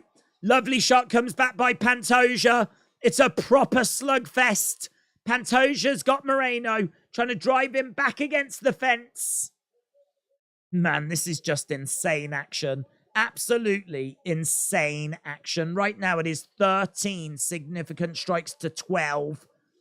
Nice little shots there by Pantoja. He's driving Brandon Moreno back against the fence. How much is this taken out of Pantoja, though? Right now, Brandon Moreno is on the ground, on his back. Pantoja is in the guards. Lovely work there by Brandon Moreno. He seems to be going for something. He was trying to trap the arm. Brandon Moreno just constantly, it's boxer tricks, man. He's just constantly got things that he can go to. This guy is so high level. So high level. Nasty elbows coming in here by Pantoja. 2 big reversals by Brandon Moreno in this 3rd round. It's been a captivating 3rd round. Really has. High level stuff. Brandon Moreno deserves respect. Pantoja deserves respect. Both fighters back on their feet. 30-odd seconds left to go. Hell of a fight. Hell of a cards. There is no way that you could watch this and not be a fan of UFC after and not be a fan of MMA after. There is no way. Brandon Moreno edging forwards. Crowds are vocal. Crowds are really playing their part. Both guys are busted open. It's 15-15. I mean, wow. Amazing. Pantoja coming back after that second round. Amazing. You could make an argument that's a Pantoja round because of the rear naked attempts. Pantoja's corner think it's 2-1 to him as well, and I would agree. I would agree. I would say it was 2-1 to them also. Getting your thoughts. 2-1 Pantoja, says Tim. He did really well to get back. He did really well to get back. Don't think Brandon Moreno is going to be too concerned, though, to be honest. I think he's put in a fantastic performance. I don't think he'll be too concerned. 15-15 in that round. It is close. It is close. We know that Brandon Moreno can go 5. Into the championship rounds we go. Into the championship rounds. This is where we separate the men from the boys. Hell of a fight. Hell of a fight. Right, let's go. Both fighters circling rounds. In the center. Jab coming in there by Brandon Moreno. Kick coming back by Pantoja. Brandon Moreno trying to find a way forward. Pantoja just backing up a little bit. Jab coming in there by Pantoja. Brandon Moreno letting his hands go. Pantoja circling around. Pantoja, I think, has done a good job of really just keeping composed. He hasn't chased Brandon Moreno. He hasn't, like, really used any energy that he hasn't had to use. He's been very efficient. The action in this fight is insane. Walt Harris said, insane fight. Couple of jabs coming in there by Pantoja. Again, more jabs coming in as well. Pantoja jabbing away, looking good. Bilal said, tonight's card is the best ever. Bilal Muhammad loving the action. Pantoja just absolutely unloading on Brandon Moreno. Whatever he's got in the tank, he is unloading it. Nice little dig to the body by Moreno. Takedown by Pantoja. Pantoja taking Moreno down. Brandon Moreno is down. Brandon Moreno is taking some deep breaths here. Brandon Moreno is in one hell of a battle. He is in one hell of a fight. Brandon Moreno getting up to his feet. Over against the side of the cage. Pantoja pinning him up against the cage as well. How sick is the flyweight division? If you think about, like, a lot of the other divisions where the champs just get fed the next challenger, the next in line, and they deal with them quite comfortably. And then you think about the flyweight division and what Brandon Moreno has to go through. Has to have, like, 4 fights that are wars against Figgy. Has to go up against Kai Kara France. Now has to endure this against Pantoja. I bet he curses the fact he's in the flyweight division. Pantoja keeping Moreno down. And I tell you what, this is a big round because if it is 2-1 to Pantoja, you would probably say that so far Pantoja might just be edging this round as well. I can tell you on the striking, though, in round 4, it is actually 19-14 in favor of Brandon Moreno. 19-14 in favor of Brandon Moreno. Pantoja has got Moreno and he's keeping him down. Crowds are booing away at the moment. I think they want to see a bit more action. Oh. Pantoja jumping on the back of Brandon Moreno. Moreno on his feet, but he's got Pantoja around the back. We're over by the side of the cage at the moment. Clock is counting down. 1 minute 50 odds. Pantoja round the back of Brandon Moreno. He's got to make sure that he doesn't panic here. Pantoja is the one that is controlling the action. In round 4, he's managed to get 2 takedowns. You've got to do something with those takedowns. Crowd booing again. Both are tired, said Francis. Pantoja can't box well. That's why he's on the ground, said Roberto. It's close. The commentators are saying it's close. It is a really great fight. You know, we were saying this when we were watching Turner against Hooker and how amazing that was. The next 3 fights can absolutely equal, maybe even better, what we've just seen. Pantoja round the back of Brandon Moreno, and Moreno goes down. So Moreno is down. He's gasping as well for air. I mean, he is in one hell of a fight. Tight squeeze, head and arm. Lovely work by Moreno. Reverses the position. Pantoja on his back. Neither guy can really get like much of an advantage here. Neither guy can really stamp their authority on this round. Up kicks coming in, and he does need to be careful. You cannot up kick someone that's on their knees. Pantoja gets back up to his feet. Nice shots coming in there by Brandon Moreno, though. Brandon Moreno, if he has a big final 10 seconds here, this could be big. Pantoja, oh, big shots coming in by Brandon Moreno. 25-17. How do you score that? 3 takedowns for Pantoja in that round. Don't have information on control time, but I feel like he had a lot of control time. But 25 significant strikes to 17. Hell of a fight. Hell of a fight. Score it. How are you scoring it? Barry said 3-1 Pantoja. Tim said it's coming home. Pantoja round 4. Moreno needs a finish. Look at me. Yeah, Brandon Moreno looks gas, man. Brandon Moreno looks really in a bad way. They are shouting at Brandon Moreno.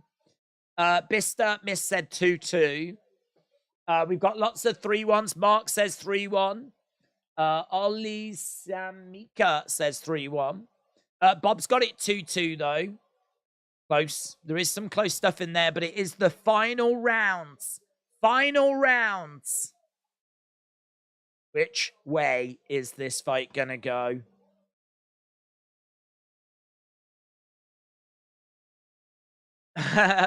We're lost it right now. The live odds -115. -115. The live odds have got it even right now.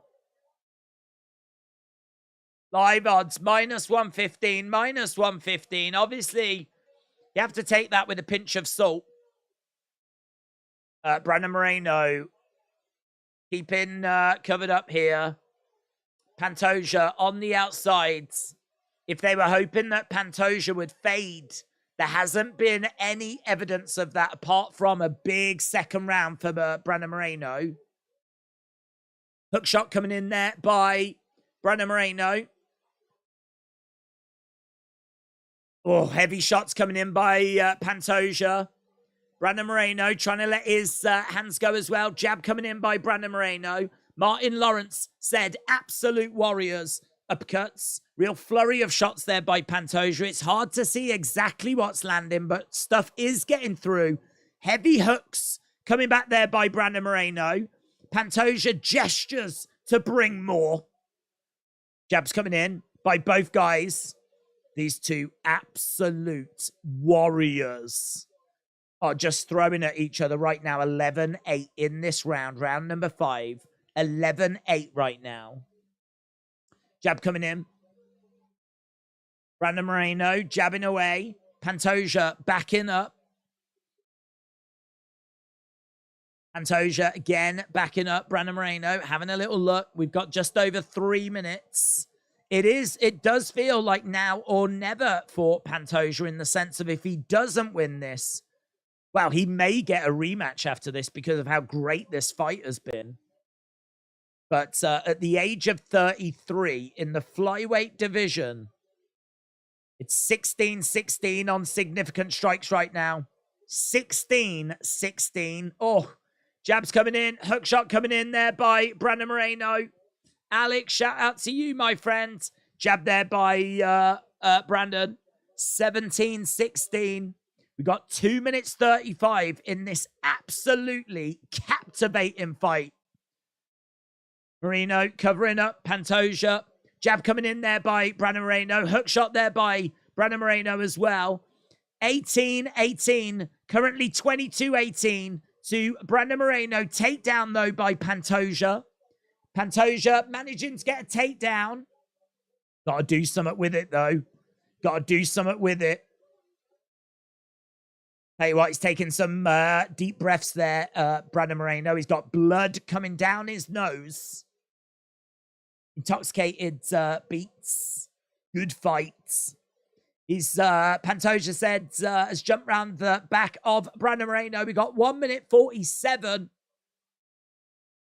Brandon Moreno is having to just stand there as Pantoja is on his back because he cannot afford to make any false moves.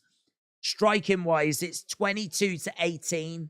But this moment right here is a big moment in the eyes of the judges. Pantoja is asking some questions. He's trapping the arm, though, Brandon Moreno. This could be a draw. This could absolutely be a draw. I feel like it's either a draw at the moment or a Pantoja win. I don't know that Brandon Moreno has done enough to get the win. A draw or a Pantoja win. We got 1 minute left to go. 1 minute left to go. There's nothing in this. It's on an absolute knife edge. I'm so proud of these two brave little girls, said Wild Horse Ranch. 4-1 Pantoja, said George. 3-2, says Shezari. 35 seconds left to go. Shannon said, I don't care who wins. I want to see it again. I think draw or Pantoja win. 20-odd seconds to go. Pantoja has been on the back of Brandon Moreno. He hasn't really done a great deal there. On the feet, 22 significant strikes to 18 in favor of Brandon Moreno. Right now.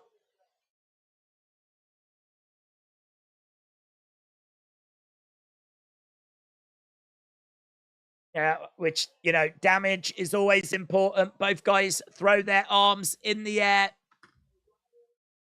Wow. In the chat, which way do you think that went? Who won that fight? Who won that fight? Who do you think won that fight? I don't... Oof. And new, thumbs down. A vulgar display of power wins, said Michael. I, honestly, whoever gets that, I mean, don't know that Moreno can be awarded the win. Don't think Brandon Moreno can be called the winner. Draw or Pantoja? Pantoja's about to be robbed. Could be a draw. Moreno on volume. Yeah, but a lot of that volume came in like one round. Far beyond driver wins. Pantoja, says Kieran. There's a lot of Pantojas. Pantoja clearly says outlaw. 3-2 and new, says Bob. Pantoja, in my opinion, but I think something fishy will happen, said VD3. Got a lot of people with Pantoja.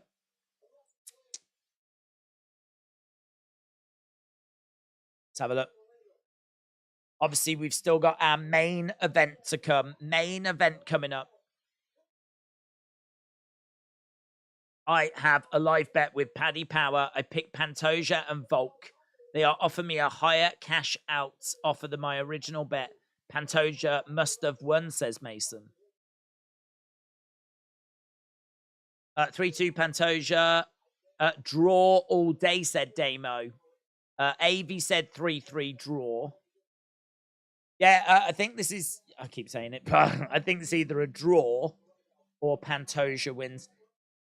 The counter argument is, did Pantoja do enough to become the new champion? To be the man, you got to beat the man. Did he beat the man? Or is this what a draw looks like? Here we go. 49-46 Moreno. No idea how. Pantoja, 49-47. 48-47. Split. And no. Wow. And no. Split decision. Split decision. Wow. Pantoja picks up the win.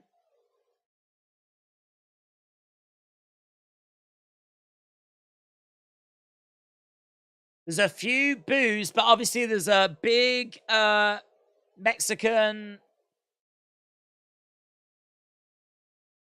Oh, there we go. Put it around my waist. Dana puts the belt around the waist of Pantoja. Winner by split decision.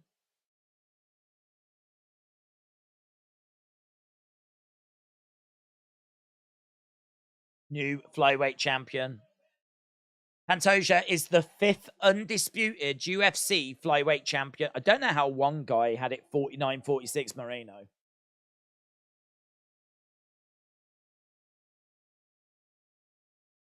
If you know my story, then you would love me. 4-fight win streak for Pantoja. Kids are crying. His wife is crying.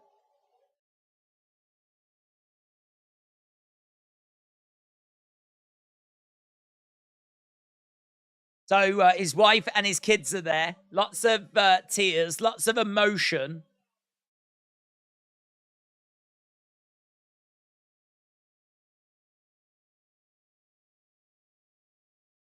Pantoja said he worked so hard. He didn't expect the tough guy that he got tonight for Brandon Moreno. I don't know why. Moreno's a dog, man.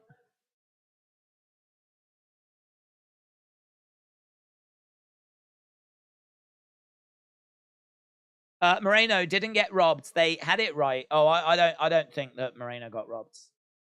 Yeah, I agree. I don't think Moreno got robbed. I would really struggle to say that Moreno won that fight. In fact, I couldn't say Moreno won that fight. I could say it was a draw. I do think it's close. But I actually think that's probably the right decision because if we're saying draw draw Pantoja, then the fact it's come out 2-1 to the judges lean into by split, you go, okay, yeah, I can take that. I still don't know how that one judge scored it 49-46 though. Oh, here's the kids. Here's the kids.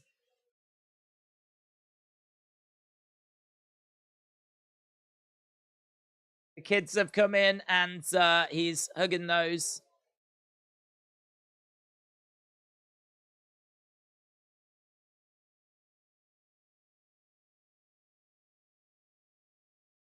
This is my crew right here. These kids.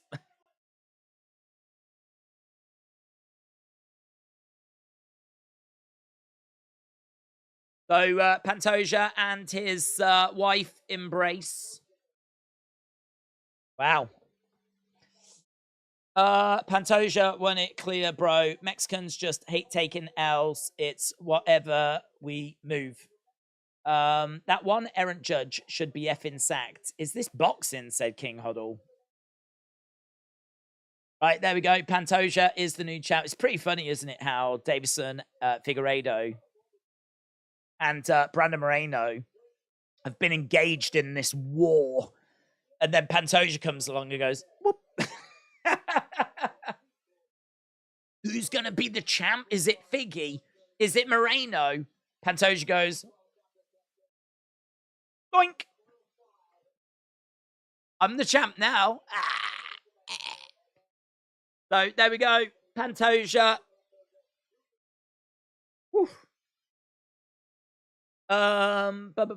Killer Dad, shout out to you. Damn, it's still not the Volk fight. We're at the Volk fight. Volkanovski against Rodriguez. We are 2.5 hours into this show. Main cards. 7 hours into the stream. Feeling good. Feeling great. I mean, honestly, one of the best cards from UFC I think I've ever seen. One of the best cards I've ever seen. We have had lightning quick finishes. Just incredible scraps, incredible wars. You know, Whitaker against Duplessis was a battle. Turner against Hooker was a battle. Bo Nickal with an early finish. Robbie Lawler with an early finish, and the emotion of that retirement. What we just got there, a 5-round war between Pantoja and Brandon Moreno. I mean, honestly, the prelims delivered. The main card has delivered. There is Jorge Masvidal. We've got Sterling and O'Malley. There is Donald Cerrone as well. There is Stipe. Everyone's there. Of course, everyone's been there for UFC X. There's Donald Trump again. They love showing him, don't they? Right, coming up next, Volkanovski. We have had, how many votes we had? 5,300 votes. Keep your votes coming in. Keep your likes coming in. We've had 3,500 votes. Keep them coming in. It's greatly appreciated. And as you can see, Volkanovski, 73% of people think that Volkanovski is going to pick up the win tonight. Lots of people riding with Volkanovski. Understandably so as well, because what a fighter he is. Fantastic fighter. Volkanovski, we haven't had the video package yet, but he is fast, he is powerful, he is confident, great in scrambles. 12-1 in the UFC. Lost his last fight to Islam Makhachev. Starts quick, power wrestler, good ring IQ, all-rounder. Can be taken down, but he's hard to keep down. He's strong, he's got cardio, he's aggressive on the front foot, on the back foot. Great skills of recovery, lots of leg kicks, good volume, good heart. Likes to dip. One of the things he does is he'll dip and then throw the overhand. The other good thing about that is he might dip and not throw the overhand. He might dip and actually go for a takedown. So you never quite know what he's going to do. He's going to look to use angles and feints. He's going to need to try and wear down Yair Rodriguez. Yair Rodriguez is a flashy striker, very accurate. He's got clean striking, good boxing combos, switches stances, great footwork, high-level technique, good knees and elbows up the center. Active on the outside with his kicks. He's got 5-round cardio, sharp elbows, works at a good pace, dangerous when fresh, good range control as well. So this is the featherweight champ taking on the interim featherweight champ. So both guys are going to be coming in with belts. But who is going to leave as the undisputed UFC featherweight champion? 70-odd%, 73% of you have said it's going to be Volkanovski. 5,500 votes. They will definitely fight again, said A.B. Jobson. Zoeric, shout out to you, my friends. It's Alexander the Great's time. He is the best ever, said Jamie. Brandon Moreno won, says Eileen. Easy win for Volk, said E-Spaces. He is coming for that 155 belt as well. The one judge is seriously dodgy, said Zugi. The incredible Mr. Awesome said, as an Aussie, the great Volk is the man. Spit and Ace said, when are they fighting? Ring walks will be in about 5 minutes. Retribution said, Days, I can see where Izzy was coming from. If Duplessis' ancestors naturalized in South Africa, the illegal colonization, then does that make Duplessis' birth there legal, becomes political? Well, look, yes, for me, if you're born in that country, that, you can't help where you're born. So if he is born in South Africa, he is South African. And in all fairness, he would have a South African passport. He would be regarded as a South African citizen. So, yeah, for me, if you're born in that country, then you are of that country. Because you can't help where you're born. But you are right. That's where we maybe are straying a little into too deep into politics. And that's going to be a fun stream, isn't it? Certainly if Izzy is going to keep up this narrative.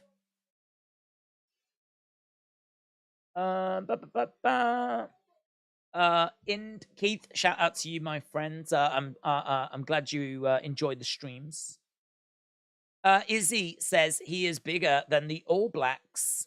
Rugby is everything in New Zealand. They are the most successful rugby team with incredible 6 titles. Clown. Right, we are just getting the video package, and we will be up and running very, very soon. Duplessis' family has been in South Africa since 1652. Is that true? I don't know the history of Duplessis' family, to be honest. I wonder if this is all stuff that will come out now. Exciting. I mean, to be honest, all of that is just noise. For me, the fight is what is going to be the most, that's what I'm hooked for. I think Whitaker for me is the real deal. I had him winning today. So the fact that Duplessis, who has always been an amazing prospect, and someone that I really enjoy watching, I think the fact that he has just been able to put Whitaker away, I mean, in my eyes, really legitimizes him. Like, he is no doubt the next challenger for Adesanya. And obviously UFC have said that as well. I love the extra bad bloods. Feels like a monster main event. But yeah, just like the fighting styles and everything, that fight is going to be awesome. The noise is the noise, people will get a kick out of that. But yeah, it's going to be good. Coach Co said, I'm eating Scooby snacks. Shh. Coach Co, shout out to you.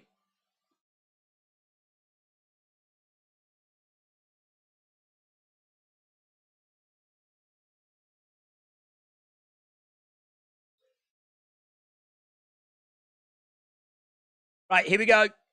Yair Rodriguez, obviously coming out first. Get in your thoughts. When is the main event starting? We're looking at about 5 minutes. eSpaces said Izzy is going to smoke him, and people will still hate on him. Loki said, let's go Volk. Right, here we go. Obviously, Yair Rodriguez going to be very disappointed by Brandon Moreno losing. Pantoja, of course, representing Brazil. This is our main event, and it is Mexico against Australia. When are you going to get into the octagon? We're all excited for your return, said Smitten Ace. Just waiting for someone to call me out, baby. As soon as someone calls me out, I'll answer that call. This is what I'm saying. Everyone is too scared to do that. And also, no one knows who I am. Like, it's a real combination of those two things. I would say more the latter, to be honest. But in my mind, it's the former. Okay, so Yair Rodriguez is making his way down. Brandon and Pantoja was a split, so... Volk is too much for this division. Yeah, needs to be careful, says Roberto. Okay, so Yair Rodriguez, the real deal. I mean, this guy absolutely could be leaving as featherweight champion.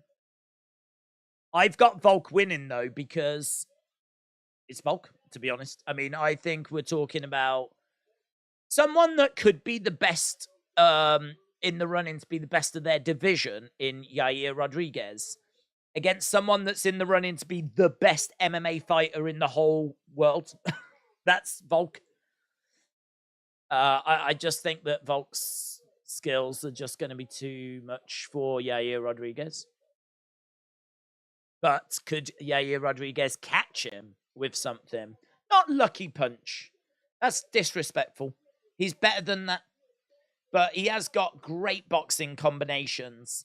Flashy striker. Clean striking as well. But I mean, look at the numbers. Volkanovski lands 6.35 significant strikes a minute. Yair Rodriguez, 4.78. Volkanovski, 59% accuracy. Yair Rodriguez, 51.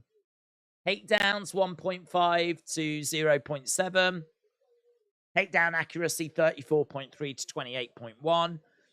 Apart from the subs, like the numbers look good for Volkanovski.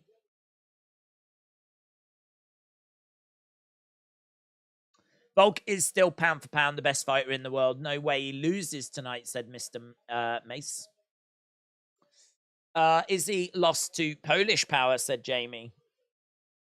Who has Volk ever knocked out, says Vicky May. Well, I mean, Volk has got a good record. I mean, he is 12-1 in the UFC.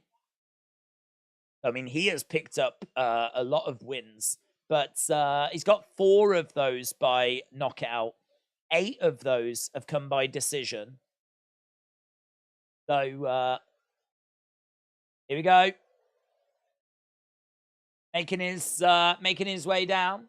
He certainly couldn't put away Max Holloway, but I mean, there's no shame in that, is there? Struggled against Brian Ortega as well. Well, got the win, fair enough, but it is right. It didn't finish the job. It's relatively low level competition that Volk has been able to find finishes against. But he is undeniably one of the best fighters in all of UFC right now. Volk better not overlook this, dude, said Michael. Volk is a Vegemite sandwich, says Wild Horse Ranch. He's looking very relaxed. eSpaces said, let's say it like this. Yair was gifted interim, aka fake belts, by beating Volk leftovers. Here he comes. The only one that can beat Volk is Islam, said Roberto. Okay, so Volk making his way down. He has never lost at this weight. He is undefeated at this weight.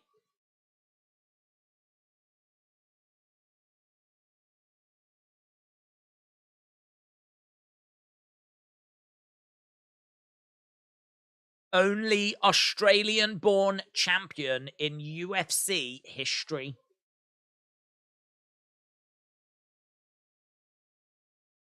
So, Yair Rodriguez inside the octagon. Volkanovski has made his way down.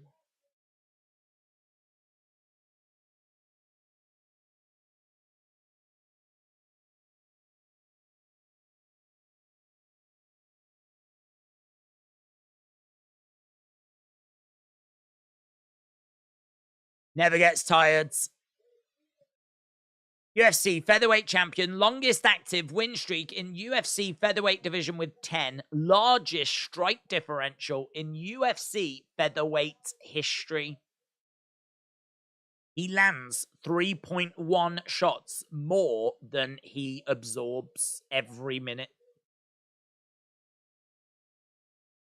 EC calls him the greatest featherweight champion of all time. And he's about to step inside the octagon. Might as well end our poll.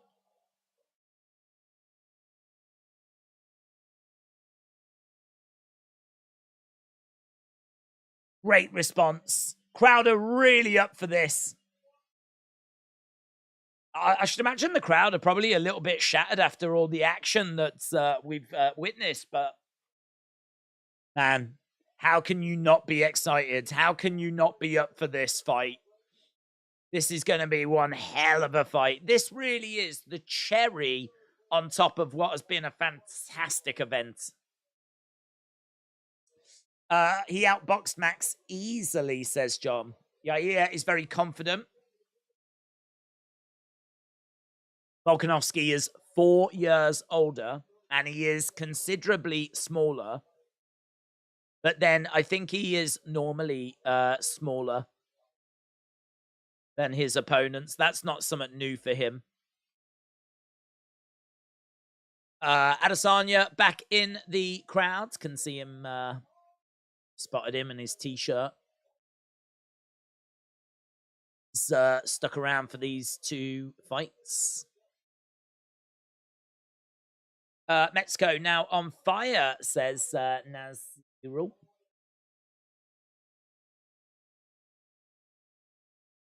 Dean is the ref for this one. We're going to be underway with our final fights. Islam got beat up by a featherweight, said Freddie. Volker's got a long reach for a short ass, said King Huddle. Benbo, shout out to you. That's probably one for a different time, but it's a great question. There's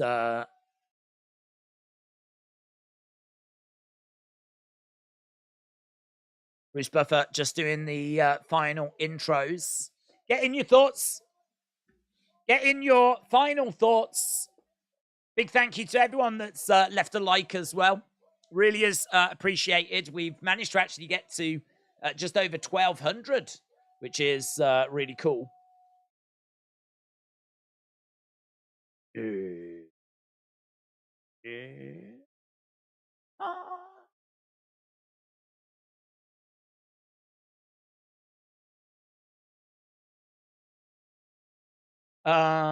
Days blushed and giggled when introduced to BJ Penn.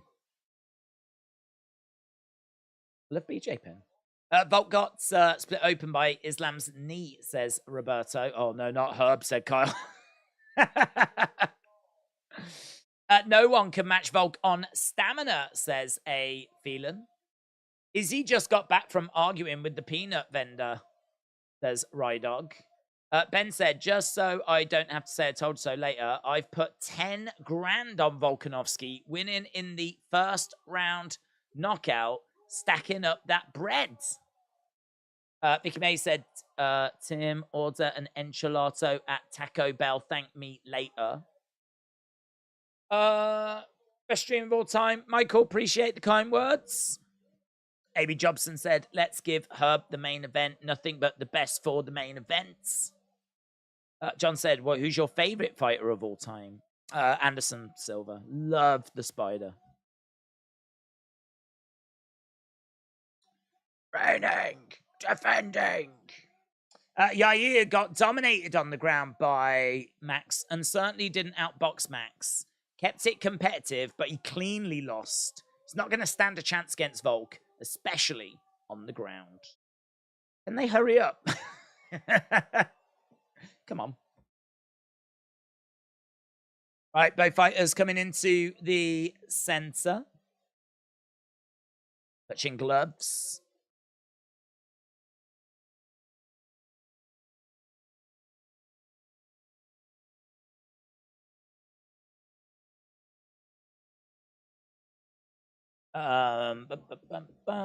Connor gets destroyed by Volk and Islam. Right, here we go.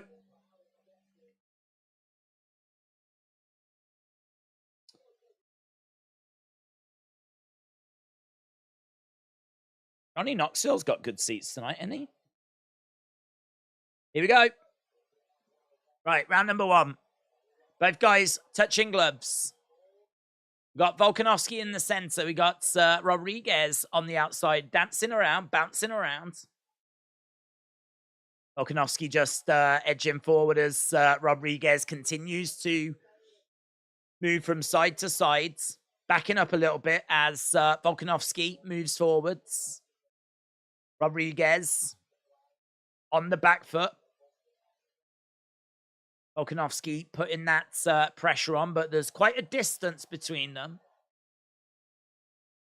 Rodriguez obviously trying to maintain that kicking range. We know that Yair Rodriguez is one of the best kickers in all of UFC. He has got really good cardio as well. Kick coming in there by Volkanovski. Head kick coming in by Rodriguez. Rodriguez, that was close, man. That was really close. That head kick there by Rodriguez was nice, but couldn't land it. Head kick there by Volkanovski. Yair Rodriguez trying to come forwards. Big kick there by Volkanovski. Volkanovski backing up a little bit as Rodriguez, the much taller fighter, throws in a kick to the body. Oh, Volkanovski grabs Rodriguez and manages to take him down. So Rodriguez is down. Volkanovski on top. Rodriguez trying to get over by the side of the cage. Volkanovski on top of Rodriguez right now, chest to chest.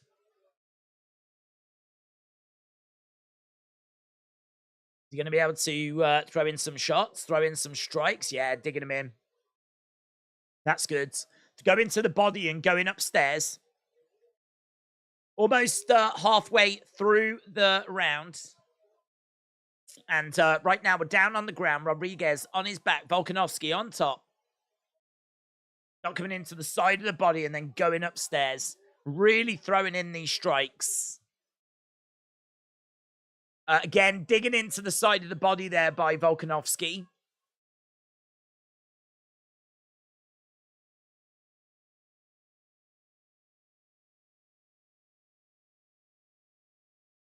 Someone, Cormier said, someone from the crowd, a female voice, seemed to just shout, "Get your legs under Volkanovski and kick him off."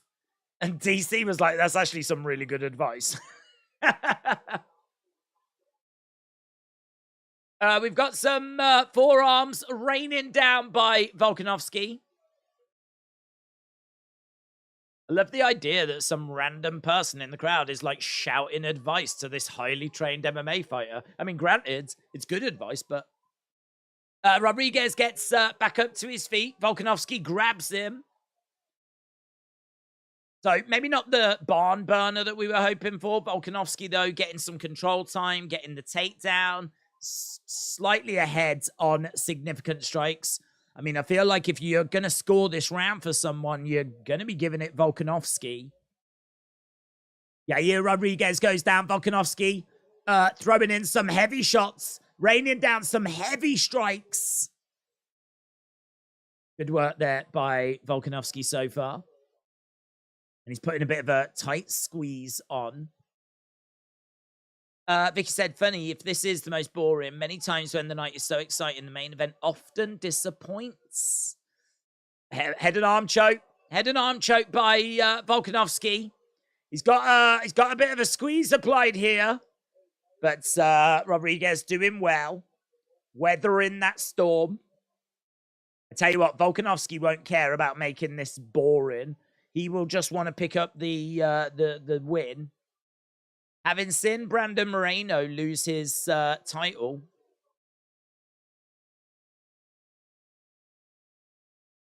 Shot coming into the side of the body, and he's letting his hands go here, Volkanovski.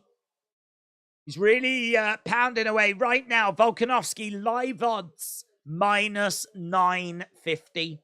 Yair Rodriguez at plus 600. Really swinging away there. And end of the round.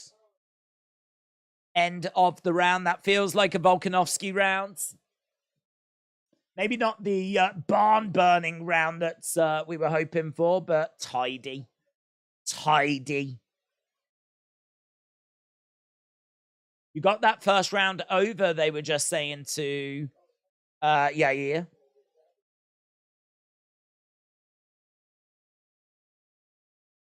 Okay, so both fighters back in their corner, getting a little bit of advice. And we should be going to round number 2 very soon. Volk is smart enough not to get emotional, says Vicky. Who will Pantoja fight next? We may see a rematch. I mean, I don't think anyone would be against seeing Brandon Moreno Pantoja again. He beat the whole cards off in one night, says D-Bone. Just seeing some replays of some of the groundwork that was being done. Okay, here we go. Round number 2. Volkanovski just really tidy, really composed, going about his work and picking up that first round.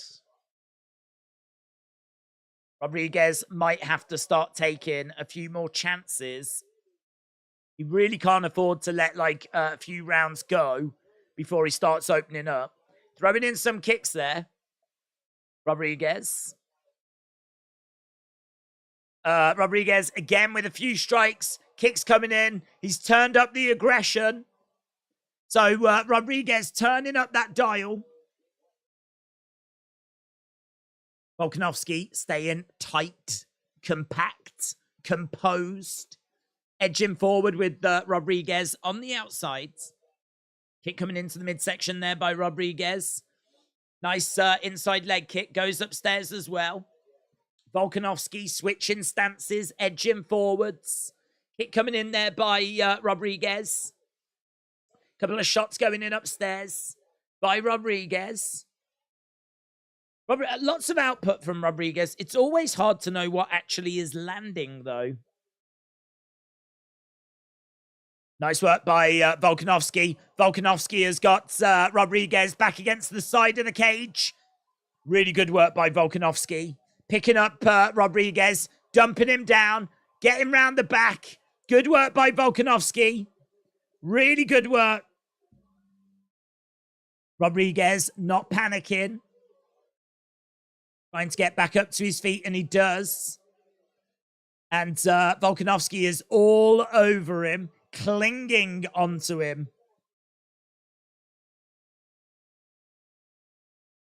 And, oh, that's a lovely takedown. Takes the leg away. Down goes Rodriguez. Volkanovski on top.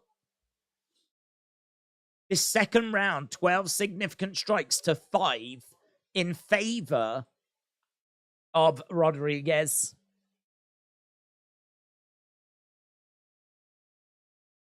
Volkanovski just throwing down a few shots.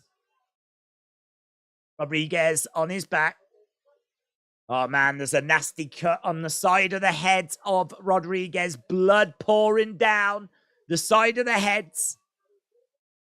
Volkanovski all over Rodriguez. 12 significant strikes to 9 in favor of Rodriguez. Again, dragging Rodriguez down. And right now, we're seeing a bit of wrist control by Rodriguez, but Volkanovski all over him. 6 takedowns. His previous best was 5. Volkanovski is just taking Rodriguez down at will. Just taking him down with ease. Moving into side control. He's got the forearm. He's smashing that forearm into the face of Rodriguez. Rodriguez has already got blood pouring down the side of his face. Big shots coming into the side of the head. Really good work there by Volkanovski. And again, throwing in some heavy shots. Really good work by Volkanovski. Yeah. Rodriguez has tied up the arms. Hammer fist coming in there by Volkanovski. It's Rodriguez is trying to battle, but he's on his back. Volkanovski is on top of him. And Volkanovski is just going to work, man. It's now 17-12 on significant strikes. Got 50-odd seconds left to go. Round number 2. It's going to be 2 rounds to Volkanovski. Elbows coming back there by Yair Rodriguez. But, wow, that is very impressive. 6 takedowns over 6 minutes control time. 32 significant strikes to 13. Heavy shots. Heavy shots by Volkanovski. He's just raining down these blows. Yair Rodriguez. There's levels to this game. And we're really seeing that. 4 seconds left to go. Sounds like Volkanovski is slapping the whiskers off Rodriguez, says Freckles. He really is. He really is. The numbers should be showing that as well. As we said, 6 takedowns to 0. 6 minutes 55 control time to 0. 36 significant strikes to 13. 92 total strikes to 40. Like, this is... I mean, it's not one-way traffic in the sense of Rodriguez isn't landing or doing anything. He is doing bits, but just nowhere near enough. I mean, nowhere near enough. He came out at the start of that second round and he seemed to turn up the aggression a little bit. Seemed to turn it up a little bit, but again, just nowhere near enough. Got to move more, they're saying to Rodriguez. Good fight so far. I like the dude's ground and pound, said Intoxicated Beats. Yeah, I mean, what I would say is after the barn burners that were Turner Hooker, Whitaker Duplessis, Moreno Pantoja, this one feels like it's just a bit one-sided and not, but it's still a fight. It's still a scrap. Yeah, Yair Rodriguez is still in this. Herb Dean is having a word with Rodriguez. He said, you grabbed the fence. Don't bring me into this. So he's saying, I don't want to be a part of the outcome of this. Yeah, he's got to do something big on the feet. So we got Volkanovski backing up. Yair Rodriguez. Throws a kick into the body. I mean, one more round, and we're going to be at the point where Volkanovski will be... Oh, kick coming in there. That's nice. Will be so far ahead that Rodriguez will need a finish. Volkanovski on the back foot. Nice leg kick. Lovely hook shot. He's just landing at will here, Volkanovski. Outside leg kick. Yair Rodriguez throwing out a jab. Had a minute gone so far in round number 3. It's very slow and calculated and patient. Like, there's not really a load of things to get overly excited about. It's just tidy. It's just clean and tidy. It's you know, it's like a champion's performance. It's calm. It's not like what we just saw from Brandon Moreno. It's calm. It's composed. It's calculated. You feel like there's a game plan. You feel like he's in control. Joe Rogan said, yeah, Yair's got to open up on the feet here. He's really got to go.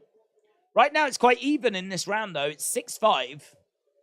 We got Volkanovski on the outside. Crowd making a bit of noise because the fight's just gone a little bit flat. Kick coming in. That was nice. Oof. That seemed to connect on Volkanovski. Rodriguez getting through with that. Volkanovski actually nodded to say, okay, fair play. That got me. Edging forwards. Yair Rodriguez. Inside leg kick. Volkanovski again switching stances. Kick coming into the body. Seeing Volkanovski edging forwards. Again, just switching his stance as he edges forwards. We got Rodriguez dancing around on the outsides. Volkanovski again. He's stalking Rodriguez. Oh, a heavy kick to the body there by Rodriguez. That was nice. We're seeing Volkanovski come back. This feels like a better round for Rodriguez. Heavy leg kick coming in there. Yeah, right. He's having a good round. This is easily his best round. But he's still got 2 minutes to go. And I can tell you that it's 13-11. So according to the unofficial numbers, it's actually really close. Rodriguez circling around on the outsides. Volkanovski coming in. Oof, no joy. Timeout. Eye poke, maybe? Eye poke, I think.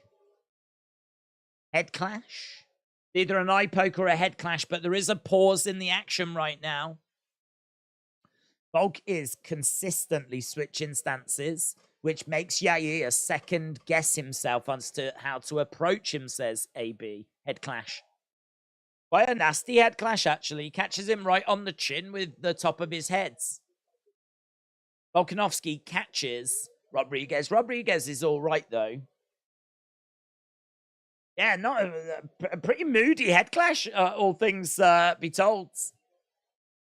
Volk's switching of stances is beautiful.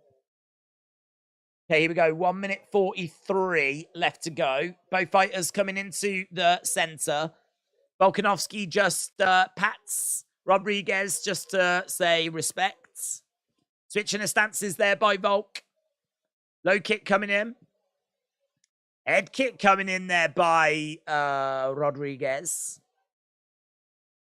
Swing and a miss there by Volkanovski. Looking to get a couple of jabs in. He's circling around on the outside. Head kick just misses there by Rodriguez. Low kick coming in by Volkanovski. Oh, lovely shots there by Rodriguez. 1-2 upstairs. Volk nods. This is better by Rodriguez. Oh, big hook shot by Volk. That was a big hook shot. Rodriguez covering up. Knee strikes, body shots, uppercuts. Takedown by Volkanovski. Volkanovski working the ground and pound. Rodriguez covering up. Volkanovski all over Rodriguez. Rodriguez has got to do something. It's done. It's done. Alexander Volkanovski ground and pounds his way to victory in round 3.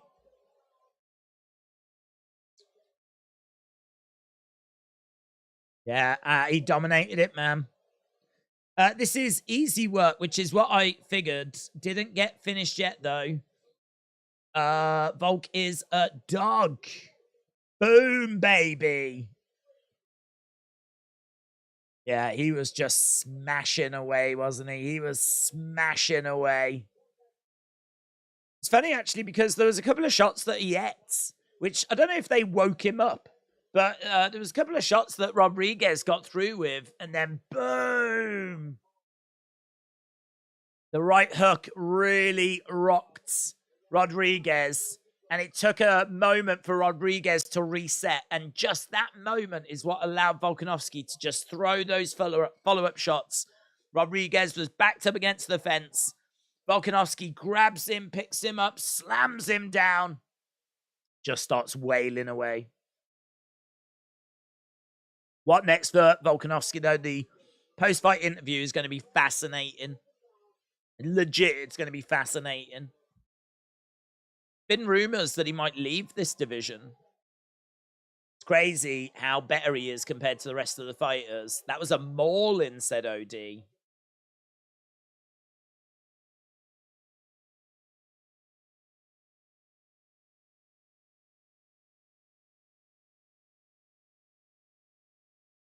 Adesanya is fired up.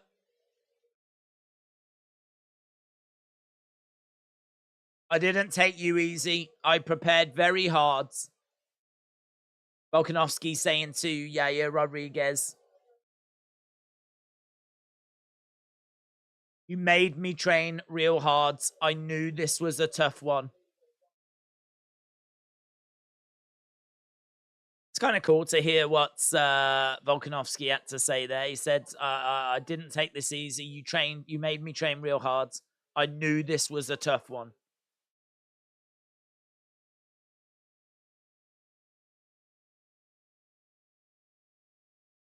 Another paycheck and another win. Only up from here, says Volkanovski.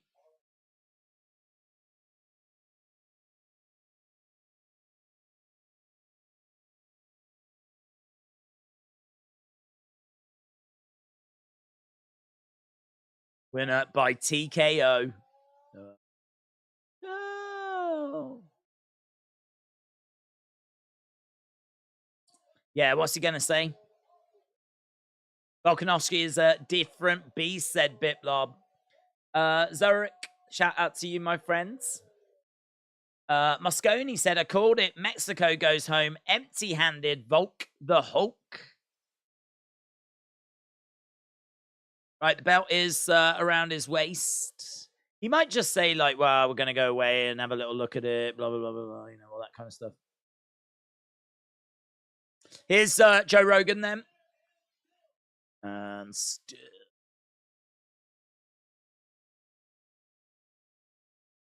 second most title fight wins in UFC featherweight history with 6. Jose Aldo in first place with 8.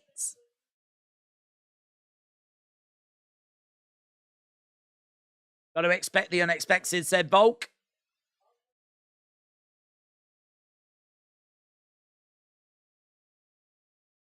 I knew how dangerous he was. There was a bit of fear there because of his striking.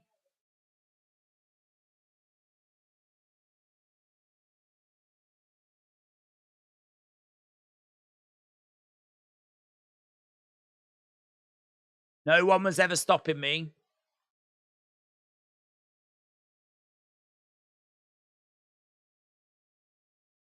So Joe Rogan said you made a great statement about you being the pound-for-pound best fighter on the planet. I mean, he was dominated. I mean, he dominated rounds 1 and 2. A couple of moments where he got caught, but nothing too concerning.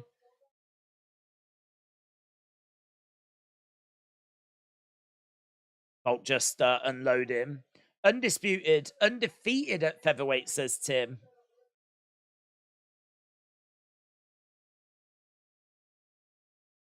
I'm coming for all them records.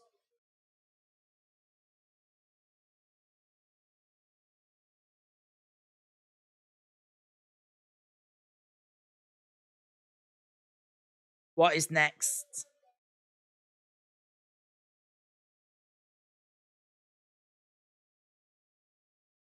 Yeah, you think about 55?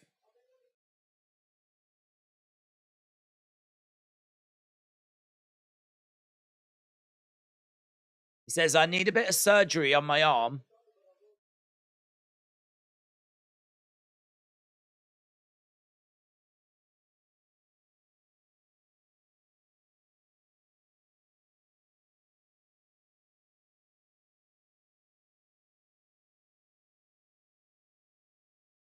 He says he wants the lightweight belt, and he will be coming for that. He says he needs a bit of surgery on his arm. Bit of surgery on his arm, but he's hoping to do one more later this year. The best in the world. They're talking about potentially a rematch between him and Islam. I mean, it'd be amazing if we do get it. You people felt that Volk did enough to win that, but it was really close, that fight. But what can there be said about Volk that hasn't been said? Dude is a stud. Definitely one of the greats of all time. I don't think Topuria is winning against Volk either. I don't think Topuria's winning against Volk. Thank you for the great call. Frank Freckles McButtface, shout out to you. Could this be the greatest card of all time? I think it could, said A.B. Jobson. It's always hard to make comparisons, but certainly one of the best cards I've ever seen. Certainly one of the best cards I've ever seen. But Ilya will be destroyed, said Roberto. No one can beat the Volk. This is his division.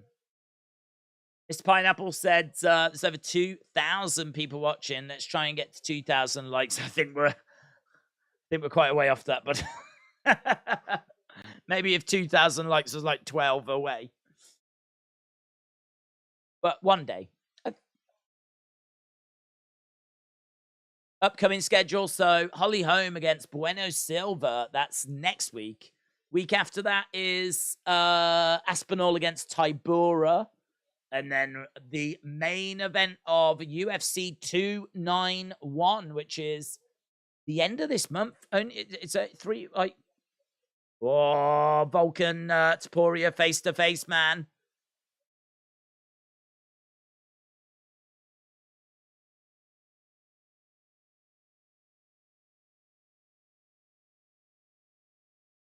So face to face between them two right there. And there's Volkan Adesanya.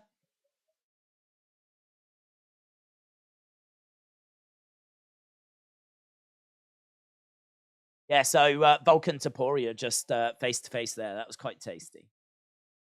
Remember, guys, Khabib made Charles versus Islam, Islam versus Volk possible. Respect Khabib, says Roberto.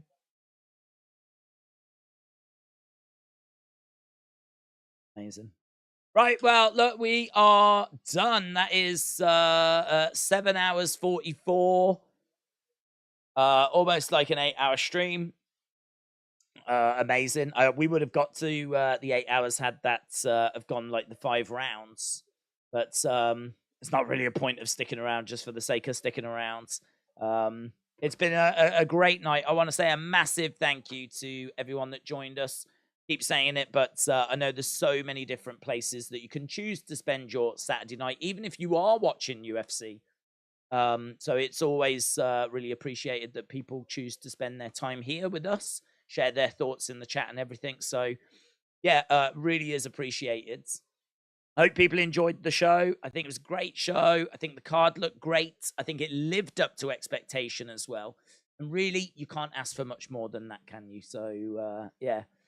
Thanks a lot for joining us. Really, really appreciate the support. And hopefully, I will see you again next time. Bye for now.